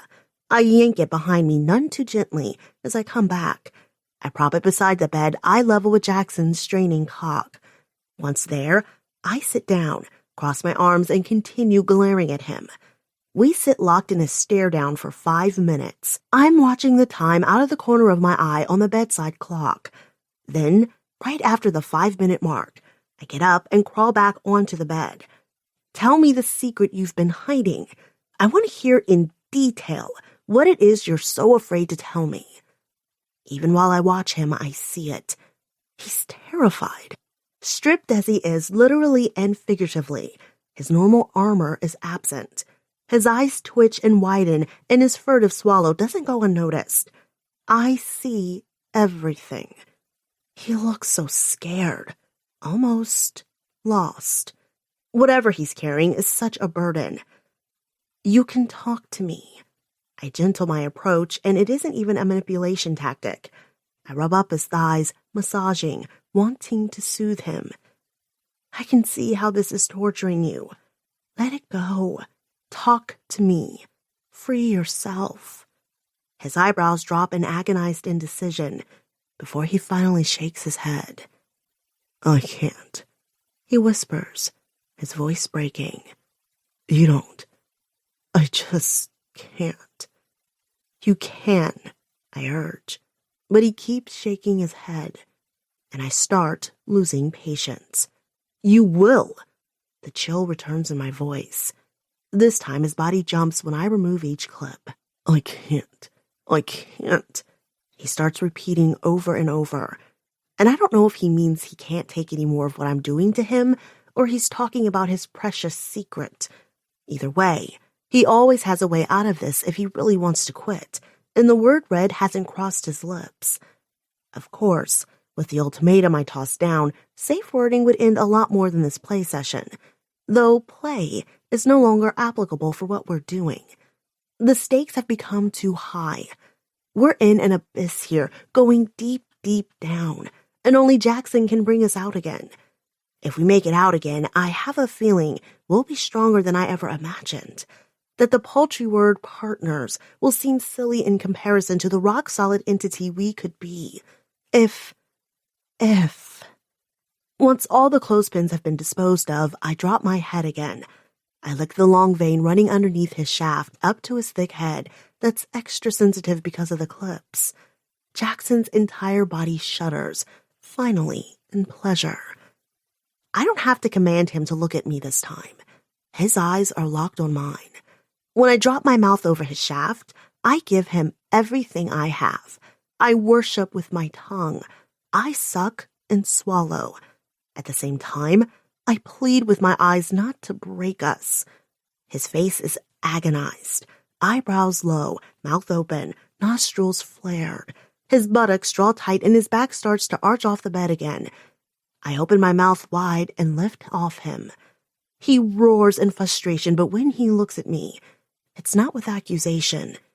It's still fear. Not just fear. 10 times worse than that. He's moved into a place of almost animal-like terror. Sweat mats his hair and there's water around his eyes, even though he's not crying. Exactly. Everywhere his muscles bulge. His arms, his neck, even his forehead. His eyes are huge as he tilts his head to the side as if in supplication. Please, don't make me. His voice breaks. You'll never forgive me. For the second time tonight, he breaks eye contact, his head slumping between his shoulders, like an invisible weight is pressing him down from behind. Oh, God. It was too good to be true. I knew it. But I believed in him anyway. Stupid. I'm always the stupid girl, never learning from her mistakes. What? I pull away from the bed. What is it? Just tell me. Jackson looks up at me, eyes full of regret and remorse. Oh, God. I'm going to throw up. My hand goes to my stomach. Tell me now, or I walk, I demand. What did you do? It was Gentry, he says. I back away from him, shaking my head, tears prickling. Oh, God. They haven't been working together, have they? I'll do more than throw up. I'll never be able to get anything down ever again, or trust anyone. Anything. It was back when we were in college. I told you the game seemed harmless at first. Jackson's torso strains off the bed, arms pulling against his cuffs. His eyes beg me to understand. I keep shaking my head. College. A small seed of hope starts to bloom. Maybe he's not going to confess partnering with Gentry recently in the horrors against me. Jackson sounds no less tortured, though. He always had a different girl in his arm and 3 more who wanted to be with him. He was so charismatic. Jackson spits the word like it's poison. So one night, we're all partying together. His eyes flick up to meet mine, but then drop again. Gentry had a girl hanging all over him, but like I said, that was nothing new. At the end of the night, though, he comes over to me and tells me the girl is actually into me. Jackson swallows hard, and the moisture that was just a sheen earlier gathers at the rim of his eye. He tells me she's kinky and that she's waiting, blindfolded for me in his room. She thinks it's hot to call me the Dark Knight instead of my real name, so I should just go for it. And I do. It's not the first time he'd done that kind of thing, gotten me girls. Jackson closes his eyes, face ashen. I look at him in confusion. What does this story have to do with anything? Is he ashamed he couldn't get his own girls in college? It's not awesome, and the fact that it was Gentry is just, but still, so what? Watching him, as his eyes come back to me, though, so dark and lost, my stomach sinks. And then it hits me. Gentry's a part of this story. Of course, something absolutely horrible happens next. As Jackson goes on, every word only confirms my suspicions. The girl was waiting there, just like Gentry said she would be. When I came in and sat beside her, she jumped me and started making out, immediately taking off my clothes. So I thought everything was cool. He chokes a little as he continues. She said how hot it was to finally get to be with the Dark Knight. She said that over and over. How long she had wanted that. So we slept together, and I think we're all good. He squeezes his eyes shut. What happened? I ask. I didn't realize it, but as he's been talking, I walk closer so that now I'm by the bed again. I sit down beside Jackson and put my hand on his thigh. The morning happened. He looks up and meets my eyes. I wake up and she's screaming that I raped her. The whole damn dorm freaks out, and the next thing I know, I'm in cuffs. I suck in a shocked breath. Gentry paid her off to say you raped her? He shakes his head. God, I wish that was all it was. His voice hitches as he looks at me, eyes haunted. No, to this day, she believes I raped her. And in a way, I did. I jerk back from him. Gentry must have given her something, some kind of roofie. Jackson's voice evens out to a monotone, and his eyes drift to the wall. She doesn't remember anything about the night before, except that she went to the party, wanting to sleep with Gentry. He was the only guy she'd wanted to sleep with all year. No one else. Then she woke up in his bed with me, some guy she didn't know at all other than having seen me once or twice at a party.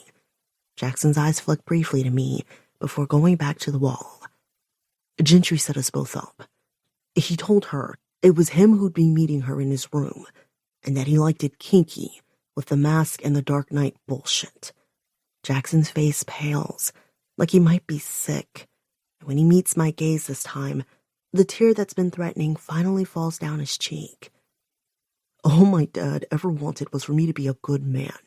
Instead, I let Gentry make me a rapist. Oh my God. The devastating reality of what he's lived with for all these years. Of what Gentry did to him. Of what happened to that girl. Quickly, I pull the keys to the handcuffs out of my bra and undo the restraints at his wrists and ankles. Then, I prop myself back on the headboard and pull Jackson into me. He collapses against me, head curled down against my breast, and does something I wonder if he's ever allowed himself since it all happened. His entire body shakes silently. I imagine he's crying, but he's so quiet. I can't tell. I stroke his enormous back and wrap as much of my body around him as I can, which is when I feel it. As fucked up as he must be about everything that went down years ago, I've gotten him so revved up over the past couple of hours. He's still hard as a rock. His cock is engorged so much, it got to be almost to the point of pain. Then there's the matter of the ring I put around his cock and balls, only contributing to the issue. I know what needs to be done. Get on all fours. It comes out in my harshest dom voice. In spite of everything, there's no hesitation. Jackson drops to the floor, his head sunk low between his shoulders, face to the ground. Did I say get on the ground? I said on all fours. I snap. It should have been perfectly obvious I meant on the bed. Jackson winces at the harsh tone of my voice, but gets back on the bed and on his knees. Never once does he look my way. He assumes the position on his knees with a military-like precision, except for his head, which is bowed so low his forehead scrapes the bed. I rear back and give his ass a hard smack. Head up! His head jerks up, eyes on the wall now. What do you say when I address you, slave? I give him another wallop. His body doesn't even jerk with the impact. Yes, mistress. His voice sounds lifeless. This is not acceptable. I reach between his legs and grab his hanging cock. He lets out a groan that sounds more like a growl, and I feel an answering roar of satisfaction in my chest. And then he tries to pull away from my touch. Mistress, no. I'm a fucking monster. You heard. You know now. I grip his cock like a vice the further he tries to move until he half crumbles to the bed. On your knees, I demand again. This is not Jackson the business mogul, the self-confident dominant man everyone else in the world knows. This is my man stripped down and at his most vulnerable, maybe more than he's ever been before in his life. Well, at least a moment that he shared with someone else. I think of the morning he woke up to that girl screaming that he'd raped her, his confusion and terror, and the horrible, horrible fear that somehow she was right, and he'd done the unthinkable. All my dad ever wanted was for me to be a good man. After a life being bumped around in the foster care system, landing with his foster parents who eventually adopted him, changed everything for Jackson. Jackson was so close with his adopted dad. From the little he's told me before, I know it was the emptiness after his death that in part led to Jackson hanging out with Gentry in the first place. And then to have the foundation of who you thought you were as a person and as a man questioned and ripped apart. How many years later and Jackson still calls himself a rapist and a monster? The opposite of the legacy his father wanted for him. And all this done by someone who was supposed to be a friend. Betrayal on top of devastation. Jackson didn't finish the story, I realize. He said he was taken away in cuffs. Obviously, it all got settled somehow, though, to him. That's not the important part of the story. And I see it now. Why Jackson really chose me. In the beginning, he did want to save me from Gentry, but not because he saw me as some pitiable whore. He wanted to save me because he himself had been used, manipulated, and, at least for a time, broken by Gentry. We'll both forever bear the scars of that bastard. But it's not all Jackson and I have. We are so much more than the victims Gentry made us. I reach out and put a hand on Jackson's flank. This time, not a strike, but a gentle touch. We are more than victims. We've connected on so many deeper levels and become more than the game pieces Gentry tried to craft us into. I rub Jackson's hips with both hands. His cock hangs huge like a horse between his legs and twitches with each deep massage even though my hands are nowhere near it. I pause in my ministrations to open my bedside table drawer and pull out an eye mask. Usually, I like seeing his eyes, but for this, I want him completely lost in the sensory experience. I place the dark fabric over his head and make sure it's secure over his eyes so that he can't see anything. Once I'm satisfied, I go back to my bag and grab a couple other items. Then I return, drop the items by his feet, and continue my massage. I've tortured him long enough, probably too long. I never intended this session to be so lengthy, but then, of course, I should have planned on Jackson's stubbornness. Dripping some lube onto my fingers, I dip my forefinger into the pucker of his ass. A low moan escapes me as my slippery lube finger presses up against the tight ring. The ass is so forbidden. I don't know why that immediately makes it 10 times hotter, but it does, and I go with it. Open up and let me in you, you sexy fuck, I command. At my words, his body relaxes and my finger instantly slips in. Oh, God. It's so tight and hot. I lift up on my knees and lean over his back even as a second finger joins the first. It's a slightly tighter fit, but I'm lubed up and determined. Leaning on him as I am, I can feel his shudder as it goes through him. I join him as he moans. Slowly, ever so slowly, I push my fingers in and out. I'm inside of you. Can you fucking feel me? Inside you this time. Yes, mistress. His voice is a little more than a croak. That's right, I coax.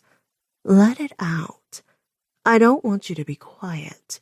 I want to hear noise. I want you to be an animal underneath me. Don't analyze. Just fucking feel. That's a command. Yes, mistress. Good. I pull back so I'm sitting more firmly planted on the bed and have better leverage with my fingers.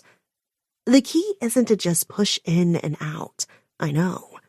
Instead, I go in a little ways and then start pressing down on his prostate gland, the G-spot for men. That's where I start massaging back and forth, keeping firm pressure.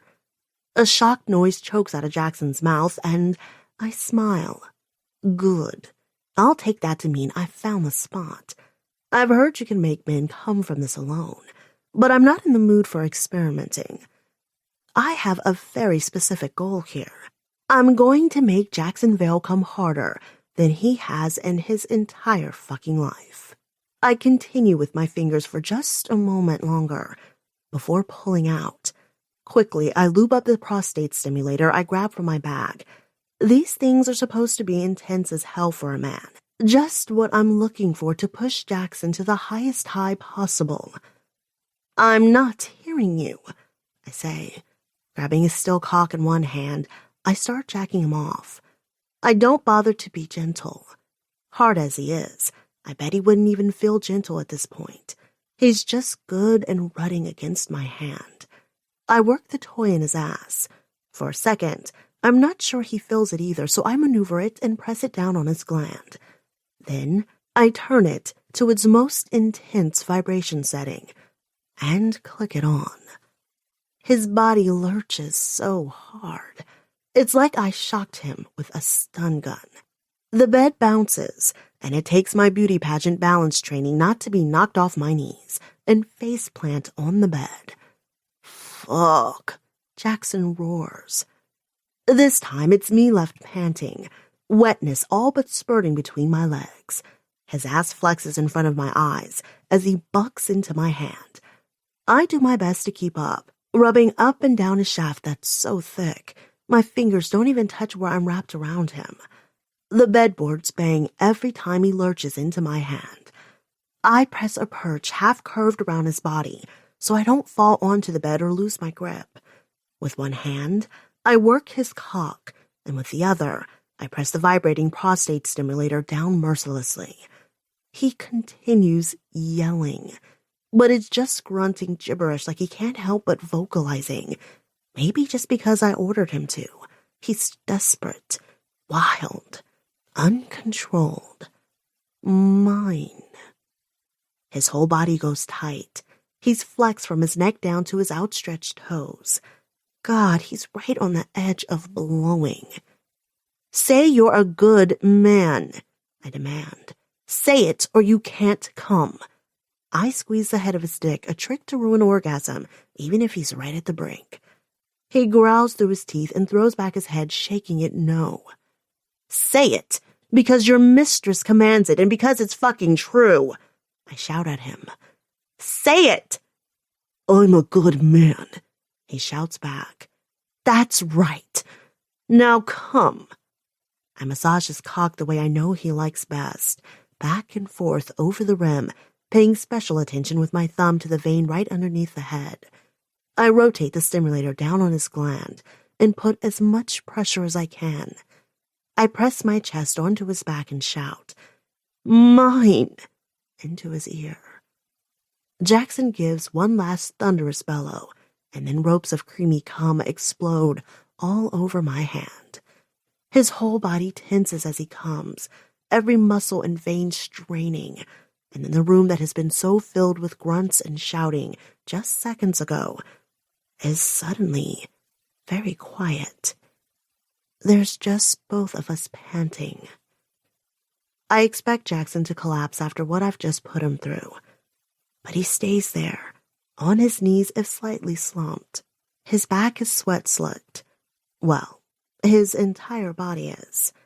I push my hair back from my eyes and realize I'm wet with sweat, too. I slip the stimulator out of him, and I'm about to say something to break the quiet. Or, no, I still need to be Dom for a little while longer. I should be in aftercare mode, checking in with him and making sure he's okay. No, you. Jackson's voice is so low it's half a growl. He reaches over with his left hand and jerks back the comforter to reveal silken maroon sheets below. The next second, he rolls me so that my back is on the sheets. He kicks the comforter soiled with his relief off the bed.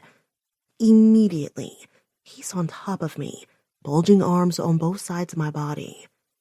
His cock, which is somehow still hard after his explosive release, nudges at my slick entrance. I grin in readiness. But then his right hand comes to my throat in a chokehold.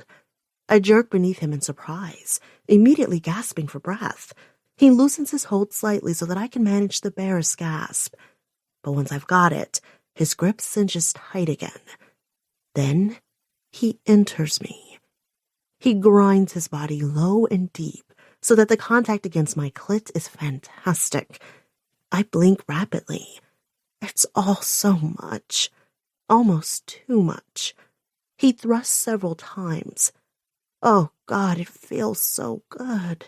I try to suck in air, but Jackson's firm hand at my throat keeps me from getting in anything except the barest wheeze. I stare at him. He's wearing his stern Dom face. His arm muscle glistens as he dominates me completely. I squelch around his cock because the sight is the most fucking erotic thing I've ever seen, or even considered. Except, I can't.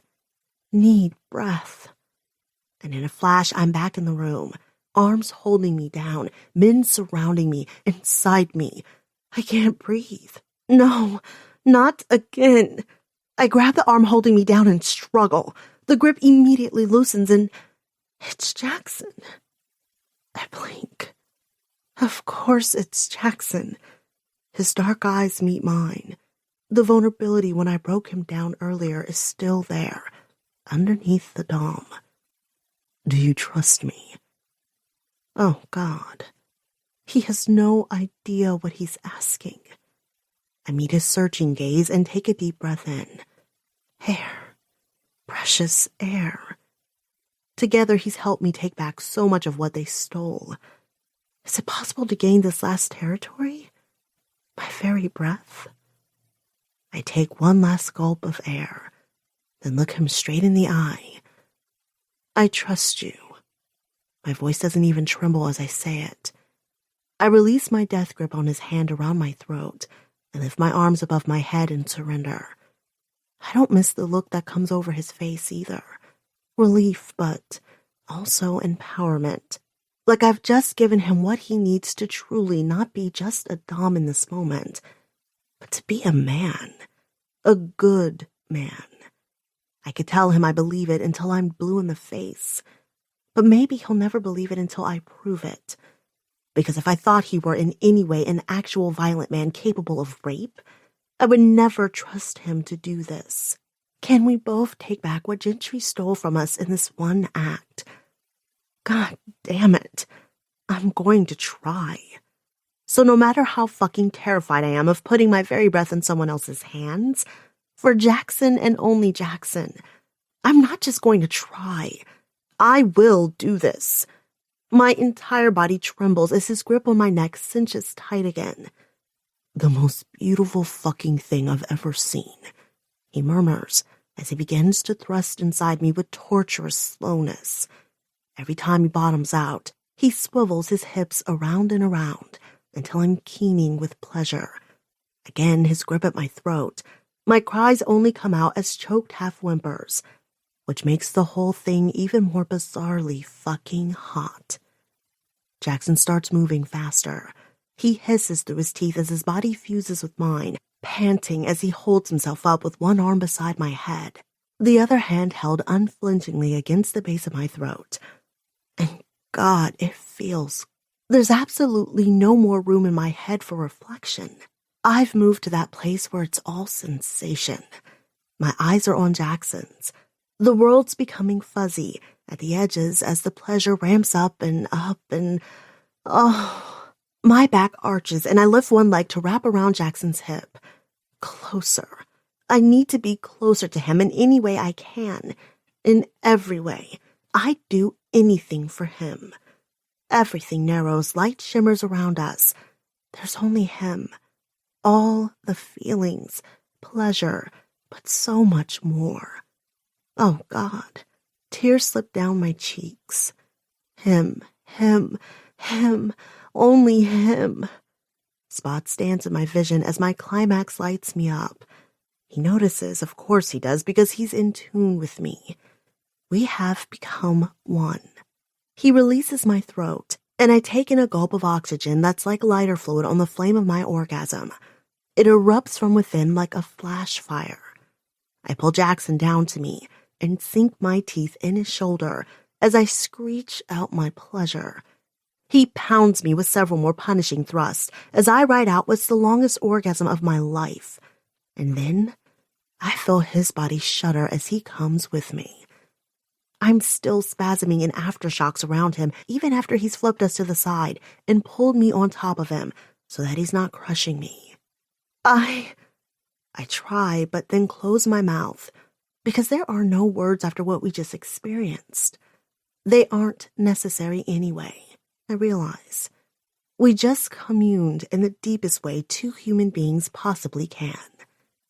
Jackson's fingers play with my hair and, for once, I'm the one who drops off to sleep first. Chapter 22. Callie. Things between Jackson and I stay good all week, except for the fact that I still haven't told him that Gentry tried blackmailing me to steal his prototype. But really, is there any need to at this point? Because I'm not doing it. Everything that happened last weekend made a few things very clear. What Jackson and I have is too important to throw away. He told me he loves me, and after what Gentry did to him, God, there's no way I could betray him on Gentry's behalf. I just can't. That video Gentry's threatening me with is despicable, and yes, it might color the judge's opinion of me, but with my kick-ass lawyers, it won't be admissible in court. My lawyers. I have to remember I have the best. If I play it right, maybe Jackson doesn't ever even have to know about what's on that tape. God, the thought of him seeing me like that? Maybe there's something else I could do so I won't even come to Gentry releasing the tape. Granted, I have less than a week to come up with a brilliant plan.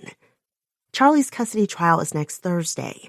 Unfortunately, every pseudo-plan I've thought up so far gets shot down within half an hour of further research. If I try to give Gentry fake code, he'll test it and realize it's crap within a day. Same thing if I give him an old version of the firmware. He'd quickly find the same problems with Falcon 6 that we saw in our last demo. I've thought about giving him the real version, but with some kind of virus that would infect his whole system and put the company out of commission for a few weeks. Problem is, I only know how to code some basic Trojans that are the kind of low-level thing that Gentry's malware detection software would pick up like that. It's not like there's a Hackers 101 class at Stanford where you learn that kind of shit. Even if I spent every second of the next 100 hours or however much time I have left learning everything I can about how to sneak a virus into the firmware undetected, it's nothing that couldn't eventually be sorted. And in the meantime, Gentry would know I was fucking with him and voila, the video still gets released. My phone beeps with a reminder I have an unread text from Gentry. I've been ignoring it for the last 30 minutes, but I doubt he'll allow it for much longer. From the preview, I saw that he's asking when I want to meet to exchange the prototype for the blackmail video. Miss Cruise? I try to shake off thinking about it as I stand up and walk through the familiar reception office at Charlie's psychologist to see him for my weekly supervised visit. If there is any justice in this goddamn world, this will be the last time I have to be supervised just to see my own son. Although, knowing how slow the fucking court system takes to come to a decision, it will probably be at least another 2 months of this before the judge's ruling gets implemented. Anger makes my jaw tense. But, no. Calm the hell down, Callie. Charlie's always been able to pick up on it if I'm upset, and I only want him getting good vibes from me. I take a second outside the door to grab several deep breaths and focus only on my little boy. The softness of his little boy hair, the feel of his chubby little fingers when they curl around mine. Finally, when my heart rate is chilled out enough, I step inside. Sometimes when I come in, Charlie is already playing with blocks or the train set or coloring with the child psychologist, a friendly older woman. When I open the door today, however, there's some strange man I don't recognize standing in one corner with a clipboard. Charlie's on the ground in the center of the room, tearing pages out of a book. Ripped and crumpled pieces of paper circle him, as do a completely upended box of scattered colored pencils and crayons. Not to mention the red and blue scribbles all over one wall. Right at Charlie's level. Oh shit. I really hope they've had other kids in here and it was one of the other kids who made most of this mess. I glare at the man with the clipboard in the corner. Who the fuck is this incompetent shit who's supposed to be watching over the kids who come through here? What's going on? I march straight up to the aforementioned incompetent shit. He looks at me briefly before his eyes zero back in on Charlie. I snap in front of his face. Hey, I'm talking to you. Where's Martha? I hope the name of the normal child psychologist will get me somewhere. I'm filling in today. An especially loud ripping sound comes from the ground behind us. An incompetent shit looks down and scribbles away at the notepad attached to his clipboard. I push the clipboard down and force him to see me. Don't you think you should be paying more attention to the child in your care than taking notes? He was basically unsupervised before I got here. The man looks at me with dispassionate eyes. You were late. What? I grab my phone out of my pocket and check the time.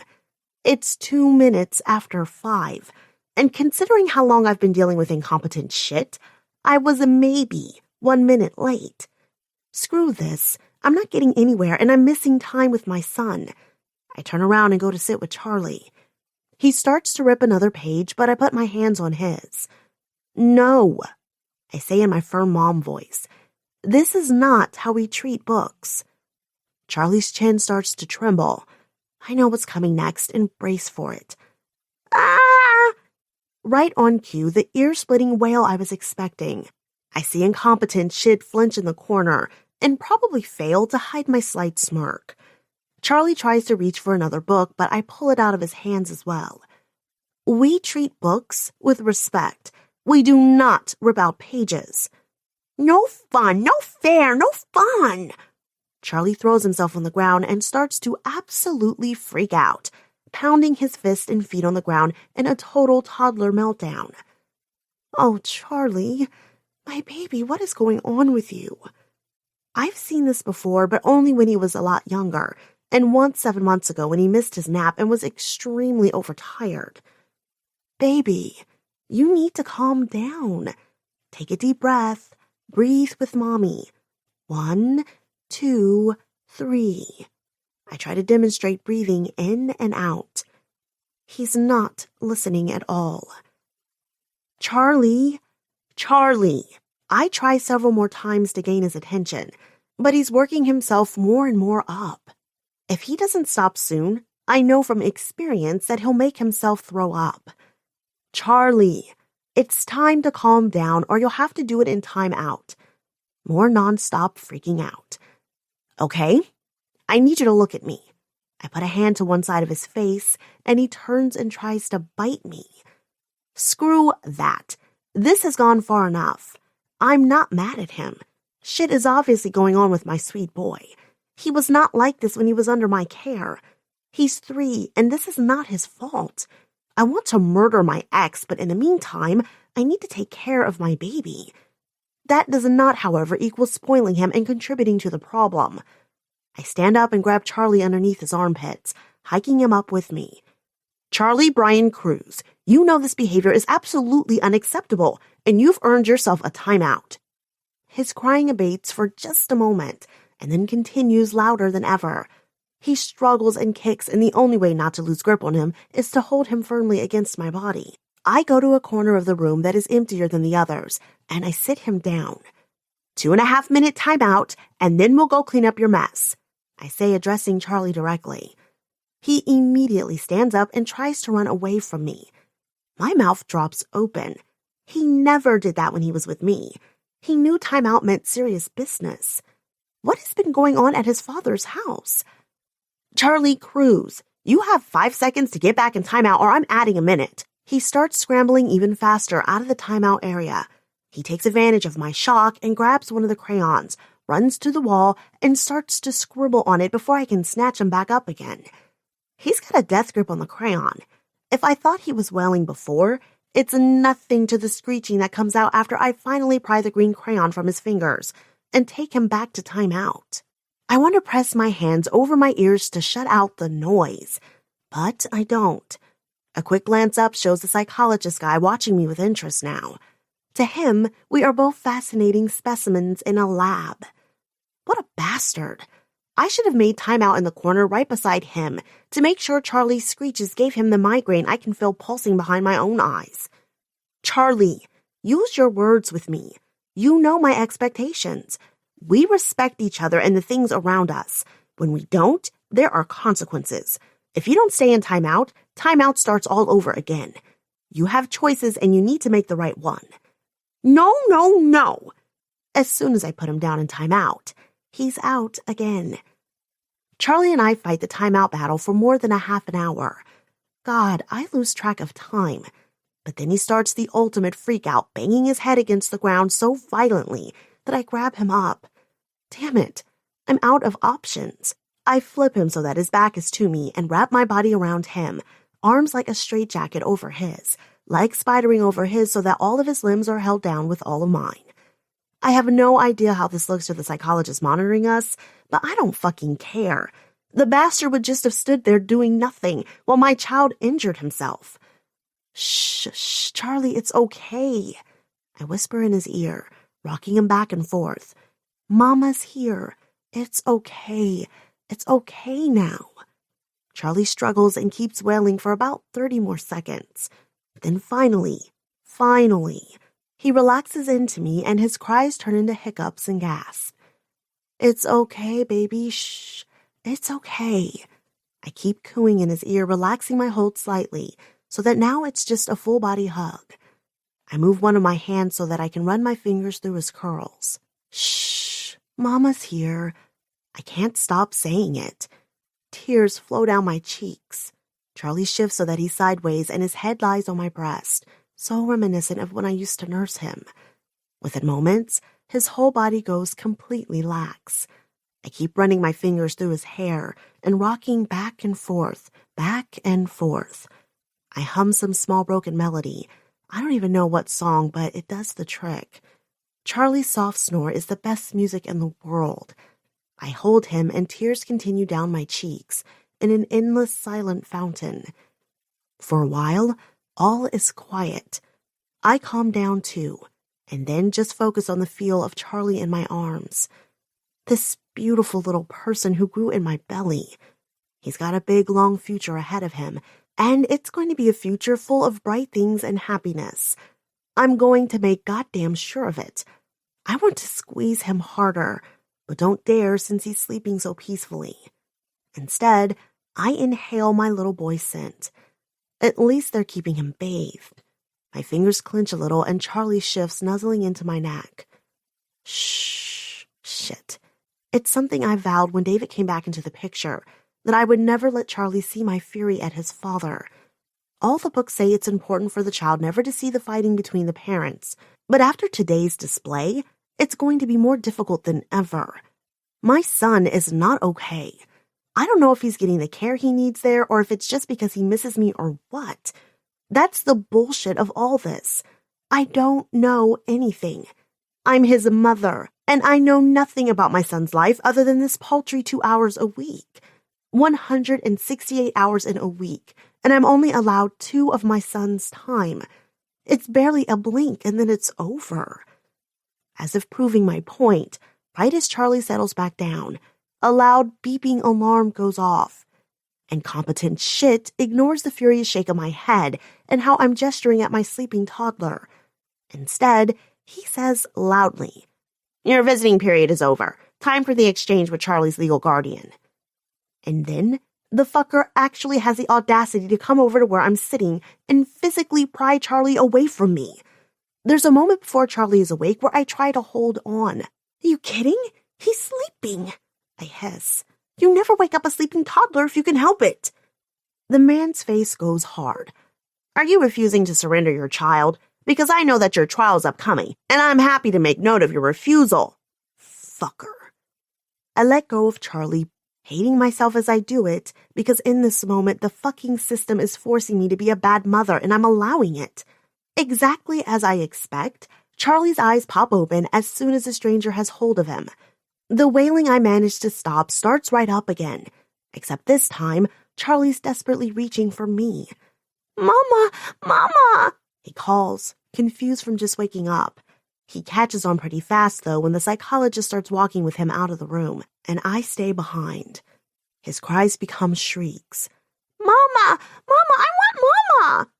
The last thing I see is him twisting and kicking in the man's arms, fat tears rolling down his cheeks as he reaches for me with every ounce of his little might. All I can do is sit there and sob, knowing that if I go with my instincts, run and rip my own child out of that incompetent idiot's arms, I'm the one who'll be called the criminal. I stay sitting on the floor with scattered toys all around me, until long after I'm sure David or his wife have picked up Charlie. Meeting them in the lobby would not have done good things for my court case next week. The psychologist doesn't even come back either. Or maybe he took one look in the room, saw me still here, and hightailed it out of there like the coward he is. After enough time, the fury burns away, and I'm left with the absolute raw gulf of pain left behind after seeing what's happening to my child without me in his life. It's not just me selfishly wanting my son back. He needs me. I've read the reports Jackson's lawyers have gotten me from his daycare teachers. His acting out is getting worse.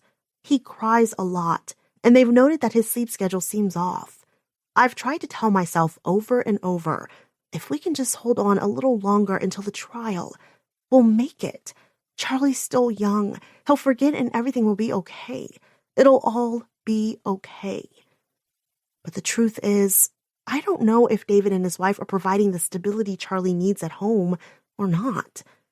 Maybe they don't know how, or even want to deal with him when he's a handful like tonight. Or maybe all of Charlie's behavior problems are a reaction to feeling abandoned by me, something I had absolutely zero control over. But how is a 2.5-year-old supposed to understand that? Bottom line, Charlie is not doing okay without me. He needs me. My phone beeps in my pocket and I take it out to check my messages. My phone beeps 3 times, signaling a text, right as I'm about to ring the bell. Gentry. Where is my prototype? We meet on Monday or I send this video wide and you lose your son in court on Thursday. Motherfucking son of a bitch cunt. I breathe out and count to 3.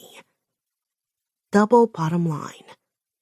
I have to do whatever it takes to get my son back. Jackson's face flashes through my head, him telling me he loves me, but it's quickly drowned out by the image of my screaming child being torn away from me.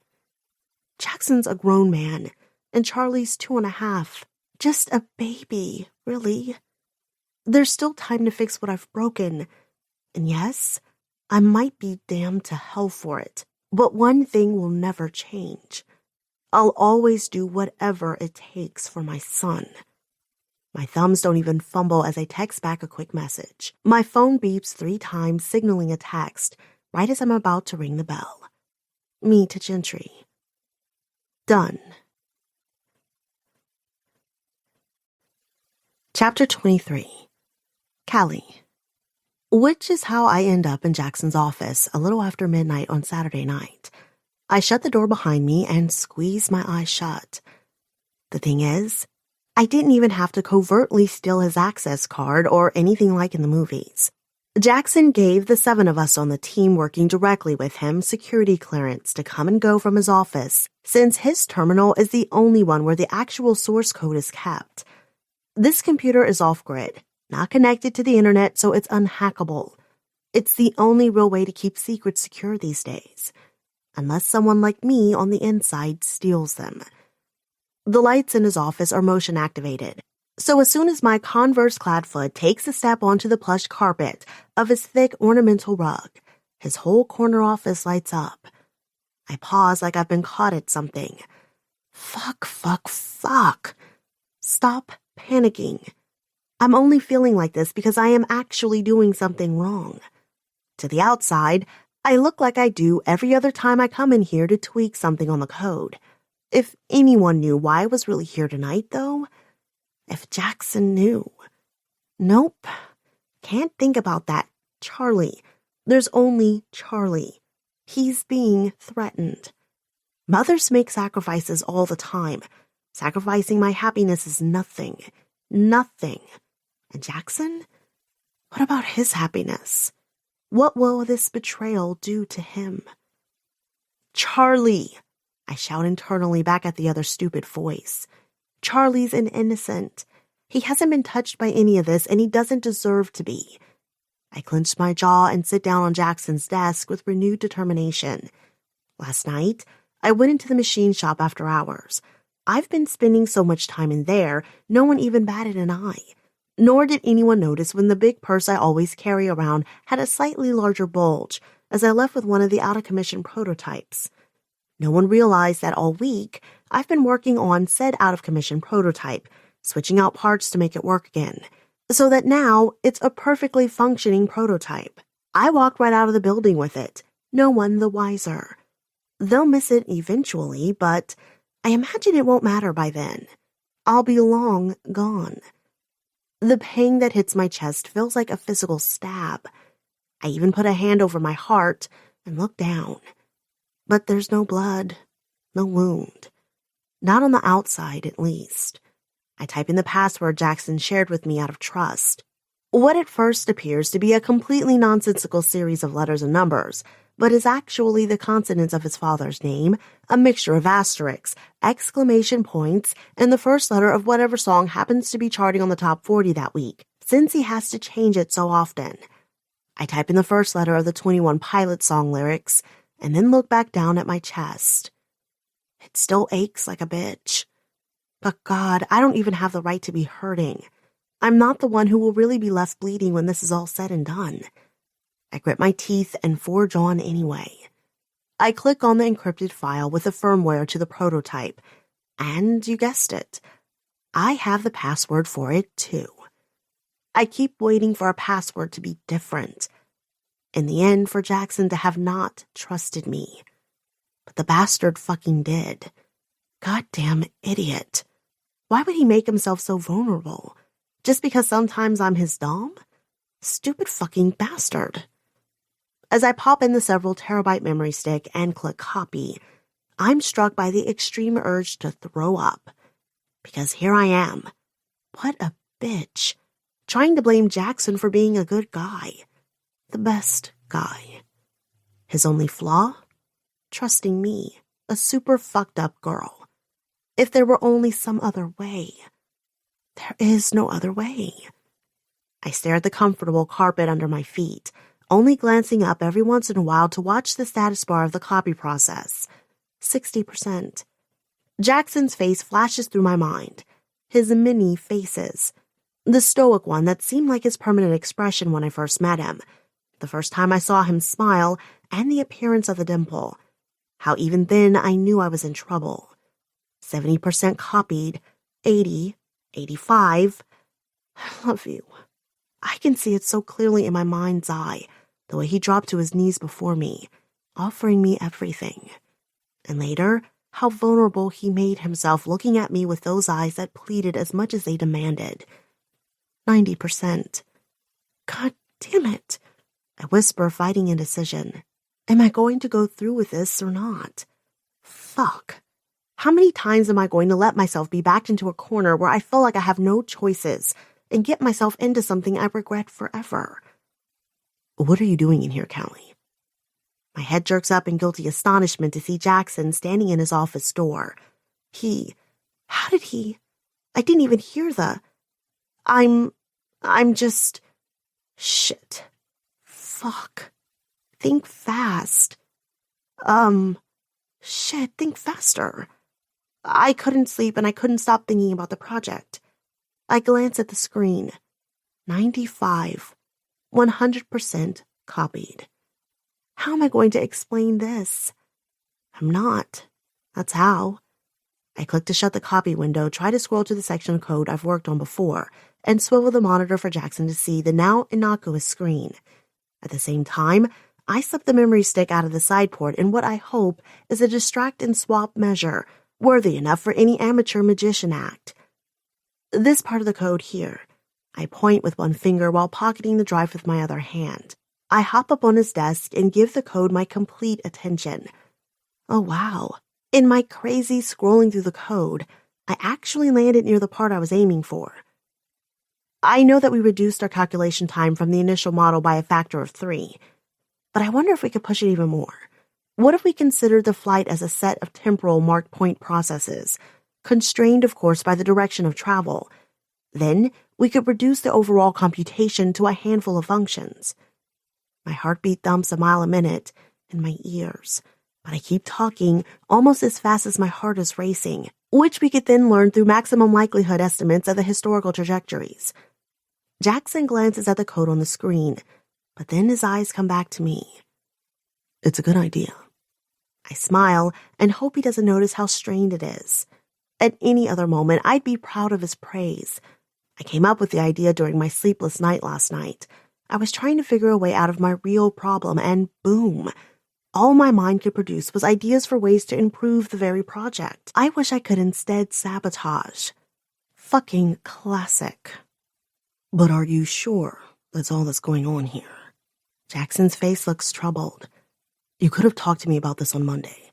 Besides, I thought you said you were tired and going to bed early. Isn't that why you said you didn't want to get together tonight? I feel myself twitch but force a smile. Shit, I thought I covered well enough. I walk around the desk and hop up on it. I took a nap on the couch but then couldn't fall back asleep when I transferred to the bed. Couldn't turn my brain off. I bring my legs around Jackson's waist. Oh God, I'm going to hell. It's official. Seducing my boyfriend to hide the fact that the drive in my pocket could betray his company and everything he's worked for. I force more brass into my smile. Maybe. I was hoping to catch you here, because I know how much your head is on this project, too. I put my arms around his neck and drag him down to me, enveloping his lips in a kiss that quickly becomes devouring. His arms wrap around my waist, and he pulls me to him, murmuring how much he needs me. That pain that felt like a stab in my chest earlier burns with brand new agony. By the time Monday comes around, I don't even bother eating lunch. Well, I try, but after barely managing a few bites of a granola bar, I give up. I step on the elevator I swore I would never ride again and hit the button for the top floor, the Gentry Tech offices. My heart races like I imagine a rabbit's might right before a hungry jackal clamps his jaw down on its neck. But no, I'm prepared this time. I reach in my oversized coat pocket. Taser. Check. I glance down at my shin-high Doc Martens. Hunting knife? Check. I flex my hands in their patent leather gloves. Unobtrusive brass knuckles. Check. I will not be caught unaware this time. No matter that I'm walking back into the mouth of the lion's den, I will never be a victim again. The elevator opens to a familiar lobby. The receptionist desk is empty at this hour, though. A quick glance at my phone shows that I'm early. It's about 4 minutes before 11 p.m. The overnight security guard downstairs waved me straight past, just like Gentry said he would. But this seems all too simple. I've been torturing myself over this ever since the day 2.5 weeks ago when Gentry told me what he wanted. And yet, here I am. The glass to Gentry's office is clear instead of opaque. I can see that he's alone. No one else is waiting to jump out at me for a repeat of my last scarring encounter in these offices. I'm still cautious as I head toward his office, though, the rubber of my Doc Martens squeaking against the perfectly polished floor. I would have come in the biggest sweats I owned, except I want to be able to move if I need to. I settled for black stretchy jeans, cut off at the knees, and a fitted dark blue hoodie. No makeup, hair in a low ponytail. This isn't a business meeting, and I'm not going to try to pretty it up like one. I shoulder the backpack I'm carrying with the prototype higher on my shoulder and push into Gentry's office with little to no finesse. If the damn door didn't have all kinds of mechanisms in place, it would have whacked into the opposite wall with a satisfying thwack. As it is, it only opens quietly and then hisses shut behind me. Gentry's thumbing at his phone, apparently totally absorbed, as he completely ignores me. It's such a petty power play. I just roll my eyes and cross my arms over my chest. Me and my prototype are happy to walk our asses right back out of this building if you're too busy for us. I toss a thumb over my shoulder in the direction of the elevator. When Gentry continues staring at his phone screen, I turn on my heels. Show me. I only allow the briefest smile to flicker over my face before I make my features stone and turn back to face him. That's right. I'm going to set the tone of this meeting from the beginning. I'm the one in control, not him, no matter how much he believes he is. Calmly, I walk toward his desk, unzipping my backpack as I go. I pull out the prototype of the drone and set it on his desk. Gentry immediately snatches it up. His eyes avidly devour every bit of the 22-inch prototype. In this moment, I hate how intelligent he is. It's not fair. Why would God create intelligence only to deposit it in this waste of human tissue? Gentry's eyes narrow as he looks back up at me. Okay, now where's the firmware that makes it fly? I want to look through the algorithms with a fine-tooth comb and see what he's done. I'll know if you're giving me shit code. You're a dumb bitch. Don't think you can pull one over on me. I look away only if because I can't bear to lock eyes with a man who raped and debased me. Even now, he's trying to steal something else that's become so precious to me. Jackson. The only way to get through this is to make myself cold and shut down everything. Emotions, thought, physical response. I have to. Gentry can't see anything on my face. I won't give him an inch of power. Not one iota. I reach for the bag again, but Gentry eyes my gloves, then stands up and backs away. I just put the bag on the desk. He eyes it like I've put a bomb in there or something. There are contingencies in place. If anything happens to me, the video of you gets sent and you lose your son. I scoff in disgust. It would serve you right if I had a gun in here, you bastard. I bang my backpack on the table and step back. But you think I would let you make me a murderer? You think I'd do that to my son? I shake my head. Front pocket. I step back and resume my position, feet planted, arms crossed, and stare him down. Of course, I don't tell him I thought seriously about trying to stage his death in a self-defense kill. If I attacked him, I know the fucker would have no qualms about hitting a woman. Then, as long as I let him get some hits in and rough me up a little, I could just kill the fucker with my bare hands. I know a suffocation hold that would do the trick. and if all else failed, I could use the knife. But there are too many ways for it to go wrong, and it's too close to the custody hearing. I considered it in probably far too much detail. There were entire nights I spent lying awake planning just how I'd do it before I finally let the idea go.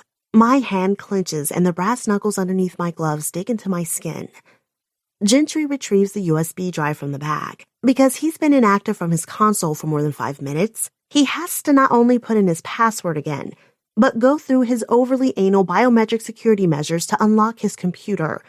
Not just the usual eye scan, but also the newest in palm image technology. An infrared scanner reads his palm print and also penetrates inside to read and confirm the pattern of veins inside his palm. On top of that, he whispers a password for voice recognition. I'm close enough to hear it. A Pandora 6 Gorilla 10. You don't think all of that is a little overkill? I tilt my head at him sideways.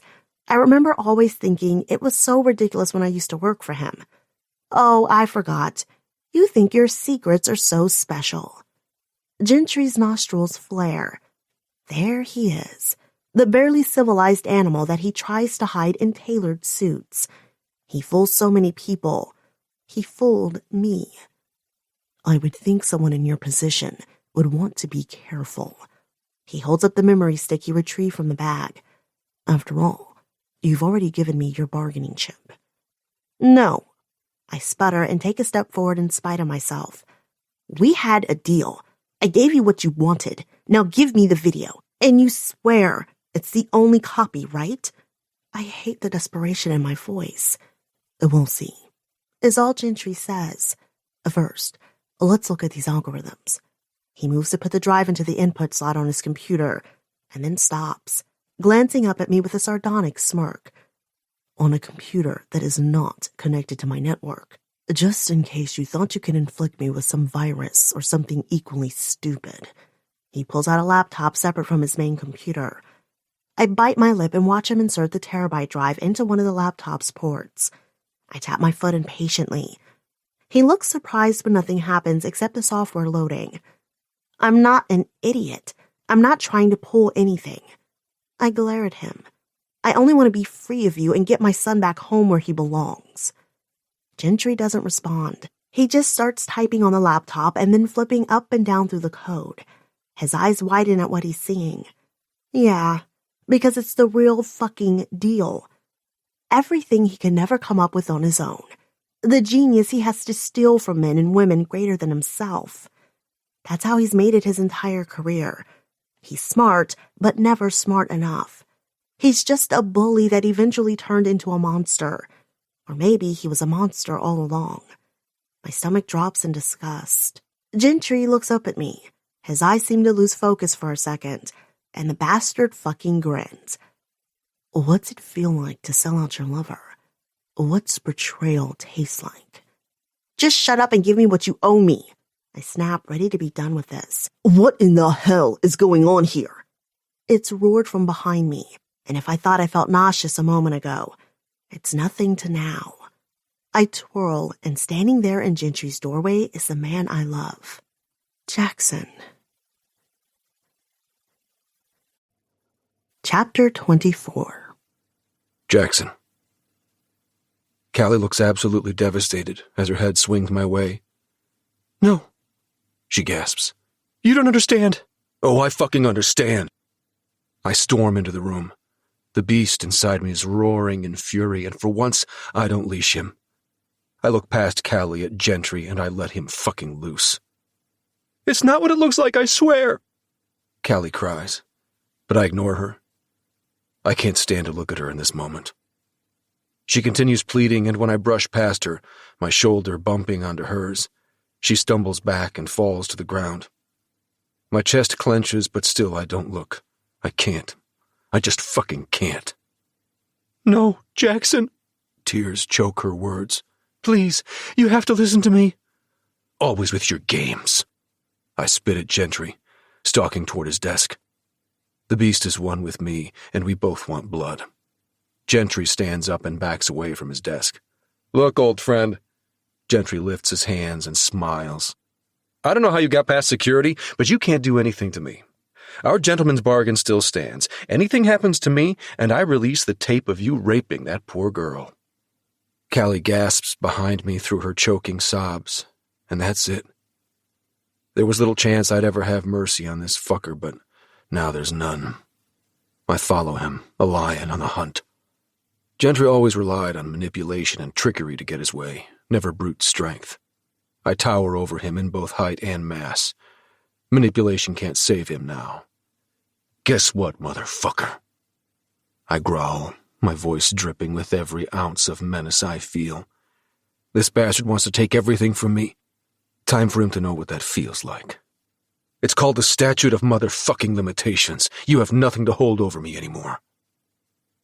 Gentry's eyes widen as if realizing that, for the first time in his life, he just might have to pay for his actions. I grin what I'm sure is an evil motherfucking grin as I lift my arm and swing with the force of a decade and a half of fury. The beast roars in satisfaction as my fist makes contact with Gentry's nose. There is the crunch of cartilage and a high-pitched scream of pain from Gentry before he slumps to the floor. I stare down at him a long moment, breathing hard. Wait, he's unconscious? I only got one motherfucking blow and he's out? I turn around to Callie. "Well, that was disappointing." I deadpan. "Pussy went down with just one punch." She grins as I hurry over and reach a hand down to help her off the floor. I don't stop when she's on her feet. I pull her into my arms, lifting her off the ground and swinging her in a circle. Then I kiss the hell out of her. "Jesus, I was so worried letting you come up here alone with that psycho," I say between kisses. "I was fine. I told you I had this." I can't help kissing her again. It about killed me, not going to you when you were crying, and when you fell. She laughs, holding my face in her hands. "I did it just like we practiced. Nothing to worry about." I shake my head in wonder. "God, I love you." She squeezes me to her. "Love you too." I could hold her forever, but she's quickly squirming out of my arms. "Okay, let me down. We gotta get to work. Let's nail this bastard to the wall." I pull back and grin at her. "I like the way you think, babe." I let her down, but not without a smack on her ass as I head around Gentry's desk to his computer. "Yeah, so that night back in my office when I caught Callie in there late, when there was no godly reason for her to be there, I'm not an idiot. She tried spinning some BS about not being able to sleep and wanting to work on the code. Of course I knew better. I suspected from the very first meeting that Gentry would try to use her to commit corporate espionage. It didn't take long for me to stop caring. I wanted her more, and I knew that even if she went through with it, it wouldn't be of her own free will, because I know exactly how Bryce Gentry works. Still, that didn't mean I was going to just give that bastard my life's work. No. I'd save her and my company. So fucking arrogant. Because I didn't save her at all, did I? Remembering the night she revealed it all will haunt me forever. "What are you doing in here, Callie?" I couldn't sleep and couldn't stop thinking about the code." She slips a small USB drive in her pocket at the same time she shifts the monitor for me to look at what she's been supposedly working on. An obvious attempt at distraction. Oh, Callie. I rest my eyes back on her. "Are you sure that's all that's going on here? You could have talked to me about this on Monday." "Please, Callie, how many chances do I need to give you before you tell me the truth?" I couldn't give her many more. My security liaison had made that clear this afternoon. He was losing patience with this farce. He wanted to fire her the second he caught her on the camera in the machine shop stealing one of the old prototypes. I've been able to hold him off, but I've only got one more week at most, and then I'll have to call her out and risk losing her forever. Because maybe being with me has only ever been about the blackmail. I don't know what Gentry had on her, but I was sure it was something. Blackmail is his M.O. He did it to me and countless others. I only knew about a handful, but for as powerful and successful as his company has become, I knew he had to have a huge interconnected network of secrets he was holding over the most powerful players in the country. Hell, in the world. Maybe I was hoping to catch you here because I know how much your head is on this project too. She smiles seductively, but I see the apprehension in the lines around her eyes even as she kisses me and wraps her legs around me. And I tell her the truth. No more bullshit. I need you so much, you know that, don't you, Callie? You're a part of my life now. I can't imagine it without you in it. I hope you feel the same. I do, she whispers, and breaks the kiss to bury her face in my neck. She's usually liquid in my arms, but right now her entire body is strung tight with tension. Because she hates betraying me? Or because she's worried I'll catch her at it? I hold her even tighter. I'd forgive her either way. I'd forgive her anything. She stays like that a long time, face buried, and I hate it. Hate that she doesn't trust me. Hate that I don't know if she loves me back or if she ever could.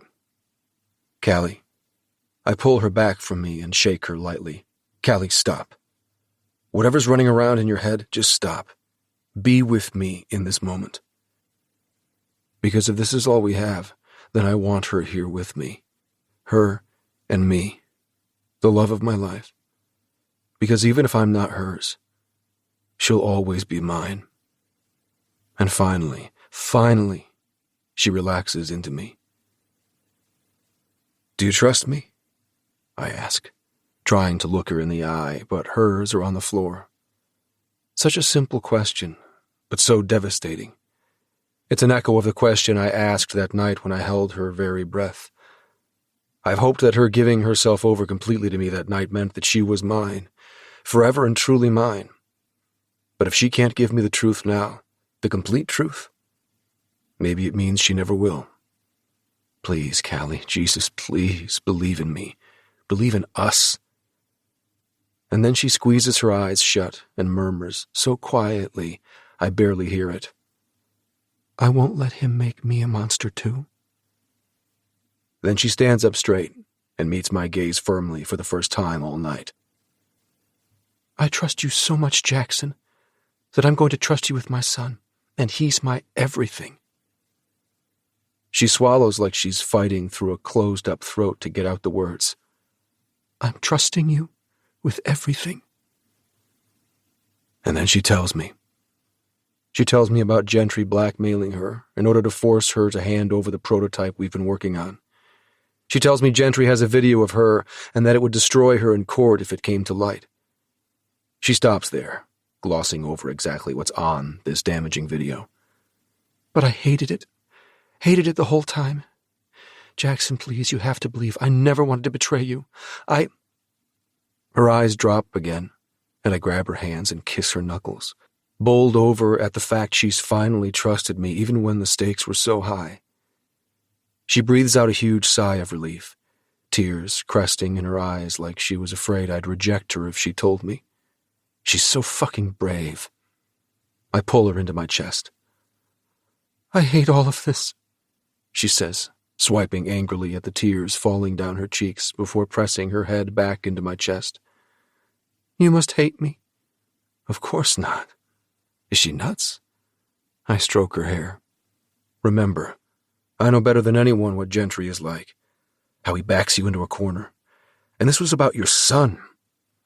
Jesus, if I think too long about Gentry blackmailing her with custody of her son, I'll lose my shit. So I focus on Callie.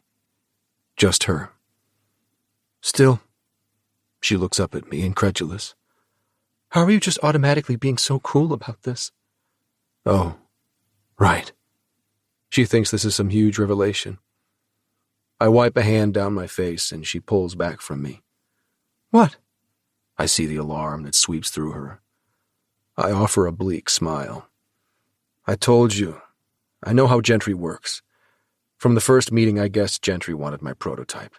Corporate espionage is almost a given with him. Guess you never expected the spy would be me, huh? She gives a bitter laugh, swiping at another tear. Then she must see it on my face. Oh my God. She yanks back from me. You did. You knew all along it would be me. Is that why you hired me? So you could control who he used to spy? She runs her hands through her hair. Christ, no! My face twists in disgust. Why do you always assume the worst, even after all we've been through? Her eyebrows furrow, and I feel bad for my strong words. Hypocritical, too, because haven't I been tortured by similar thoughts? Jesus, why couldn't we just trust in each other? Well, she did. She came clean. She trusted me with her son. I close the space between us and take her hands again. I hired you because of your skill, and because I wanted you away from that monster. Her body sags, and I catch her in my arms again.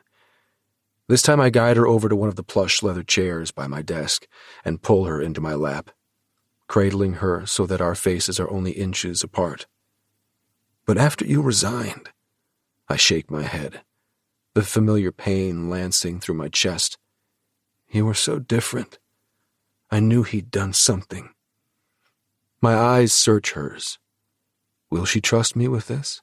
With all of it? Whatever's on that tape? I know Gentry often creates the scenarios he uses for blackmail. I know he destroys people, and then manipulates them to do what he wants them to. It's his M.O. I run a thumb tenderly over her cheek. And there are cameras in the machine shop. My security tech saw you. Her eyes shoot to me, face full of shame, but I hurry to silence whatever she's thinking with a kiss. I know you. I hold her face in my hands and force her to look at me instead of dropping her head. There's no shame here. Not anymore. I know you wouldn't willingly steal from me if you had any other choice. He was obviously forcing you somehow. Her eyes search mine, the pain in them so deep. Pain she's finally not masking from me. I don't deserve you. Hush, I say, brushing her hair back from her forehead. She smiles, her eyes falling shut. I do that for Charlie. Brush his hair out of his eyes like that. It's what you do when you love someone. You take care of them. Her eyes spring back open. Shit. I haven't said it since that first night I confessed after her parents' house, and I didn't mean to on a night like this, especially when I have to ask what I do next. Tell me what's on the video he's using to blackmail you. Her body stiffens, and I hold her closer before she bolts. You can tell me, I coax, running a hand over her hair and undoing the pins, then combing my fingers through the length of it, scalp to tips. Jesus, every part of her is so soft. You trusted me with your son. Trust me with this. Her face crumbles and she looks away. Callie, look at me and tell me, I demand. She glares at me for a long moment, but really, it's only tit for tat because she did the same to me the night she ferreted out my secrets. It's the give and take at the heart of the relationship we're building.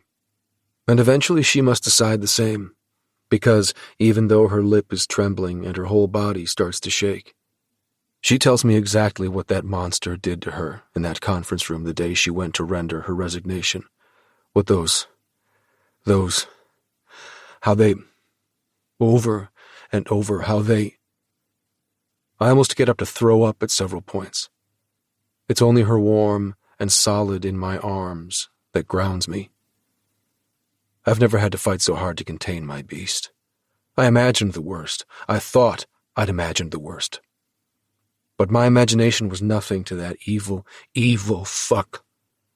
I'll do more than bury him, because even killing him wouldn't be enough at this point. So he recorded it, and is blackmailing you with footage of your own violation? I sum up, my voice a deadly quiet in the otherwise silent office. Yes. It's just a whisper, like that's all she can manage after such an emotionally exhausting retelling. I hold her closer, look her dead in the eye, and make a vow I'll keep no matter the cost. We're going to bury that motherfucker. Chapter 25. Callie. Right as I finish zip-tying Gentry's wrist, he starts coming to. I give the hard plastic tie an extra hard yank, and he yelps. I smile with probably too much pleasure, but a girl's gotta get her thrills where she can. Look who's decided to wakey wakey. I sing-song to Jackson. I stand and give Gentry a nice kidney kick before stepping away. His ankles are similarly constrained, giving him a lovely hog-tied appearance. It's a good look on the bastard. You two are going to pay for this, Gentry yells, red-faced and spittle flying. I have so much on the both of you. You'll lose everything you ever loved. I'll make fucking sure. The ball gag I shove in his mouth cuts off his rant into pure gibberish. He was so busy cussing us out he didn't even realize I was behind him readying it. I got in with barely any effort. He jerks back and forth trying to get the rubber ball out, but I calmly secure it behind his head. Ah, I smile serenely at Jackson. That's better. Isn't it, sweetie? Silence is really golden. Gentry thrashes on the ground, screaming in rage against the gag, but bound and restrained like he is, he just looks like a pathetic animal. I know you really aren't supposed to kick things when they're down, but I'll make an exception in his case. I mean, I'm wearing the steel-toed boots and all. It's just a shame to waste them when there's rapist scum around. I deliver another swift kick, and this time to his balls. He emits a high-pitched screech, similar to the noise I imagine 10 dying cats might make. I'm usually one who's all for a quiet work environment, but hearing the song of his suffering might just make up for that. I head over to where Jackson sits at Gentry's console. How's it going? He smiles up at me. I just cracked his password. I glance down at Gentry and see his eyes go wide. You thought you were so clever, I say in my most condescending voice, like a teacher might to an especially dense kindergartner in the 1950s. You know, back when they didn't have to be nice to them. You might have disabled any keystroke readers on your computer and have a super long nonsense password. How many digits is it, honey buns? 24. Jackson helpfully informs me. Gentry's eyes ping-pong back and forth between Jackson and me. But guess what? I bang on the glass wall behind Gentry's desk. You remember what your company is spending all its time attempting to develop. I give him a second, but his blank stare tells me everything I need to know about the dude's non-existent powers of deduction. Drones. I roll my eyes at him and then smile at the window. Say hello to Falcon 7. Jackson pauses his typing on the keyboard, turns on the flashlight function on his phone, and holds it flush to the window behind Gentry's desk. The dim illumination is enough to see Cube Think's drone hovering just on the other side of the glass. This is one of our prototypes. The R slips so easily off my tongue. You know, the one you'd have given your left nut to get your hands on? Well, guess what? Falcon here can easily fly as high as the 15th story and look in the window over your shoulder to see what you typed in for your password. Gentry's eyes, which were wide with confusion a moment ago, flinch again in fear. We've got this fucker running scared. Or, well, tied up on the floor scared. That's just the beginning. Want to grab him for the rest of the biometric measures, love Muppet? I ask Jackson. He bows his head to me. Your wish is my command. Gentry starts to squirm as soon as Jackson comes his way. Jackson's easily got 100 pounds on him, however, so there's little point. Jackson easily drags him over. First is the iris scan. Gentry tries to yank his face out of Jackson's iron grip, with little success, and when that fails, to look everywhere but at the eye scanner once Jackson pries his eyes open. Ironically, however, Gentry got the top-of-the-line equipment, so it's able to grab an image of his iris with just the briefest flash of his eye. Getting Gentry's palm on the palm plate isn't a big deal either. Jackson gets him on his feet, back to the computer, and forces his hand on the scanner. I think Jackson wishes Gentry struggled more, so he'd have an excuse to break his wrist. Alas, it's accomplished with little to no injury. Afterward, Jackson checks Gentry's wrist bindings, sees they're secure, and then adds several more zip ties. Probably just because it will make Gentry that much more uncomfortable. Then Jackson drops him back to the floor. Bound like he is, Gentry can catch his fall, and I imagine we both enjoy his grunt of pain with probably a little too much relish. Gentry's eyes narrow at us, and he garbles more gibberish at us through the gag. Don't you think he's telling us we won't get through his last little paltry security measure? I asked Jackson. I don't know, Dumpling, Jackson says with a wry smile. Ha! I've been waiting for him to call me out on my sudden use of pet names. I grin even wider. Jackson produces the small digital device with attached speaker from his coat pocket. What was his vocal password? I do believe it was. I hesitate just for show, then give my pageant smile at the prone Gentry. Pandora 6 Gorilla 10. Bet you're regretting not sending me out of the room while you whispered that one, huh? Especially when Jackson types in the words and the speaker pronounces them in Gentry's slightly nasal, overly articulated voice. The screen clears, all security measures passed.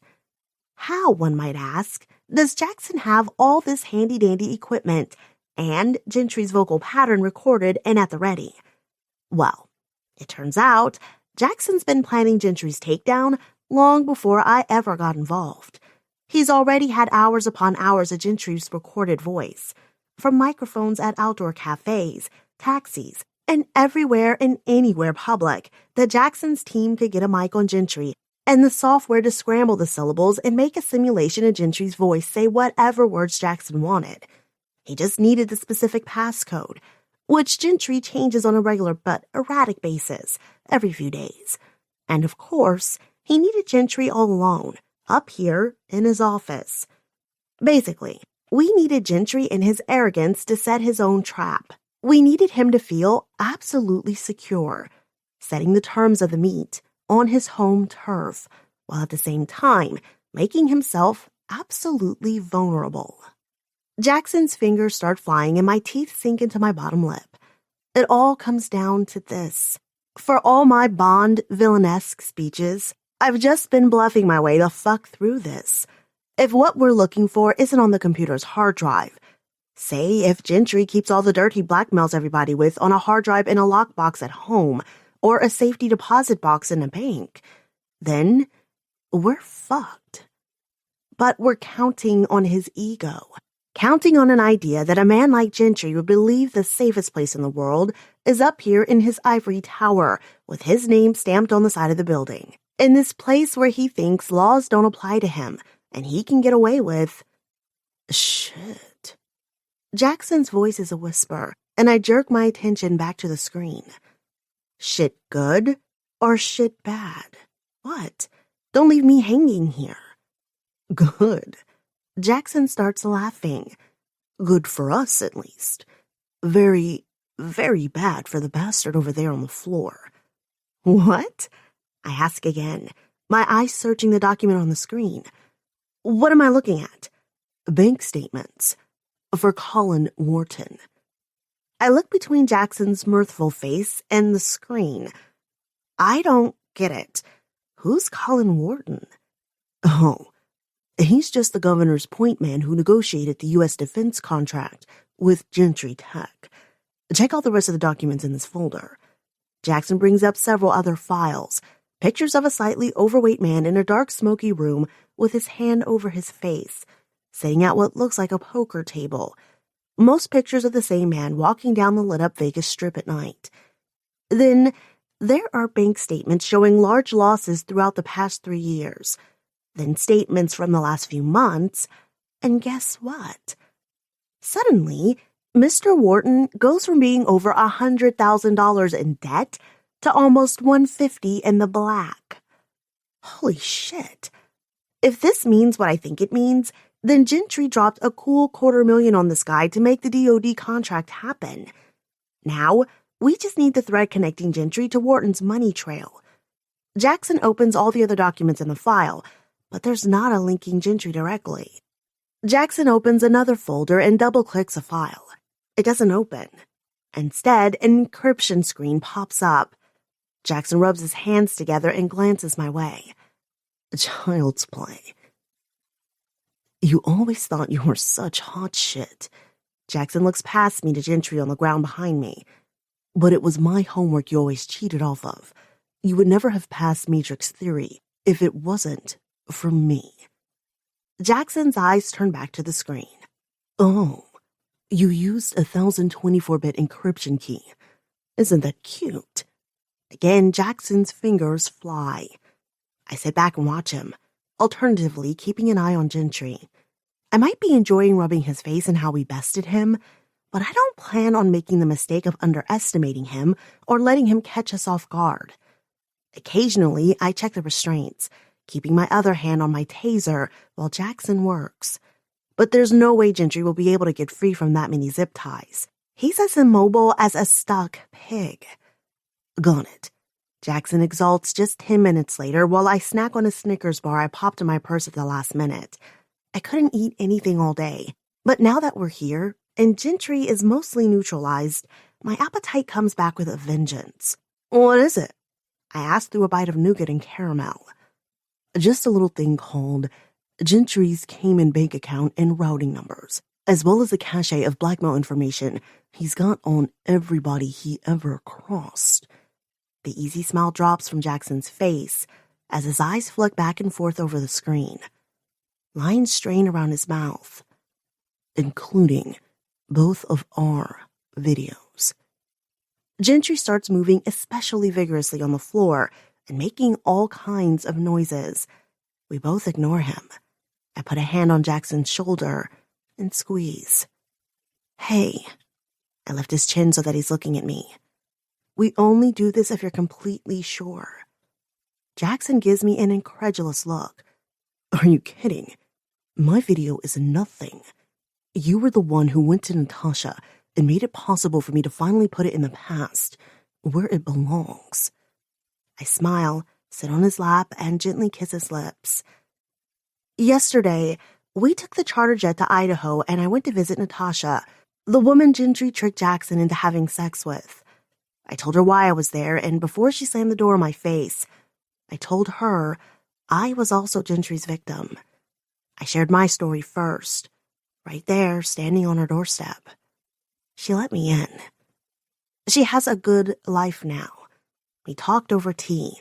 She has a boyfriend after being single for a long time. Understandably, it took her a good while before she was willing to trust any man.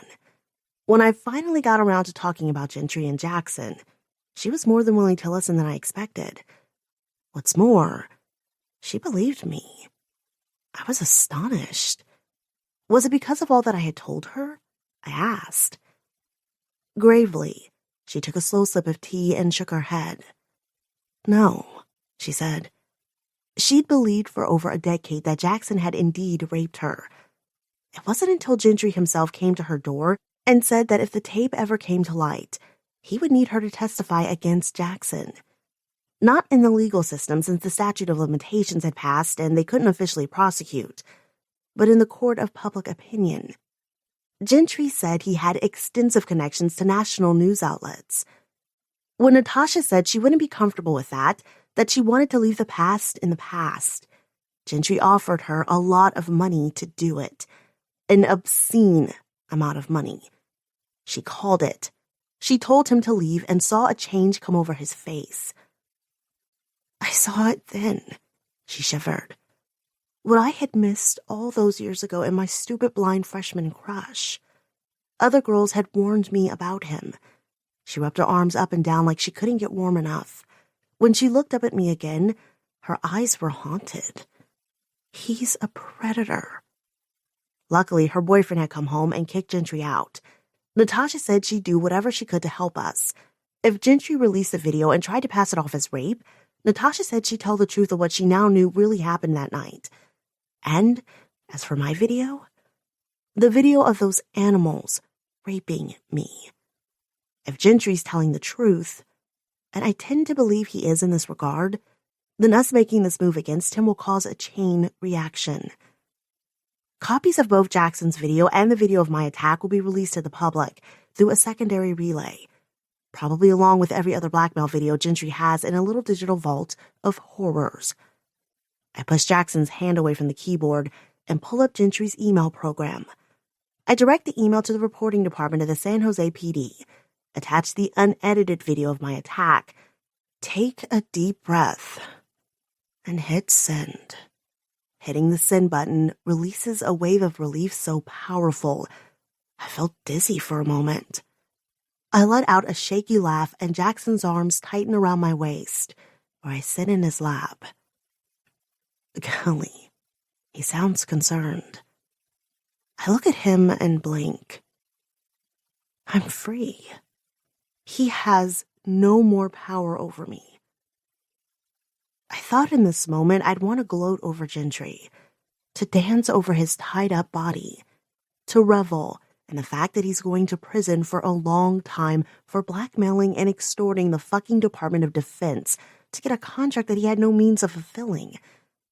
Then, to imagine the nightly reaming up the ass he's likely to get by his fellow prisoners for being such a pretty boy who's pissed off a hell of a lot of influential people over the years.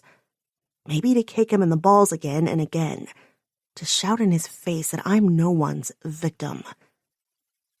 Instead, all I want to do is throw my arms around Jackson. So I do. I'm free, I say again. Tears course down my cheeks. We're free, he whispers in my ear, squeezing me back just as tightly. And we are. Together. Chapter 26. Callie. So it turns out, when you have a kick-ass legal team that's actually working on your side, and an even doubly kick-ass private investigator who can dig up all kinds of shit on your ex and his shady-ass wife, you don't even have to go to trial. You can sit down like civilized people with your two lawyers at a giant table and hate stare each other down, while your legal eagles do some serious shit-kicking on your behalf. Example A. My lawyer, Alberto, speaking to David's lawyer. It has become clear during the discovery process that both of your clients have committed a host of felonies for which we have ample and irrefutable evidence. This evidence is all in the packets provided and includes, but is not limited to, tampering with a judge, extortion. Alberto pauses to look over his glasses at the opposite side of the table, where David and his wife Regina sit. Really, extorting her lawyer by paying for his wife to get into an experimental cancer trial. You people are despicable. He shakes his head. Regina has the decency to look ashamed, but David just stares at me, elbow indolently on the table. Yeah. The mystery of why my lawyer dosed me with poppy seeds to make me fail my drug test is finally explained, and it's horrible. He'll still lose his license to practice law, which he fucking deserves because I've been separated from my son for 4.5 months. But at the same time, I'm glad his wife is still in the experimental trial. David and his wife already paid for the whole thing. Jackson squeezes my thigh underneath the table as Alberto flips a page. I glance over at him quickly and give a brief nod. The silent communication is enough. He told me before coming in that this was my show. He'd be here for support and wouldn't jump in unless I indicated he should. I love that he doesn't feel any macho need to try to run my life and trust that between me and the lawyer, I got this. Alberto continues on. A conspiracy to commit fraud against the state of California, and you can see the rest listed. Alberto steeples his fingers. Now, there's a possibility that we will not press charges on any of the counts. We simply require that Mr. Knock sign this document here. He produces an official-looking paper, signing the termination of his parental rights. David sits back in his chair and stares at me like I just knocked all the breath out of him. You can't take away my son. His eyebrows drop like I've betrayed him. Oh, keep the kicked puppy dog act for the naive freshmen and sophomore girls. That's not me anymore. I lean forward and stab a finger on the paper. Sign it, or get your ass dragged through the courts, do some jail time, and end up signing it in the end anyway. My words are short and pointed. I have no patience for this overtly dramatic asshat in the show he's trying to put on here. No judge in a fair courtroom is going to give a child to a criminal like you. David opens his mouth to object, and I slice a hand through the air and continue, deadly calm and controlled. It turns out I learned a thing or two from you. And guess what? From the tale I've had on your ass for the last 2 months, I figured out that you barely spend any time at home with this son you claim to care so much about. I pull out a piece of paper from the folder and glare at the useless piece of shit in front of me. This pissed me off so bad when Alberto showed it to me. I had to go to the gym for an emergency heavy bag session, or I was going to put a hole through the wall. In fact, you haven't been spending many nights at home at all. Only 2 a week. What?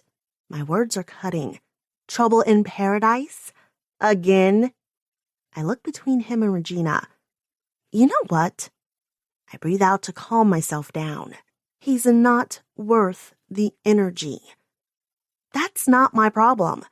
What I do care about is the fact that you left my son alone with a woman I don't know, who I don't trust, and who isn't kin to him. David mumbles something I don't hear. I always hated it when he did that. I'd be making a point and he'd grumble something under his breath in disagreement. When we were together, I never pushed him on it. Screw that. What was that? You have something to say? He looks up at me, finally making eye contact. Our son, he says passionately. I said he's our son, not your son. And who's this guy? He gestures at Jackson.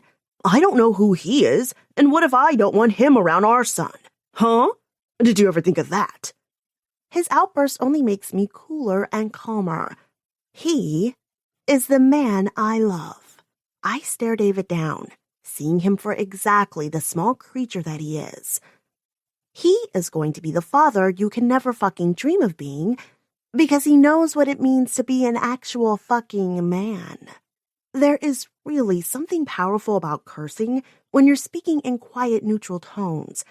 It has almost double the punch, though I've never noticed it before this moment. I slide the parental termination form an inch closer to David. Now sign this paper. I continue, my voice as calm as a glassy lake on a windless morning. Or I swear, I will make it my life's fucking mission to pin every one of these charges at your door. And you think I'll do it discreetly? I raise my eyebrows. Oh no. I'll make sure to email every student journalist at Stanford. Just imagine the headline. Deadbeat philosophy professor extorts lawyer of his ex-student, ex-lover, current baby mama. I shake my head. That reads more juicy than an episode of Jerry Springer. I bet it will go over so swell. You know what my crack team here also informed me of? I lean even further across the table into David's space, and if possible, my voice gets icier. I learned that tenure doesn't mean your ass can't be fired. You can still be dismissed for violation of policy or law. And guess what? That lovely little list that Alberto here just read off a moment ago, that means you violated both. Multiple times over. I lean back and stare David down. The dean is just a phone call away. I lift my cell phone out of my purse to make the point. If there's one thing David values above all else, it's his profession. He's nothing without it, at least in his own eyes. He admitted as much to me one night when he got drunk in Maudlin and spent the next week avoiding me because he was embarrassed about opening up. Well, he says he loves his son. Let him prove it. I'm only asking him to give up everything for him. I grab the pen in front of me and slam it down on the papers of paternity termination. He can say no, tell me to fuck off, face the consequences of his actions, and fight for a relationship with his son. After all, there's nothing I wouldn't do or give up for Charlie. David takes 4 whole seconds fidgeting uncontrollably in his chair before he grabs the pen and signs his name. I wasn't expecting the stab of disappointment. It's not disappointment for myself. Fuck knows I have no shred of affection left for the man in front of me. But for Charlie, that his father was willing to give him up with so little hesitation. Yes, the ultimatum I gave him asked for everything, and I knew what choice he would make. We did the best we could. I glance up in surprise to see Regina finally looking at me. These are the first words she's spoken the whole time. I did the best I could. Her hands are white-knuckled as she grips the edge of the table, tear tracks visible on the thick makeup caked on her cheeks. Maybe. I can see him sometimes. I mean, she chokes out. I know you have no reason to. I have no rights, I know. She swipes at her eyes and her nose drips. But I love him. I love him. Her eyes beg me. They're a mother's eyes. I grab the paper David signed and hand it to Alberto. I frown as I look at Regina, the woman who's been mother to my son for the past 4 months. I quickly do the calculation. He's so young, the months she spent with him are almost a seventh of his life. I think of how emotional he was the last time I saw him. Can I really just cut another mother figure out of his life? At the same time, she was also an evil bitch to me. I cock my head to the side, taking in the huge diamond earrings that are weighing down her earlobes. How much? She swipes at her eyes, eyebrows dropping. What? I cock my head to the side. You're very rich, and I'm tired of being poor. How much is seeing Charlie worth to you? You can't, their lawyer starts to say, but Regina cuts him off. Anything, everything. There wasn't a moment's hesitation to her words, and her eyes are wide with hope. She scoots her chair back and stands. We will go right now and add your name to my bank account. Whatever I have is yours. And just like that, she passes the test that David failed. For everything I know of this woman, her wealth is her life. I push my own chair back. Keep your money. We'll see about visitation. With me there on a trial basis. I make sure to emphasize the last 2 words. She's still been part of some super shady shit. Maybe we can all meet and play together in the park. Someday. She nods over and over like a bobblehead, hands clasped. And I'll call you, not the other way around. Got it? You pull anything, any stalkerish shit, and it's done. No second chances. And I don't want to see him. I point in David's direction without looking at him. I don't need that man fucking with my little boy's heart. He starts to make some objection, but Regina talks over him. I won't. I promise. I won't let him near. More tears pour down her cheeks as she shakes her head. I won't do anything to screw it up. I just want to see him. Fine. Without one last glance at David or Regina, I look to Jackson. He holds out his hand to me. Let's go get our son. We clasp hands and the world is righted. Epilogue. Callie. Mom, check out our sandcastle. I grin as I get up off the shaded umbrella chair where I've been lounging and reading. I walk the few paces to where Jackson and Charlie sit by a sandcastle that I have to admit kicks all the other sandcastles' asses. We've set up camp at a small area on the Capitola Beach, about 20 feet away from the surf. Well, we used to be 20 feet away, more like 10 now. A wave crashes and the surf washes up far closer than it was when we first lay out our beach blankets and chairs a few hours ago. I take a moment and soak it in. The sun warming my skin, the perfect cloudless sky, the crash of waves to my right. I didn't think perfect days were a thing people actually, got to have. I mean, maybe celebrities and really rich people and... Okay, Jackson and I are pretty rich, but the happiness that settles all over me doesn't have a thing to do with what's in our bank account. We're on a public beach. There's noise and people all around us. My boys stalked out a little piece of beach for their own to build on after we all swam and picnicked earlier. It's just perfect. My boys. My family. My life. I grin so wide I'm sure it's about to split my face. Fucking happiness. Who knew? Mom, come on! Why are you just standing there? Take a picture. I want to put it on my Instagram account. My 8-year-old has more Instagram followers than me. I'm officially old. Yeah, I don't fucking care. I laugh as I pull out my phone. Say cheese. Charlie rolls his eyes but then smiles anyway before I snap a pic. I stare at it for a moment. Jackson sits beside my son, laughing and still as chiseled and fucking gorgeous as ever, at almost 40. That thing we always complain about where dudes manage to look hotter the older they get? Yeah, not really minding it over here. Take another. Well, wait a sec till I fix this and then take it. Charlie's eyebrows furrow as he maneuvers a popsicle stick to perfect one of the turrets. Jackson just shakes his head and grins at me. Watching them build the thing was freaking adorable. Jackson was trying to teach Charlie about engineering principles. Charlie was half listening and half more interested in playing with seaweed along the surf. But toward the end, as it really took shape, Charlie got seriously into it. They've bonded so much over the past 5 years. Charlie was Jackson's mini best man at our wedding 2 years ago. Talk about adorable Instagram pictures. Charlie puts the popsicle stick away. Okay, ready, Mom. No, Jackson says. I think it's missing something. Charlie's eyes narrow in concern, searching over the castle. What? Jackson pops to his feet, and in one bound, he has me lassoed around my waist. We're missing the most beautiful woman on the beach. Charlie rolls his eyes and makes a gagging noise like he always does when we're PDAing.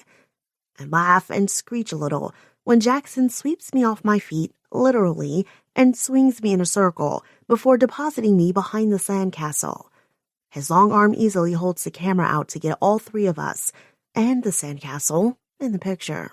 I can see on the little screen that Charlie's making goofy faces instead of smiling, so I tickle him. Jackson snaps the shot right when Charlie's caught in an open-mouth laugh, showing off his biggest gap-tooth grin. Jackson and I frame him on either side, me laughing with Charlie and Jackson looking at both of us, his eyes so full of love. We pull into the beach house around sunset. How was the beach today? Calls Regina as we tumble into the house. I swam in the ocean, Charlie calls, like really out in the ocean. We went past the crashing waves part, and then Dad held me up, and we'd jump when the ocean would go like this. Jackson looks over Charlie's head at me. He told me once that it still gets him every time Charlie calls him Dad.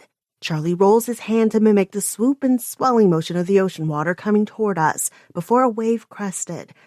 One time, it almost got over my head, but Dad lifted me up and we jumped. Charlie jumps to demonstrate. And we just barely missed getting smashed by the giant wave. And there was seaweed everywhere. And it was yuck. We were always pushing it out of the way, and I made stir-fry. Regina breaks through Charlie's stream of chatter. Good thing, too, because we both know Charlie could keep going without taking a breath for a half an hour straight. Oh, but you two are headed out tonight, right? I nod at her. You still good with keeping him the next couple days? She smiles at me, happy lines around her eyes. She wears less makeup these days, but still looks wicked stylish. She's taken to beach chic for this trip. Lots of linens and muted pastels. Ever the lady. Then I look around. Where are Shannon and Sunil? Regina laughs. They haven't gotten back from their meditation retreat session yet. Your sister was telling me all about it before they left. I've never seen anyone so excited about 9 hours of sitting around with a bunch of people not saying anything. And just... She tosses her hands up. Sitting there. I shake my head. I'm with Regina. My anal retentive sister has become the most chill, hippie, and happy version of herself over the past few years. It's crazy. I give Regina a hug and then head with Jackson to our bedroom to get cleaned up. It's taken a long time for us to get to this point with Regina. It was baby steps at first, but it turned out to be the right choice not to cut her off from Charlie completely. He had a rough transition coming back home initially, but that was more because he was just having a rough time of it all around. I ended up having Regina come stay with us a few days each week, so Charlie wouldn't feel like it was a normal thing for people he loved to keep suddenly disappearing from his life. His behavior and disposition immediately improved. And David? Yeah, just like I'd suspected, Charlie'd barely seen enough of him to miss him. That whole period in our life was capped off with Gentry going to jail for multiple life sentences. Jackson and I looked through the blackmail files we found on Gentry's computer and figured the only way to completely strip Gentry of his power to release it all to the press. There were high-ranking judges in there, as well as any number of other powerful people he might have leveraged to influence the trial in his favor. So, we contacted the LA Times, and the scandals that followed the release of Gentry files became so infamous, it was almost impossible to find a jury that wasn't biased against him. Not only was he blackmailing corrupt judges, city council members, and the district attorney's office, but mine wasn't the only sexual assault he'd videoed. Apparently, it was a pastime of his, and in some of the other videos, his face was on screen. At his trial, the public wanted Gentry's blood, and they got it. He was sentenced to 4 back-to-back life sentences, and there would be no cozy white-collar prison wards for Bryce Gentry. Nope. He was thrown into Gen Pop at San Quentin. I've heard rapists aren't very popular in prison. I don't know what happened to him after that, but occasionally, I like to think of him there getting his just desserts. Eventually, everything quieted down. Charlie settled, and now we have one happy, healthy boy on our hands. I started going to therapy to continue working through everything that happened to me. More than that, though, I had Jackson. Every day he helps make me new. I grin and hug Jackson once we get in our room. "What's that for?" he asks, squeezing back. "You," I say into his chest. "Our life." I lay my cheek against where his heart beats. "Everything." He gives a soft laugh, squeezes me one more time, then lets me go. "Come on. We have to get going if we want to make our dinner reservation." I follow him, though, getting in his face and nipping at his bottom lip. How about we skip the reservation and go straight to the other beach house we rented for the weekend? I run my hand up his inner thigh slowly and then grab his crotch in a tight clench. He jolts and hisses between his teeth before grabbing me by my ass and grinding me into him. "That depends. Who's going to be in charge tonight?" As he looks down into my eyes, he takes on a dark intensity. I grin wickedly up at him and lick my top lip. "I don't even know which you like better anymore." He only arches an eyebrow and produces a quarter from his pocket. I laugh, a low, throaty laugh.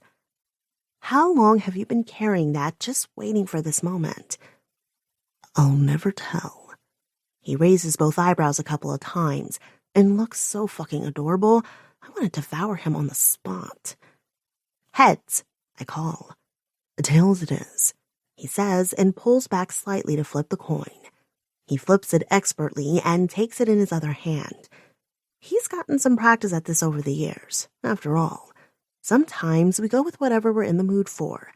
But then there are nights like tonight when there's no particular stress, need, or desire to work out, and it's all fun and games. He lifts his hand and reveals the results of the coin toss. Heads. I clap my hands and do a little jump up and down. Don't judge me. I don't have to put on the Dom persona until we're in the scene. Jackson rolls his eyes but then bows his head. "A mistress." I bite my lip and grab his hands. Okay. I was going to wait till the restaurant to do the whole big movie moment, boombox on the shoulder kind of thing, but I seriously can't wait another fucking minute. Shh. He covers my mouth with his hand. "You owe $1 in the swear jar." I giggle and pull away from his hand. "Shut up. Charlie's not even in the room." Attempts to curb my swearing in front of the child have mostly succeeded. I can usually turn it off between the hours of 7 a.m. to 8 p.m. Besides, I have big news. I grab Jackson's hands again and he suddenly sobers, eyes riveted to mine. "Shut up." I grin. "I took the test this morning. 3 tests." "Shut up." "And then I took 3 more just to be sure." "Don't fuck with me, Cals." His face is getting paler by the second and his grip on my hands white-knuckled. Now who needs to put $1 in the swear jar? "Callie," he warns. "You're going to be a daddy." I grin so hard tears leak out of my eyes. Jackson shakes his head and blinks, like he's trying to shake something loose from his eyes. No way. No fucking way. Way! I laugh. A bunch of pregnancy tests with pink lines, some plus signs, and one happy face. I scrunch my eyebrows because that was a weird one. Confirm that you and I have created an A+ gold star fetus right in here. I point to my stomach. Jackson drops to his knees and presses his ear to my tummy. In here? He laughs through tears as he looks up at me. I can barely see him from between my breasts, but holy shit.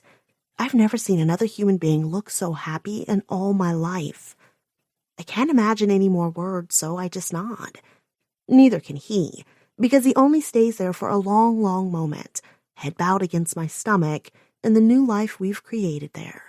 When he finally looks up, there's nothing but worship in his eyes. How may I please you, mistress? This has been Break So Soft, a dark billionaire romance. Love So Dark Book 2. Written by Stacia Black. Narrated by Lacey Laurel and Scott Ryder. Copyright 2019 by Stacia Black. Production copyright 2019 by Stacia Black. Audible hopes you have enjoyed this program.